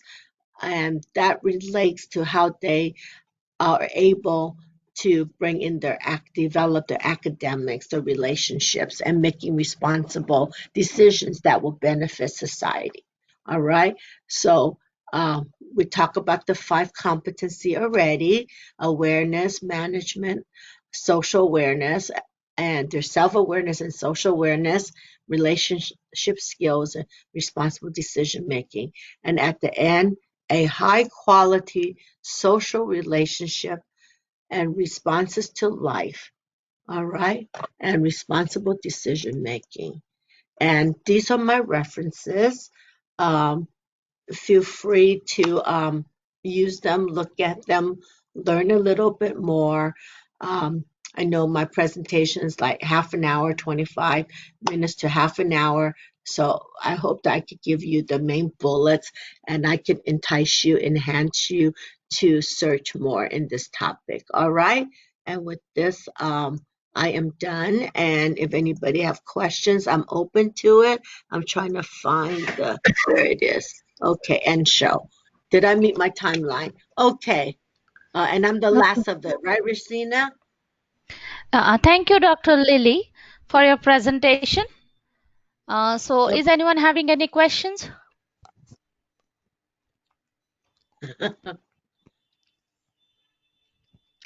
No questions. Okay. Okay, no questions. Thank you once again for your presence and presentation. We still have one more presentation. It's from Dr. Monstred Gomes Gracia from CSMA Hospital, Benito Menini, CASMN University, IL3UB from Spain. Hello, Dr. Gracia. Are you ready with your presentation? Hello. I am trying to turn on my microphone. Do you hear me? Yes, your voice is audible and I have given you the permission for presenting. You can share your screen with us.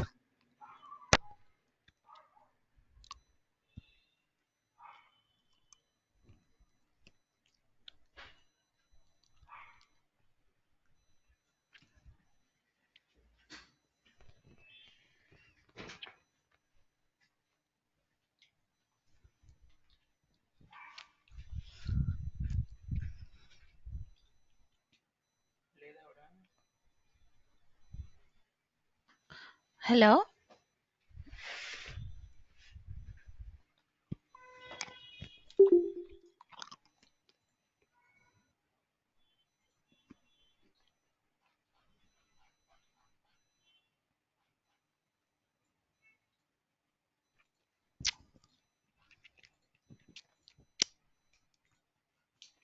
Hello, Dr. Gracia. Are you with us?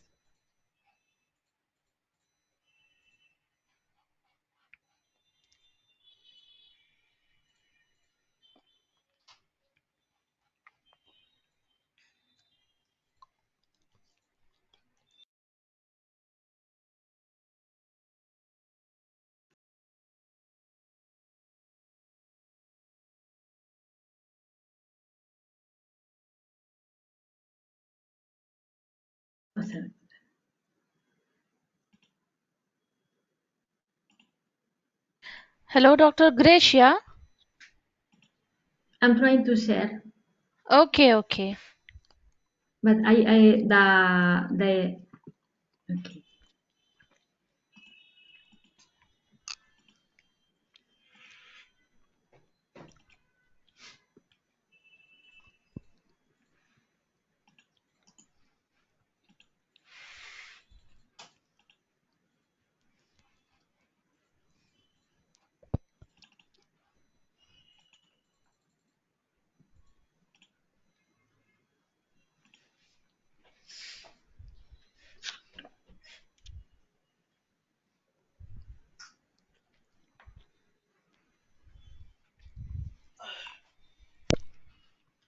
Just a moment.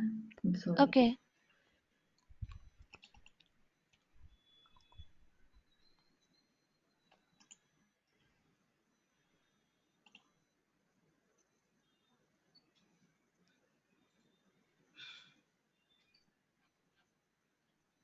Yes, now your Can screen you is see now? visible to us. Yes.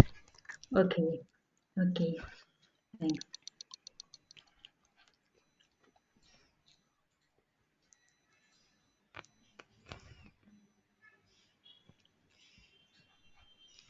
Now you see?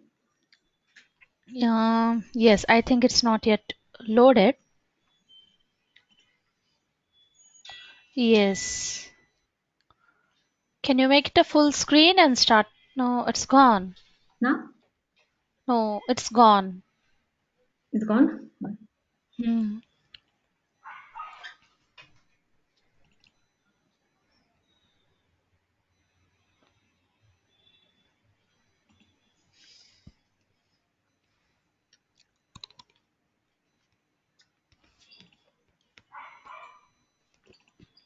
Now No, actually, it's it's okay not. now. Yes, yes, perfect. Okay. Please start your Okay. presentation. Okay. Thank you. Good afternoon from Barcelona, Spain. My name is Montse Gomez. I am a clinical psychologist. I am specialized in dual pathology and I work in two different areas in mental health and in behavioral addictions. I would like to present my communication on behavioral addiction and several mental disorders because I understand it's a very interesting subject. It's a communication that aims to generate reflection and propose lines of research in the future. At the beginning, I want to introduce my presentation in about a reflection about addiction and society. I want to present an article, and scientific article about the evolution about the society and also the addiction. This author tried to show that the society has an evolution and also the addiction has a evolution too in order about the unrest in the society. So we can have different periods. This author want to explain that the society about the systems have eternal symptoms and about 70s that society would have internal symptoms. So this period COVID COVID period has a different fusion about external and internal symptoms. So the society with external symptoms about the disease used to have a political accustomed claim and also demonstrations and pamphlets to show the discomfort. After, in the 70s and 80s, the people tried to show the discomfort, eating or not eating, no, anorexia and bulimia, and also the society has a beginning about addictions with and without substance. Later, in the 80s, the social symptom when the people has the discomfort is about try to have more money, so the gambling become to important activity, and also become in a lot of people in a problem later can be a disorder. No? In the 90s, it's observed that the society begins to regulate emotions through the acquisition of objects, and the first behavioral addictions like gambling appeared, and also the party lines, the call lines to the to know no, the future, or to contact with people to know about the no, what's going on. And also when we enter in the 19th century, the individual instead all and addictions to the new technologies appear, and case of dual pathology increase. So with the onset of the COVID pandemic, there is a novel effect on the society. Some society manifests its discomfort with external symptoms and internal symptoms, especially abuse of the new technologies, increase of the consumption of food, alcohol. So in Spain, we have different ways to show the discomfort in this pandemic period. The external symptoms, we have these things in all the houses, and also 8 p.m. we do this to the sanitary people, and also internal symptoms in the society. We see that people eat a lot, and also do a lot of things with the new technology, so it's the risk to develop a new addiction. So what's the behavioral addiction? What's going on with it? It's a disorder in which the individual develops dependence on an activity of their pleasure related to the ingestion of toxic substance. It's an addiction without any substance. So the general aspects are the loss of control over problematic activity, behavior, dependency, development, tolerance, withdrawal syndrome. So are aspects in common with addictions to a substance. And the main characteristics are the loss of control, strong psychological dependence, loss of interest in other rewarding activities, and serious interference in daily life. So that a person can have an responsible use about a behavior after it can become a habit, and maybe in some people an abuse, and at the end addiction. When the behavior is performed despite the negative consequence, there is a strong psychological dependence, and it can be a big problem. So there are different types of behavioral addictions. I want to show my favorite classification that I do on my own. I think there are addiction to external objects, addiction to human behaviors, and also addiction to human relationships. Now we can have this kind of addictions face to face and also online. So this is a big problem, because when we we were in house, no, in the lockdown, in the pandemic COVID. People can play online, can buy online, and also can do all the things online. There are also addiction to human behaviors, things that we can do, no, because we are humans and we can have sex, we can eat, we can do physical exercise, and we can work. We can do this face to face, and also in the pandemic we can do online, no, and in some people we can have an abuse and also an addiction. And then addiction to human relationships that can be dependence, codependence, dependence, and also addiction to sex. So in another way, we have the several mental disorder that we can have in different classifications, DSM and SAD. And this is a serious long-term mental disorder that entails a variable degree of disability and social dysfunction. So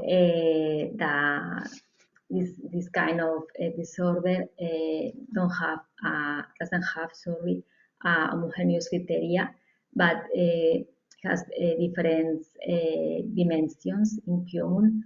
The diagnosis common is schizophrenia, schizoaffective disorder, bipolar disorder, delusional disorder, major disorder, depression disorder, obsessive compulsive disorder, and several personality disorder, borderline personality disorder.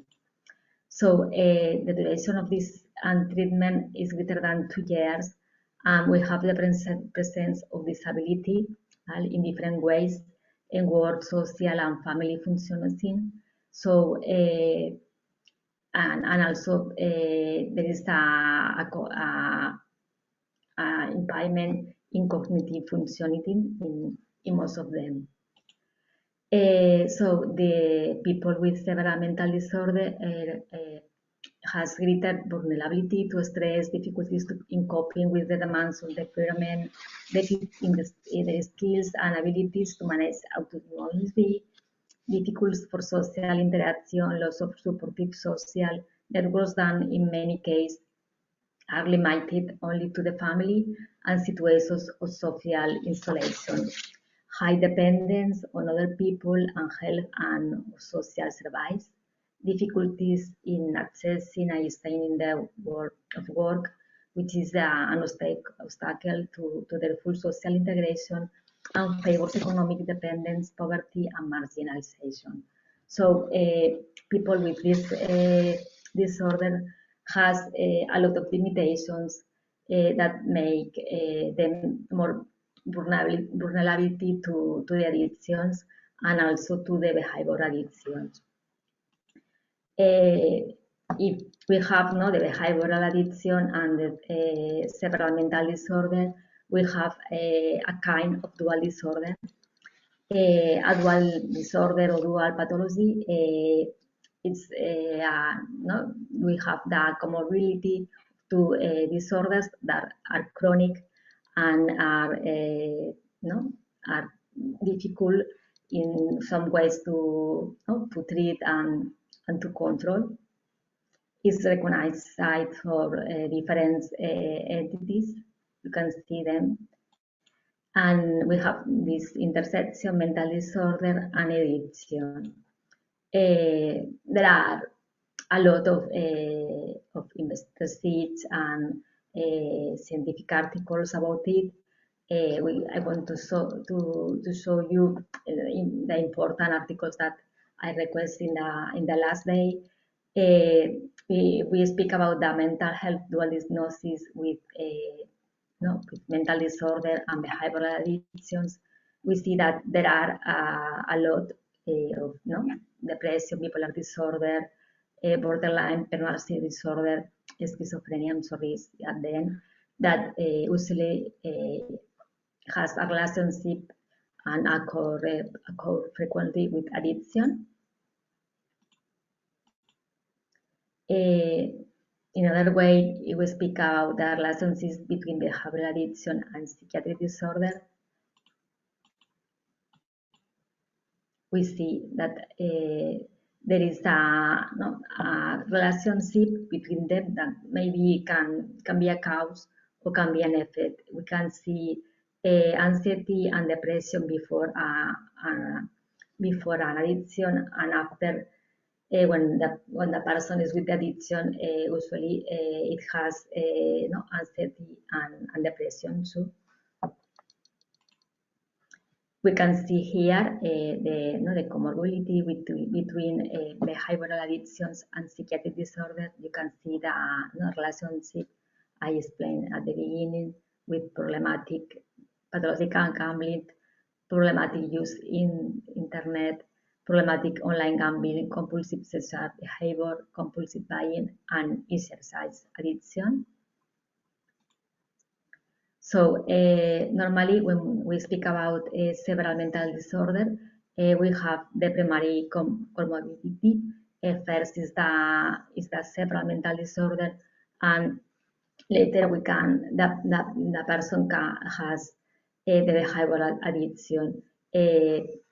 We can see that maybe it's so strong, so hard for a person with several mental illness to live with it, and sometimes this kind of people looks for an evasion, a different situation.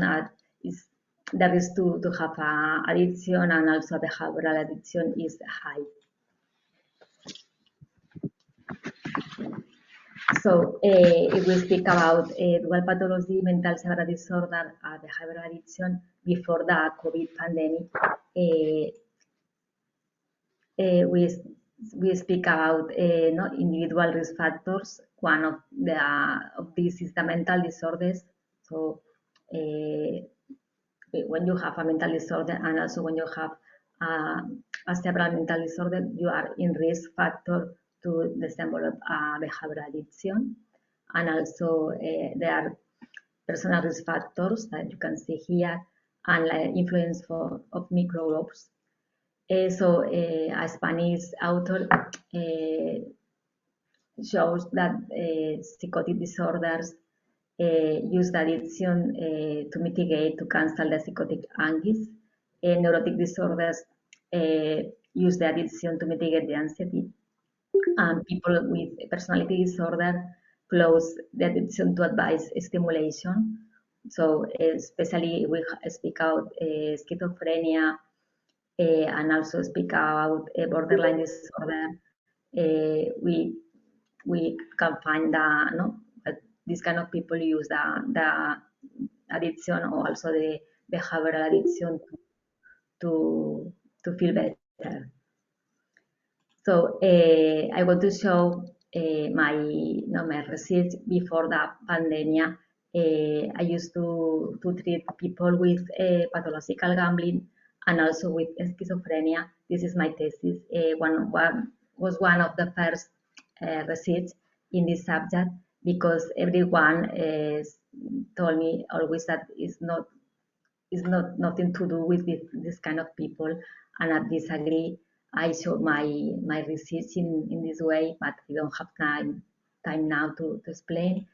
And also, I am so interested about the personality borderline disorder and shopping addiction. So I am working now in this subject, but this research is before the pandemic.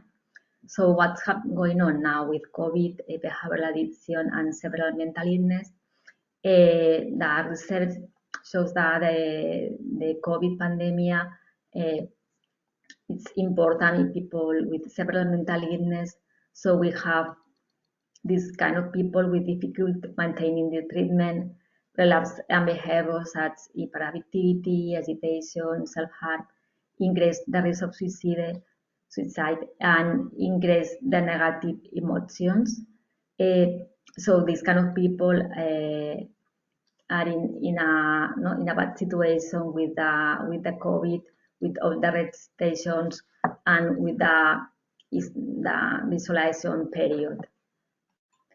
If we look for another information about COVID and addiction, we see that it's a increment of addiction with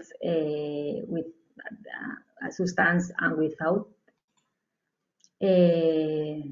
We see these authors explain that the lockdown have given to current of behavioral addictions because in the practice we understand a lot of people need to relax with the food, with the sex, with the watching TV, watching series, or doing things with new technologies. So this high risk with adolescents, young adults. So in Spain, you see we have a bad situation with the COVID, and when we were in the lockdown, the government makes a interview to people in their house to know the situation, and we show and hide video games use, hide gambling with money before. You see before and after before and during the lockdown, sorry, you can see an increment in every way, and also gambling with money. You can see a increment, especially with cars, and also in a big increment in the use of internet.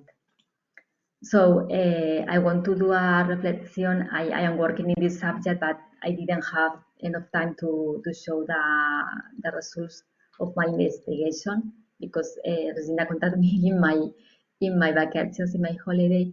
But I'm sure that people with several mental disorder is going to have a big increment about it in behavioral addiction. But normally, clinics in the mental health usually don't answer for this subject. No, do you play video games?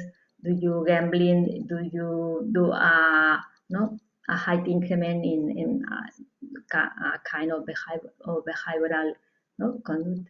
And I think we need to explore the emotional impact of the COVID patients with several mental disorder and explore the behavioral addictions that may have worsened during this period. Thank you so much for your invitation and to listen my explication. Thank you, Dr. Gracia, for your presentation. It was really a nice one. Is anyone having any questions?